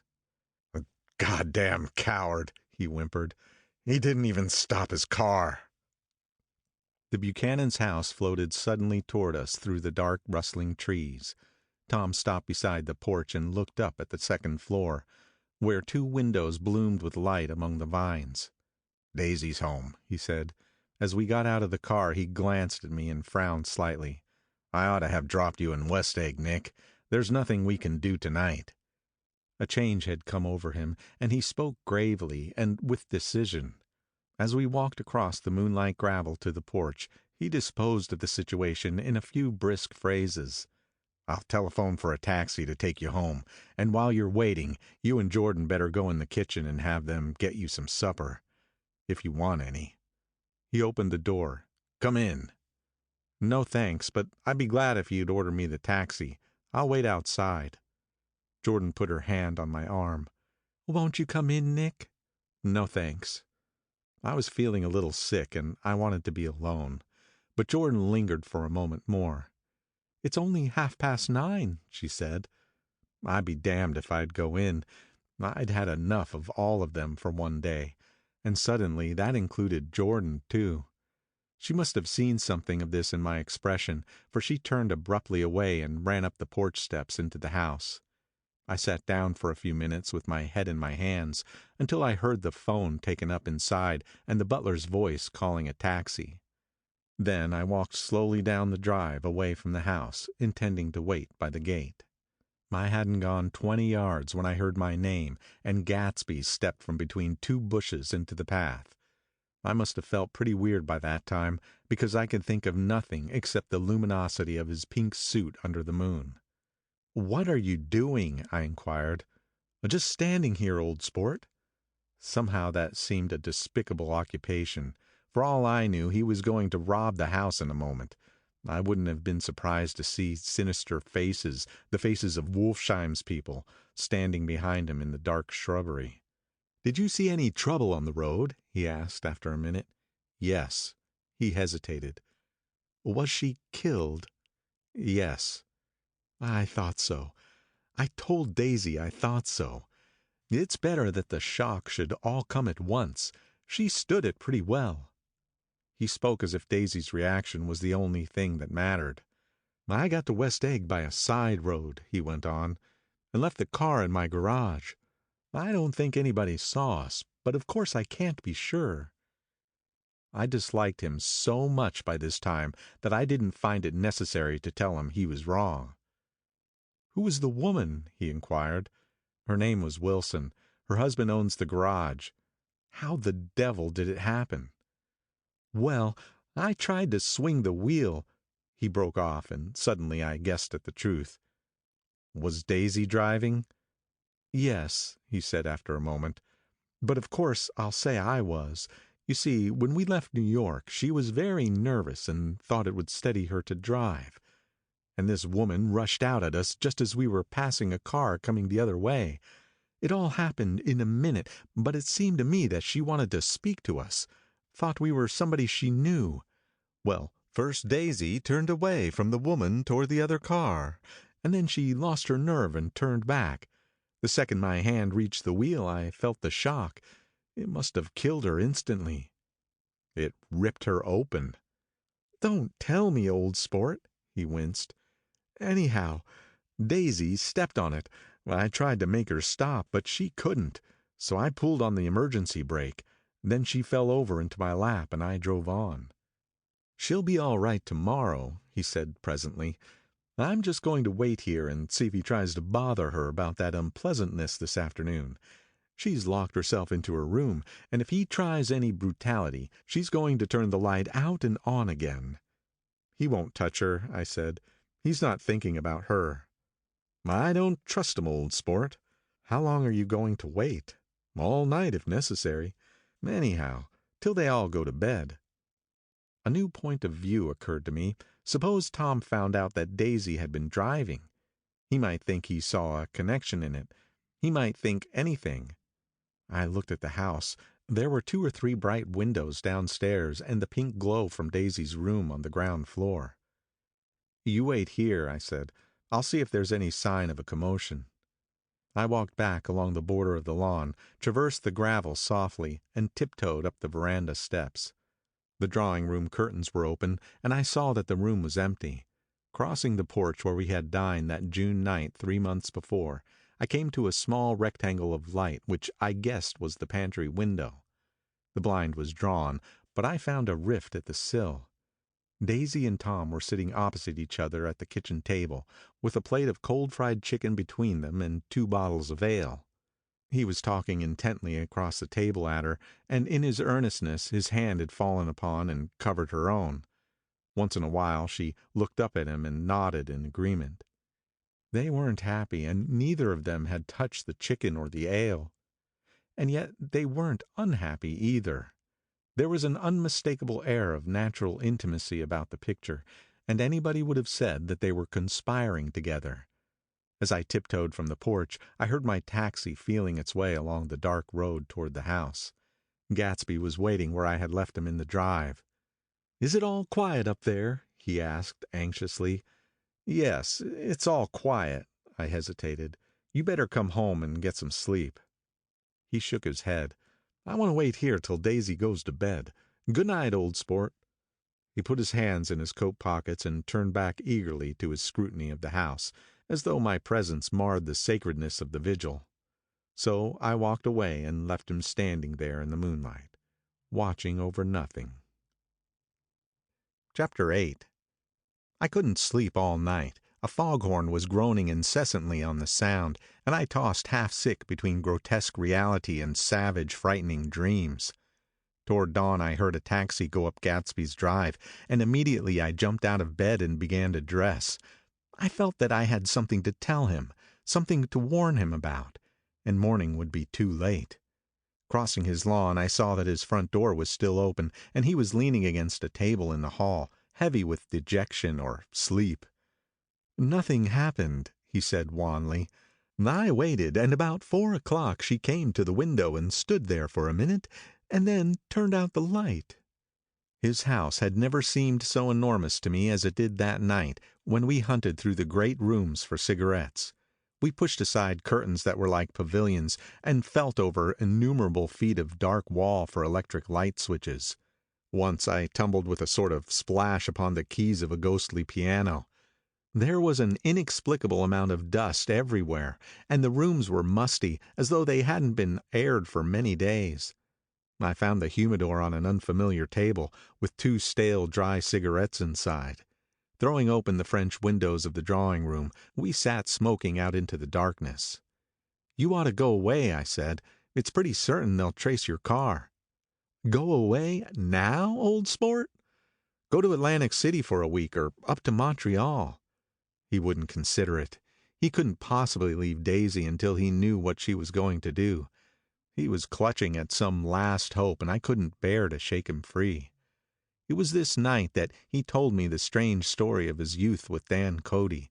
Told it to me because Jay Gatsby had broken up like glass against Tom's hard malice, and the long secret extravaganza was played out. I think he would have acknowledged anything now without reserve, but he wanted to talk about Daisy. She was the first nice girl he had ever known. In various unrevealed capacities he had come in contact with such people, but always with indiscernible barbed wire between. He found her excitingly desirable. He went to her house at first with other officers from Camp Taylor, then alone. It amazed him. He had never been in such a beautiful house before. But what gave it an air of breathless intensity was that Daisy lived there. It was as casual a thing to her as his tent out at camp was to him. There was a ripe mystery about it, a hint of bedrooms upstairs more beautiful and cool than other bedrooms, of gay and radiant activities taking place through its corridors, and of romances that were not musty and laid away already in lavender, but fresh and breathing and redolent of this year's shining motor cars, and of dances whose flowers were scarcely withered. It excited him, too, that many men had already loved Daisy. It increased her value in his eyes. He felt their presence all about the house, pervading the air with the shades and echoes of still vibrant emotions. But he knew that he was in Daisy's house by a colossal accident. However glorious might be his future as Jay Gatsby, he was at present a penniless young man without a past, and at any moment the invisible cloak of his uniform might slip from his shoulders. So he made the most of his time. He took what he could get, ravenously and unscrupulously. Eventually he took Daisy one still October night, took her because he had no real right to touch her hand. He might have despised himself, for he had certainly taken her under false pretenses. I don't mean that he had traded on his phantom millions, but he had deliberately given Daisy a sense of security. He let her believe that he was a person from such the same strata as herself, that he was fully able to take care of her. As a matter of fact, he had no such facilities. He had no comfortable family standing behind him, and he was liable at the whim of an impersonal government to be blown anywhere about the world. But he didn't despise himself, and it didn't turn out as he imagined. He had intended, probably, to take what he could and go, but now he found that he had committed himself to the following of a grail. He knew that Daisy was extraordinary, but he didn't realize just how extraordinary a nice girl could be. She vanished into her rich house, into her rich, full life, leaving Gatsby nothing. He felt married to her, that was all. When they met again 2 days later, it was Gatsby who was breathless, who was somehow betrayed. Her porch was bright with the bought luxury of starshine. The wicker of the settee squeaked fashionably as it turned toward him, and he kissed her curious and lovely mouth. She had caught a cold, and it made her voice huskier and more charming than ever, and Gatsby was overwhelmingly aware of the youth and mystery that wealth imprisons and preserves, of the freshness of many clothes, and of Daisy, gleaming like silver, safe and proud above the hot struggles of the poor. I can't describe to you how surprised I was to find out I loved her, old sport. I even hoped for a while that she'd throw me over, but she didn't, because she was in love with me, too. She thought I knew a lot because I knew different things from her. Well, there I was, way off my ambitions, getting deeper in love every minute, and all of a sudden, I didn't care. What was the use of doing great things if I could have a better time telling her what I was going to do? On the last afternoon before he went abroad, he sat with Daisy in his arms for a long, silent time. It was a cold fall day, the fire in the room and her cheeks flushed. Now and then she moved and she changed his arm a little, and once he kissed her dark shining hair. The afternoon had made them tranquil for a while, as if to give them a deep memory of the long parting the next day promised. They had never been closer in their month of love, nor communicated more profoundly one with another than when she brushed silent lips against his coat's shoulder, or when he touched the end of her fingers gently as though they were asleep. He did extraordinarily well in the war. He was a captain before he went to the front, and following the Argonne battles he got his majority and the command of the divisional machine guns. After the armistice, he tried frantically to get home, but some complication or misunderstanding sent him to Oxford instead. He was worried now. There was a quality of nervous despair in Daisy's letters. She didn't see why he couldn't come. She was feeling the pressure of the world outside, and she wanted to see him and feel his presence beside her and be reassured that she was doing the right thing after all. For Daisy was young, and her artificial world was redolent of orchids and pleasant, cheerful snobbery, and orchestras which set the rhythm of the year, summing up the sadness and suggestiveness of life in new tunes. All night the saxophones wailed the hopeless comment of the Beale Street blues, while 100 pairs of golden and silver slippers shuffled the shining dust. At the gray tea hour there were always rooms that throbbed incessantly with this low, sweet fever, while fresh faces drifted here and there like rose petals blown by the sad horns around the floor. Through this twilight universe Daisy began to move again with the season.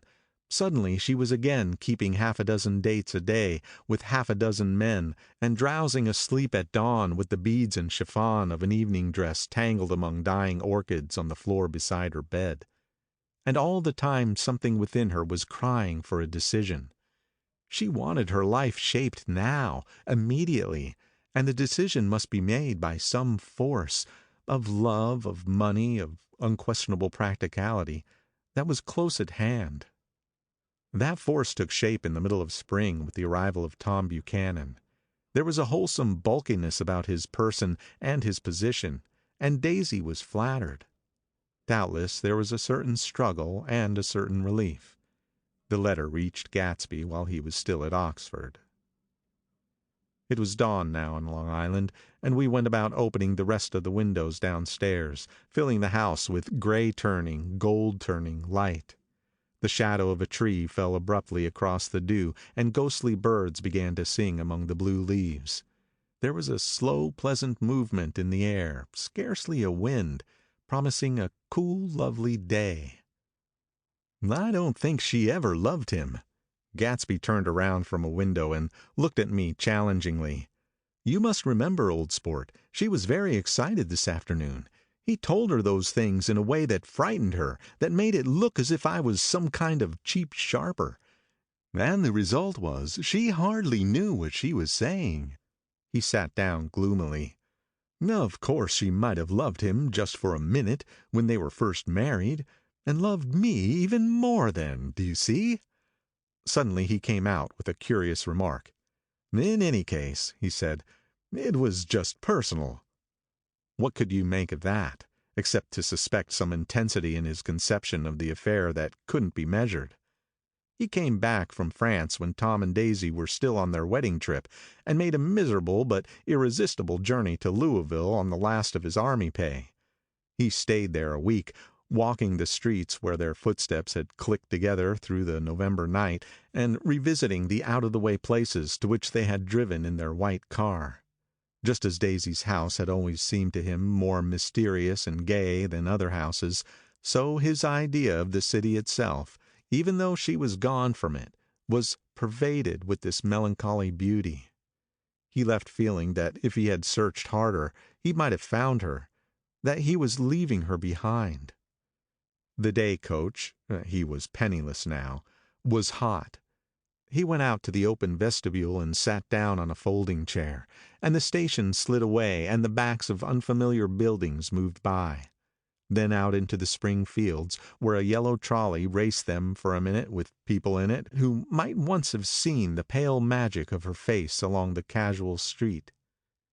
The track curved, and now it was going away from the sun, which, as it sank lower, seemed to spread itself in benediction over the vanishing city where she had drawn her breath. He stretched out his hand desperately, as if to snatch only a wisp of air, to save a fragment of the spot that she had made lovely for him.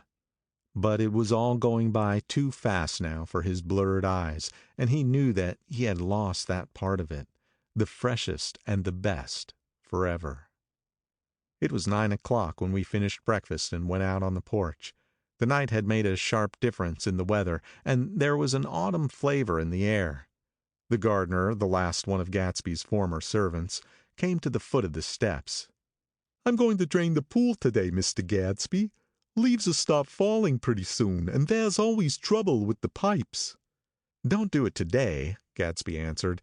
He turned to me apologetically. "You know, old sport, I've never used that pool all summer."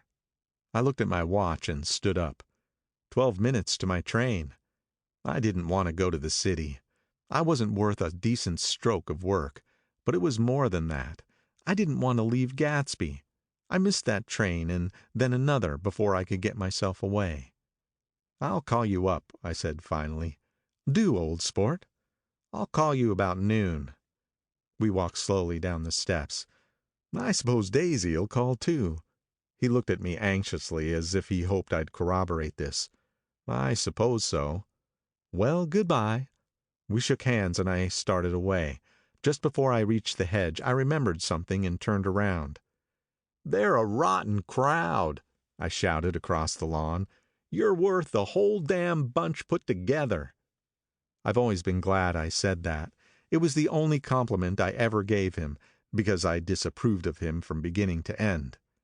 First he nodded politely, and then his face broke into a radiant and understanding smile, as if we'd been in ecstatic cahoots on that fact all the time. His gorgeous pink rag of a suit made a bright spot of color against the white steps, and I thought of the night when I first came to his ancestral home, 3 months before. The lawn and the drive had been crowded with the faces of those who had guessed at his corruption, and he had stood on those steps concealing his incorruptible dream as he waved them goodbye. I thanked him for his hospitality. We were always thanking him for that, I and the others. "Goodbye," I called. "I enjoyed breakfast, Gadsby." Up in the city, I tried for a while to list the quotations on an interminable amount of stock. Then I fell asleep in my swivel chair. Just before noon the phone woke me, and I started up with sweat breaking out on my forehead. It was Jordan Baker. She often called me up at this hour because the uncertainty of her own movements between hotels and clubs and private houses made her hard to find in any other way. Usually her voice came over the wire as something fresh and cool, as if a divot from a green golf links had come sailing in at the office window. But this morning it seemed harsh and dry. "I've left Daisy's house," she said. "I'm at Hempstead, and I'm going down to Southampton this afternoon." Probably it had been tactful to leave Daisy's house, but the act annoyed me, and her next remark made me rigid. "You weren't so nice to me last night." How could it have mattered then? Silence for a moment, then, "However, I want to see you." "I want to see you too." "Suppose I don't go to Southampton and come into town this afternoon?" "No, I don't think this afternoon." "Very well. It's impossible this afternoon. Various—" We talked like that for a while, and then abruptly we weren't talking any longer. I don't know which of us hung up with a sharp click, but I know I didn't care. I couldn't have talked to her across a tea table that day if I never talked to her again in this world. I called Gatsby's house a few minutes later, but the line was busy. I tried 4 times. Finally, an exasperated central told me the wire was being kept open for a long distance from Detroit. Taking out my timetable, I drew a small circle around the 3:50 train. Then I leaned back in my chair and tried to think. It was just noon. When I passed the ash heaps on the train that morning, I had crossed deliberately to the other side of the car. I supposed there would be a curious crowd around there all day, with little boys searching for dark spots in the dust, and some garrulous man telling over and over what had happened, until it became less and less real, even to him, and he could tell it no longer, and Myrtle Wilson's tragic achievement was forgotten. Now I want to go back a little and tell what happened at the garage after we left there the night before. They had difficulty in locating the sister, Catherine. She must have broken her rule against drinking that night, for when she arrived she was stupid with liquor and unable to understand that the ambulance had already gone to Flushing. When they convinced her of this, she immediately fainted, as if that was the intolerable part of the affair. Someone, kind or curious, took her in his car and drove her in the wake of her sister's body. Until long after midnight a changing crowd lapped up against the front of the garage, while George Wilson rocked himself back and forth on the couch inside. For a while the door of the office was open, and everyone who came into the garage glanced irresistibly through it. Finally someone said it was a shame, and closed the door. Michaelis and several other men were with him, first 4 or 5 men, later 2 or 3 men. Still later, Michaelis had to ask the last stranger to wait there 15 minutes longer, while he went back to his own place and made a pot of coffee. After that, he stayed there alone with Wilson until dawn. About 3 o'clock, the quality of Wilson's incoherent muttering changed. He grew quieter and began to talk about the yellow car. He announced that he had a way of finding out whom the yellow car belonged to. And then he blurted out that a couple of months ago his wife had come from the city with her face bruised and her nose swollen. But when he heard himself say this, he flinched and began to cry, "Oh, my God!" again in this groaning voice. Michaelis made a clumsy attempt to distract him. "How long have you been married, George? Come on there and try to sit a minute and answer my question. How long have you been married?"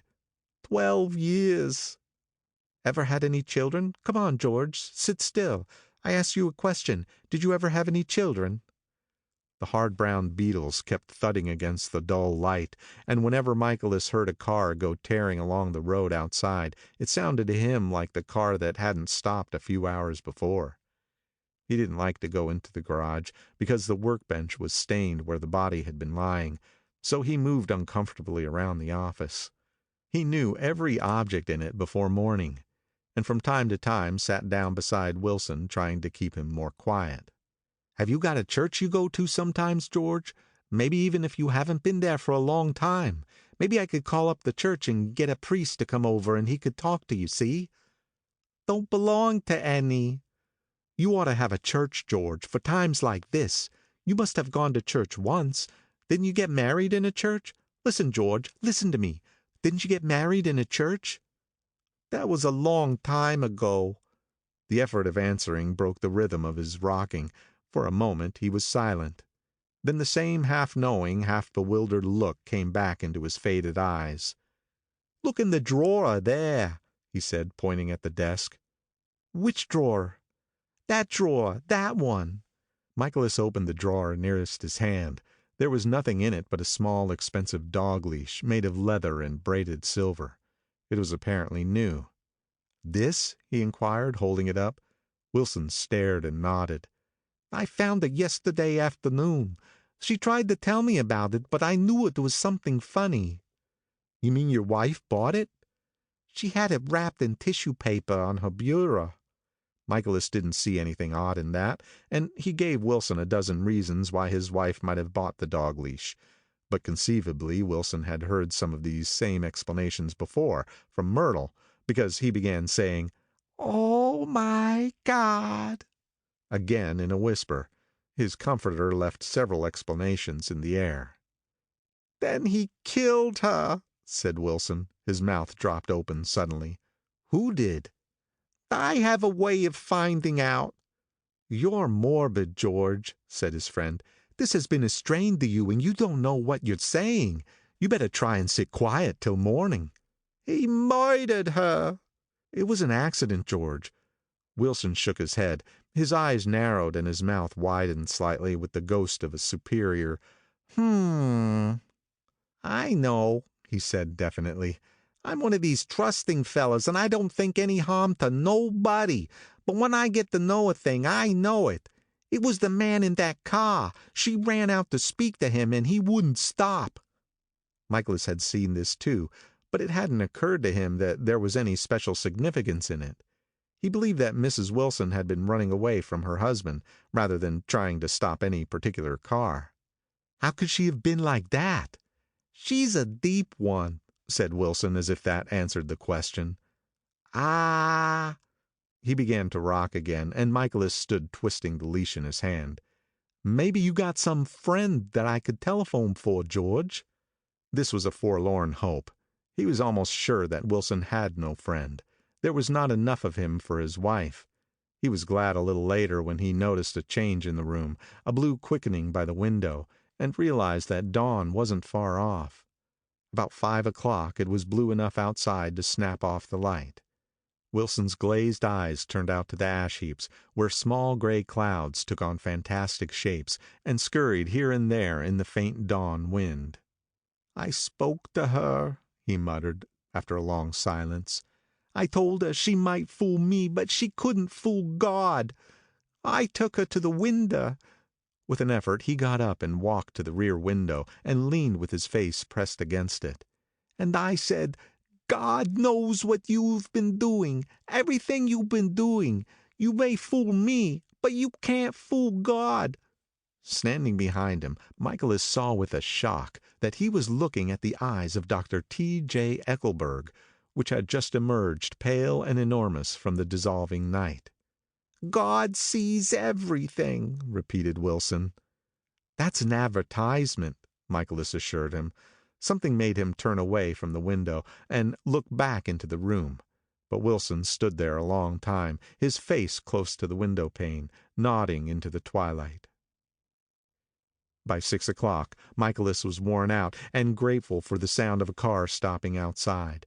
It was one of the watchers of the night before who had promised to come back, so he cooked breakfast for 3, which he and the other man ate together. Wilson was quieter now, and Michaelis went home to sleep.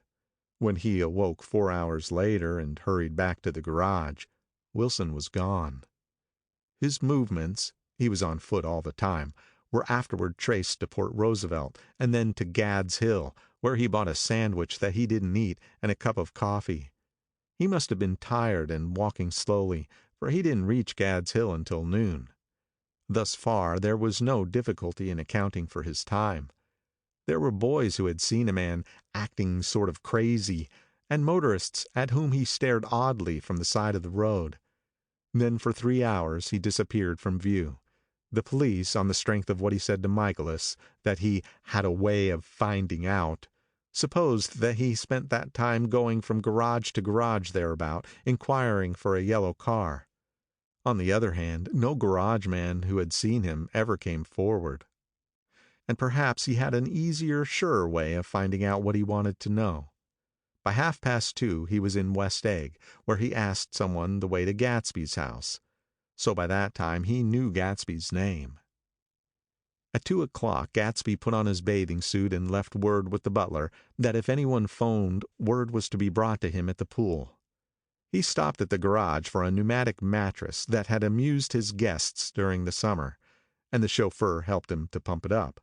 Then he gave instructions that the open car wasn't to be taken out under any circumstances, and this was strange, because the front right fender needed repair. Gatsby shouldered the mattress and started for the pool. Once he stopped and shifted it a little, and the chauffeur asked him if he needed help, but he shook his head and in a moment disappeared among the yellowing trees. No telephone message arrived, but the butler went without his sleep and waited for it until 4 o'clock. Until long after there was anyone to give it to if it came. I have an idea that Gatsby himself didn't believe it would come, and perhaps he no longer cared. If that was true, he must have felt that he had lost the old world charm, and paid a high price for living too long with a single dream. He must have looked up at an unfamiliar sky through frightening leaves and shivered as he found what a grotesque thing a rose is and how raw the sunlight was upon the scarcely created grass. A new world, material without being real, where poor ghosts breathing dreams like air drifted fortuitously about, like that ashen, fantastic figure gliding toward him through the amorphous trees. The chauffeur, he was one of Wolfsheim's protégés, heard the shots. Afterwards, he could only say that he hadn't thought anything much about them. I drove from the station directly to Gatsby's house, and my rushing anxiously up the front steps was the first thing that alarmed anyone. But they knew then, I firmly believe. With scarcely a word said, four of us, the chauffeur, butler, gardener, and I, hurried down to the pool. There was a faint, barely perceptible movement of the water as the fresh flow from one end urged its way toward the drain at the other. With little ripples that were hardly the shadows of waves, the laden mattress moved irregularly down the pool. A small gust of wind that scarcely corrugated the surface was enough to disturb its accidental course with its accidental burden. The touch of a cluster of leaves revolved it slowly, tracing, like the leg of transit, a thin red circle in the water. It was after we started with Gatsby toward the house that the gardener saw Wilson's body a little way off in the grass, and the Holocaust was complete. Chapter 9. After 2 years, I remember the rest of that day, and that night, and the next day, only as an endless drill of police and photographers and newspapermen in and out of Gatsby's front door. A rope stretched across the main gate, and a policeman by it kept out the curious, but little boys soon discovered that they could enter through my yard, and there were always a few of them clustered open-mouthed about the pool. Someone with a positive manner, perhaps a detective, used the expression madman as he bent over Wilson's body that afternoon, and the adventitious authority of his voice set the key for the newspaper reports next morning. Most of those reports were a nightmare, grotesque, circumstantial, eager, and untrue. When Michaelis's testimony at the inquest brought to light Wilson's suspicions of his wife, I thought the whole tale would shortly be served up in racy pasquinade. But Catherine, who might have said anything, didn't say a word. She showed a surprising amount of character about it, too, looked at the coroner with determined eyes under that corrected brow of hers, and swore that her sister had never seen Gatsby, that her sister was completely happy with her husband, that her sister had been into no mischief whatever. She convinced herself of it, and cried into her handkerchief, as if the very suggestion was more than she could endure. So Wilson was reduced to a man deranged by grief, in order that the case might remain in its simplest form. And it rested there. But all this part of it seemed remote and unessential. I found myself on Gatsby's side, and alone. From the moment I telephoned news of the catastrophe to West Egg Village, every surmise about him and every practical question was referred to me. At first I was surprised and confused. Then, as he lay in his house and didn't move or breathe or speak, hour upon hour, it grew upon me that I was responsible, because no one else was interested. Interested, I mean, with that intense personal interest to which everyone has some vague right at the end. I called up Daisy half an hour after we found him, called her instinctively and without hesitation, but she and Tom had gone away early that afternoon and taken baggage with them. Left no address? No. Say when they'd be back? No. Any idea where they are, how I could reach them? I don't know, can't say. I wanted to get somebody for him. I wanted to go into the room where he lay and reassure him. I'll get somebody for you, Gatsby. Don't worry. Just trust me and I'll get somebody for you. Meyer Wolfshine's name wasn't in the phone book. The butler gave me his office address on Broadway, and I called information. But by the time I had the number, it was long after 5, and no one answered the phone. Will you ring again? I've rung 3 times. It's very important. Sorry, I'm afraid no one's there. I went back to the drawing room and thought for an instant that they were chance visitors, all these official people who suddenly filled it. But though they drew back the sheet and looked at Gatsby with shocked eyes, his protest continued in my brain. Look here, old sport, you've got to get somebody for me. You've got to try hard. I can't go through this alone. Somebody started to ask me questions, but I broke away and, going upstairs, looked hastily through the unlocked parts of his desk. He'd never told me definitely that his parents were dead, but there was nothing, only the picture of Dan Cody, a token of forgotten violence, staring down from the wall. Next morning I sent the butler to New York with a letter to Wolfsheim, which asked for information and urged him to come out on the next train. That request seemed superfluous when I wrote it. I was sure he'd start when he saw the newspapers, just as I was sure there'd be a wire from Daisy before noon. But neither a wire nor Wolfsheim arrived.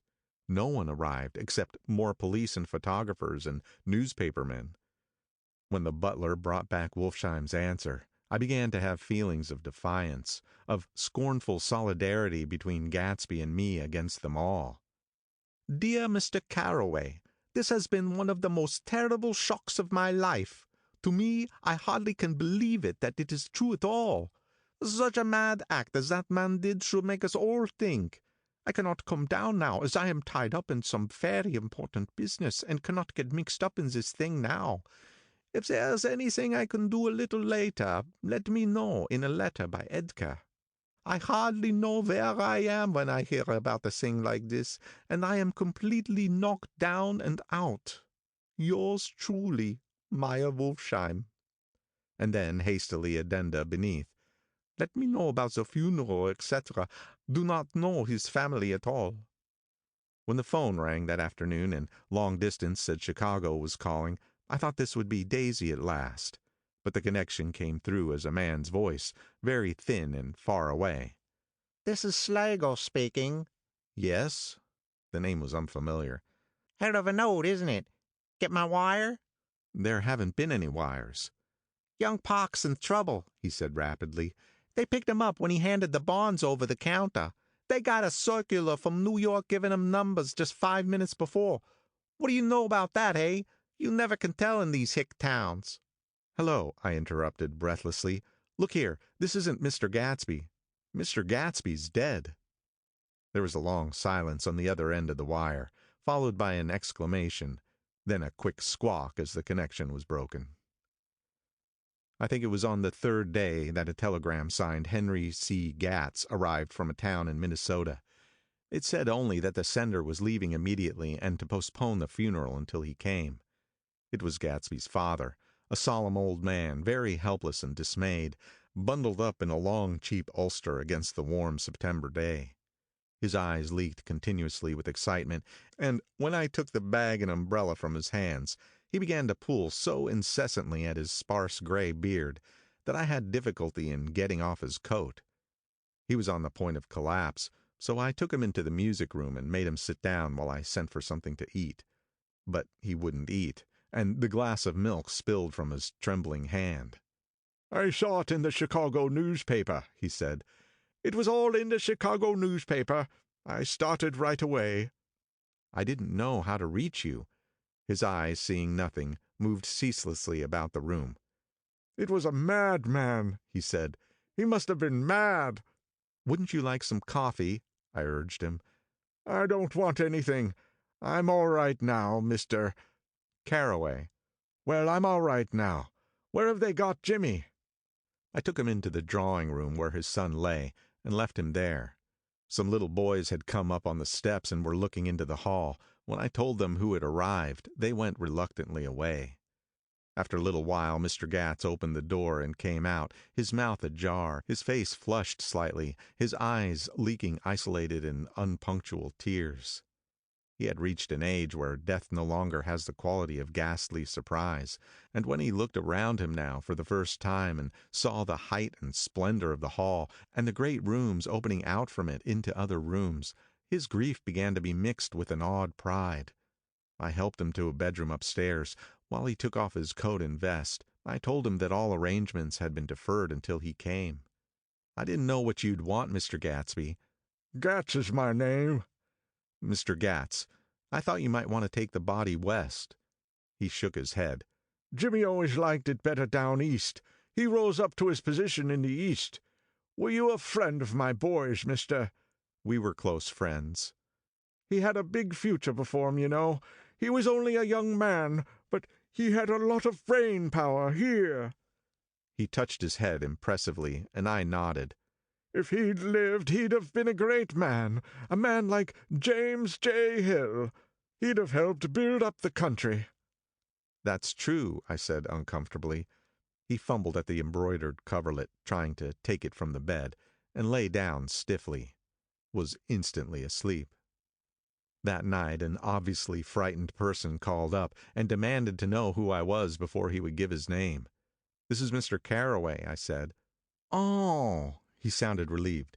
"This is Kilpspringer." I was relieved too, for that seemed to promise another friend at Gatsby's grave. I didn't want it to be in the papers and draw a sightseeing crowd, so I'd been calling up a few people myself. They were hard to find. "The funeral's tomorrow," I said. 3 o'clock here at the house. I wish you'd tell anybody who'd be interested." "Oh, I will," he broke out hastily. "Of course I'm not likely to see anybody, but if I do—" His tone made me suspicious. "Of course you'd be there yourself." "Well, I'll certainly try. What I called up about is—" "Wait a minute," I interrupted. "How about saying you'll come?" "Well, the truth of the matter is, that I'm staying with some people up here in Greenwich, and they rather expect me to be with them tomorrow. In fact, there's a sort of picnic or something. Of course I'll do my best to get away." I ejaculated an unrestrained, "Huh," and he must have heard me, for he went on nervously. "What I called up about was a pair of shoes I left there. I wonder if it'd be too much trouble to have the butler send 'em on. You see, they're tennis shoes, and I'm sort of helpless without 'em. My address is care of B.F." I didn't hear the rest of the name, because I hung up the receiver. After that I felt a certain shame for Gatsby. One gentleman to whom I telephoned implied that he had got what he deserved. However, that was my fault, for he was one of those who used to sneer most bitterly at Gatsby on the courage of Gatsby's liquor, and I should have known better than to call him. The morning of the funeral I went up to New York to see Meyer Wolfsheim. I couldn't seem to reach him any other way. The door that I pushed open on the advice of an elevator boy was marked "The Swastika Holding Company," and at first there didn't seem to be anyone inside. But when I'd shouted "hello" several times in vain, an argument broke out behind a partition, and presently a lovely Jewess appeared at an interior door and scrutinized me with black hostile eyes. "Nobody's in," she said. "Mr. Wolfsheim's gone to Chicago." The first part of this was obviously untrue, for someone had begun to whistle "The Rosary" tunelessly inside. "Please say that Mr. Carraway wants to see him." "I can't get him back from Chicago, can I?" At this moment a voice, unmistakably Wolfsheim's, called "Stella" from the other side of the door. "Leave your name on the desk," she said quickly. "I'll give it to him when he gets back." "But I know he's there." She took a step toward me and began to slide her hand indignantly up and down her hips. "You young men think you could force your way in here any time," she scolded. "We're getting sick and tired of it. When I say he's in Chicago, he's in Chicago." I mentioned Gatsby. "Oh." She looked at me over again. "Will you what was your name?" She vanished.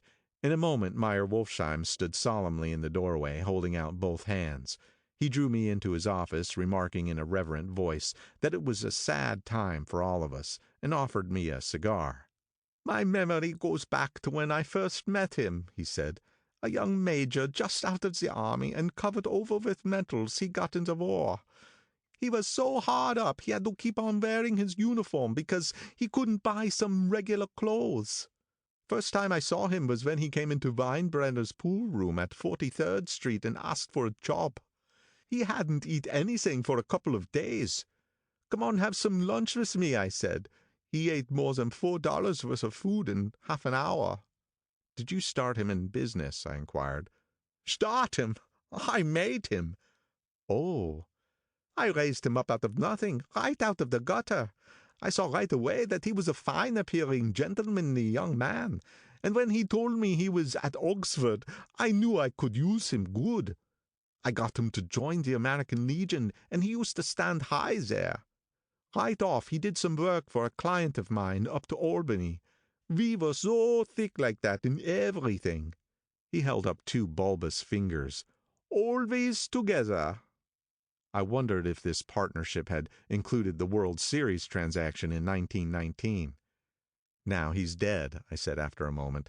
"You were his closest friend, so I know you want to come to his funeral this afternoon." I'd like to come. Well, come then. The hair in his nostrils quivered slightly, and as he shook his head, his eyes filled with tears. I can't do it. I can't get mixed up in it, he said. There's nothing to get mixed up in. It's all over now. When a man gets killed, I never like to get mixed up in it in any way. I keep out. When I was a young man, it was different. If a friend of mine died, no matter how, I stuck with him to the end. You may think that's sentimental, but I mean it. To the bitter end. I saw that for some reason of his own, he was determined not to come. So I stood up. Are you a college man? He inquired suddenly. For a moment I thought he was going to suggest a connection, but he only nodded and shook my hand. Let us learn to show our friendship for a man when he is alive, and not after he is dead, he suggested. After that, my own rule is to let everything alone. When I left his office, the sky had turned dark, and I got back to West Egg in a drizzle. After changing my clothes, I went next door and found Mr. Gatz walking up and down excitedly in the hall. His pride in his son and in his son's possessions was continually increasing, and now he had something to show me. Jimmy sent me this picture. He took out his wallet with trembling fingers. Look there. It was a photograph of the house, cracked in the corners and dirty with many hands. He pointed out every detail to me eagerly. Look there. And then he sought admiration from my eyes. He had shown it so often that I think it was more real to him now than the house itself. Jimmy sent it to me. I think it's a very pretty picture. It shows up well. Very well. Had you seen him lately? He come out to see me 2 years ago and bought me the house I live in now. Of course, we was broke when he run off from home, but I see now there was reason for it. He knew he had a big future in front of him, and ever since he made a success, he was very generous with me. He seemed reluctant to put away the picture, held it for another minute, gingerly, before my eyes. Then he returned the wallet and pulled from his pocket a ragged old copy of a book called Hopalong Cassidy. Look there. This is a book he had when he was a boy. It just shows you. He opened it at the back cover and turned it around for me to see. On the last flyleaf was printed the word Schedule and the date September 12th, 1906, and underneath, Rise from bed, 6 a.m., dumbbell exercise and wall scaling, 6:15 to 6:30 a.m., study electricity, 7:15 to 8:15 a.m., work, 8:30 to 4:30 p.m., baseball and sports, 4:30 to 5 p.m., practice elocution, poise, and how to attain it, 5 to 6 p.m., study needed inventions, 7 to 9 p.m. General resolves: no wasting time at Shafter's or a name indecipherable, no more smoking or chewing, bath every other day, read one improving book or magazine per week, save $5, crossed out, $3 per week. Be better to parents. I came across this book by accident, said the old man. It just shows you, don't it? It just shows you. Jimmy was bound to get ahead. He always had some resolves like this or something. Do you notice what he's got about improving his mind? He was always great for that. He told me I ate like a hog once, and I beat him for it. He was reluctant to close the book, reading each item aloud and then looking eagerly at me. I think he rather expected me to copy down the list for my own use. A little before 3, the Lutheran minister arrived from Flushing, and I began to look involuntarily out the windows for other cars. So did Gatsby's father. And as the time passed and the servants came in and stood waiting in the hall, his eyes began to blink anxiously, and he spoke of the rain in a worried, uncertain way. The minister glanced several times at his watch, so I took him aside and asked him to wait for half an hour. But it wasn't any use. Nobody came. About 5 o'clock, our procession of 3 cars reached the cemetery and stopped in a thick drizzle beside the gate. First a motor hearse, horribly black and wet, then Mr. Gatz and the minister and me in the limousine, and a little later 4 or 5 servants and the postman from West Egg, in Gatsby's station wagon, all wet to the skin. As we started through the gate into the cemetery, I heard a car stop and then the sound of someone splashing after us over the soggy ground. I looked around. It was the man with owl-eyed glasses whom I had found marveling over Gatsby's books in the library one night 3 months before. I'd never seen him since then. I don't know how he knew about the funeral or even his name. The rain poured down his thick glasses, and he took them off and wiped them to see the protecting canvas unrolled from Gatsby's grave. I tried to think about Gatsby then for a moment, but he was already too far away, and I could only remember, without resentment, that Daisy hadn't sent a message or a flower. Dimly I heard someone murmur, "Blessed are the dead that the rain falls on," and then the owl-eyed man said, "Amen to that," in a brave voice. We straggled down quickly through the rain to the cars. Owl Eyes spoke to me by the gate. "I couldn't get to the house," he remarked. Neither could anybody else. "Go on," he started. "Why, my God, they used to go there by the hundreds." He took off his glasses and wiped them again, outside and in. "The poor son of a bitch," he said. One of my most vivid memories is of coming back west from prep school and later from college at Christmas time.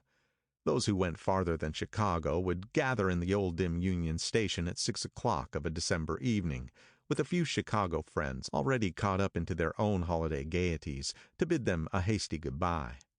I remember the fur coats of the girls returning from Miss This or That's, and the chatter of frozen breath, and the hands waving overhead as we caught sight of old acquaintances, and the matchings of invitations. "Are you going to the Ordways, the Hershey's, the Schultz's?" and the long green tickets clasped tight in our gloved hands. And last, the murky yellow cars of the Chicago, Milwaukee, and St. Paul Railroad, looking cheerful as Christmas itself on the tracks beside the gate. When we pulled out into the winter night and the real snow, our snow, began to stretch out beside us and twinkle against the windows, and the dim lights of small Wisconsin stations moved by, a sharp, wild brace came suddenly into the air. We drew in deep breaths of it as we walked back from dinner through the cold vestibules, unutterably aware of our identity with this country for one strange hour, before we melted indistinguishably into it again. That's my Middle West. Not the wheat or the prairies or the lost Swede towns, but the thrilling returning trains of my youth, and the street lamps and sleigh bells in the frosty dark, and the shadows of holly wreaths thrown by lighted windows on the snow. I am part of that, a little solemn with the feel of those long winters, a little complacent from growing up in the Carraway house in a city where dwellings are still called through decades by a family name. I see now that this has been a story of the West, after all. Tom and Gatsby, Daisy and Jordan and I were all Westerners, and perhaps we possessed some deficiency in common which made us suddenly unadaptable to Eastern life.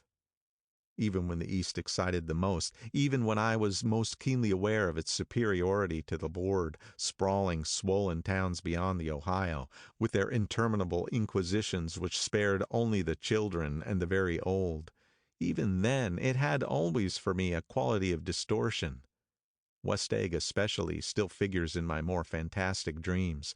I see it as a night scene by El Greco, 100 houses, at once conventional and grotesque, crouching under a sullen, overhanging sky, and a lusterless moon. In the foreground, 4 solemn men in dress suits are walking along the sidewalk with a stretcher on which lies a drunken woman in a white evening dress. Her hand, which dangles over the side, sparkles cold with jewels. Gravely the men turn in at a house, the wrong house. But no one knows the woman's name, and no one cares. After Gatsby's death, the East was haunted for me like that, distorted beyond my eyes' power of correction. So when the blue smoke of brittle leaves was in the air, and the wind blew the wet laundry stiff on the line, I decided to come back home. There was one thing to be done before I left, an awkward, unpleasant thing, that perhaps had better have been let alone. But I wanted to leave things in order, and not just trust that obliging and indifferent sea to sweep my refuse away. I saw Jordan Baker and talked over and around what had happened to us together, and what had happened afterward to me, and she lay perfectly still, listening, in a big chair. She was dressed to play golf, and I remember thinking she looked like a good illustration, her chin raised a little jauntily, her hair the color of an autumn leaf, her face the same brown tint as the fingerless glove on her knee. When I had finished, she told me without comment that she was engaged to another man. I doubted that, though there were several she could have married at the nod of her head, but I pretended to be surprised. For just a minute I wondered if I was making a mistake. Then I thought it all over again quickly and got up to say goodbye. Nevertheless, you did throw me over, said Jordan suddenly. You threw me over on the telephone. I don't give a damn about you now, but it was a new experience for me, and I felt a little dizzy for a while. We shook hands. Oh, and do you remember, she added, a conversation we had once about driving a car? Why, not exactly. You said a bad driver was only safe until she met another bad driver. Well, I met another bad driver, didn't I? I mean, it was careless of me to make such a wrong guess. I thought you were rather an honest, straightforward person. I thought it was your secret pride. I'm 30, I said. I'm 5 years too old to lie to myself and call it honor. She didn't answer, angry and half in love with her, and tremendously sorry. I turned away. One afternoon, late in October, I saw Tom Buchanan. He was walking ahead of me along Fifth Avenue in his alert, aggressive way, his hands out a little from his body as if to fight off interference, his head moving sharply here and there, adapting itself to his restless eyes.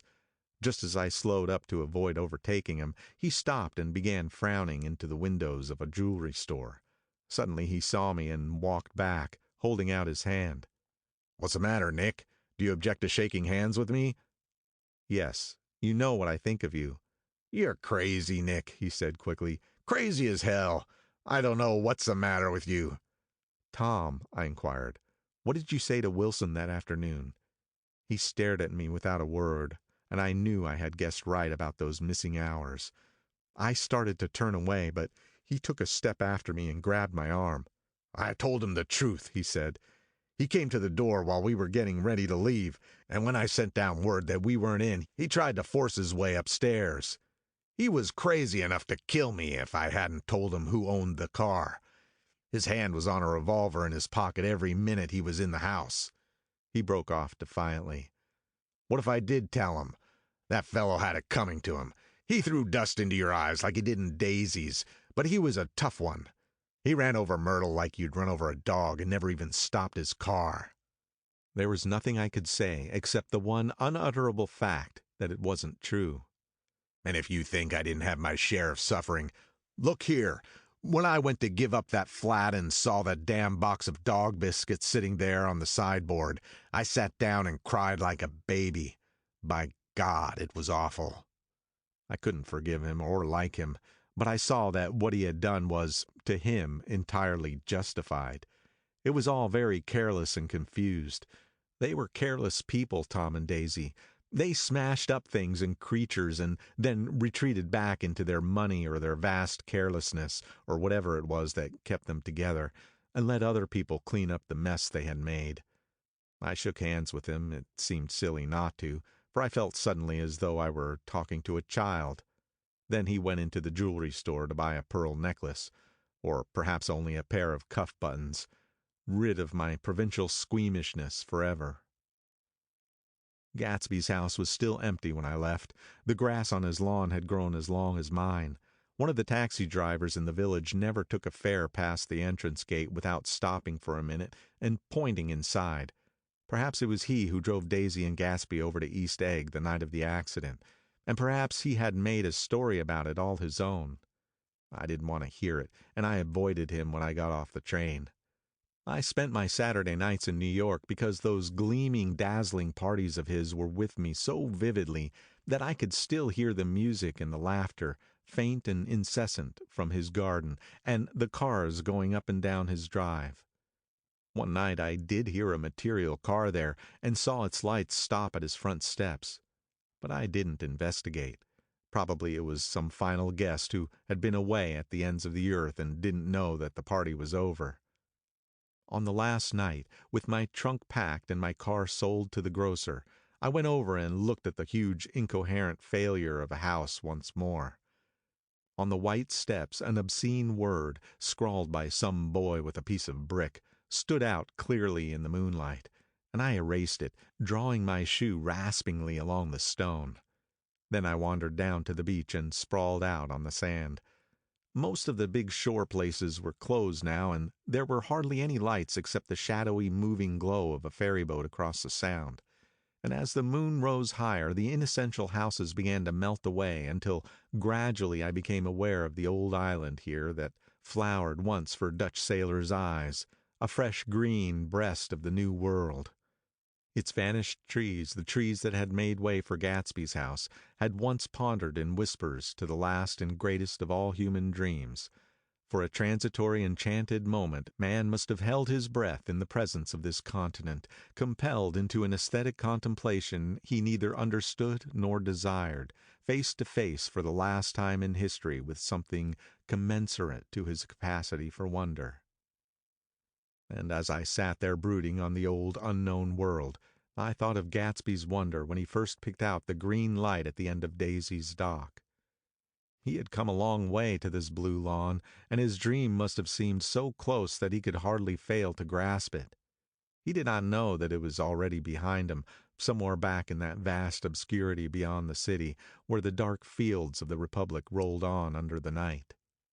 Gatsby believed in the green light, the orgastic future that year by year recedes before us. It eluded us then, but that's no matter. Tomorrow we will run faster, stretch out our arms further, and one fine morning. So we beat on, boats against the current, borne back ceaselessly into the past.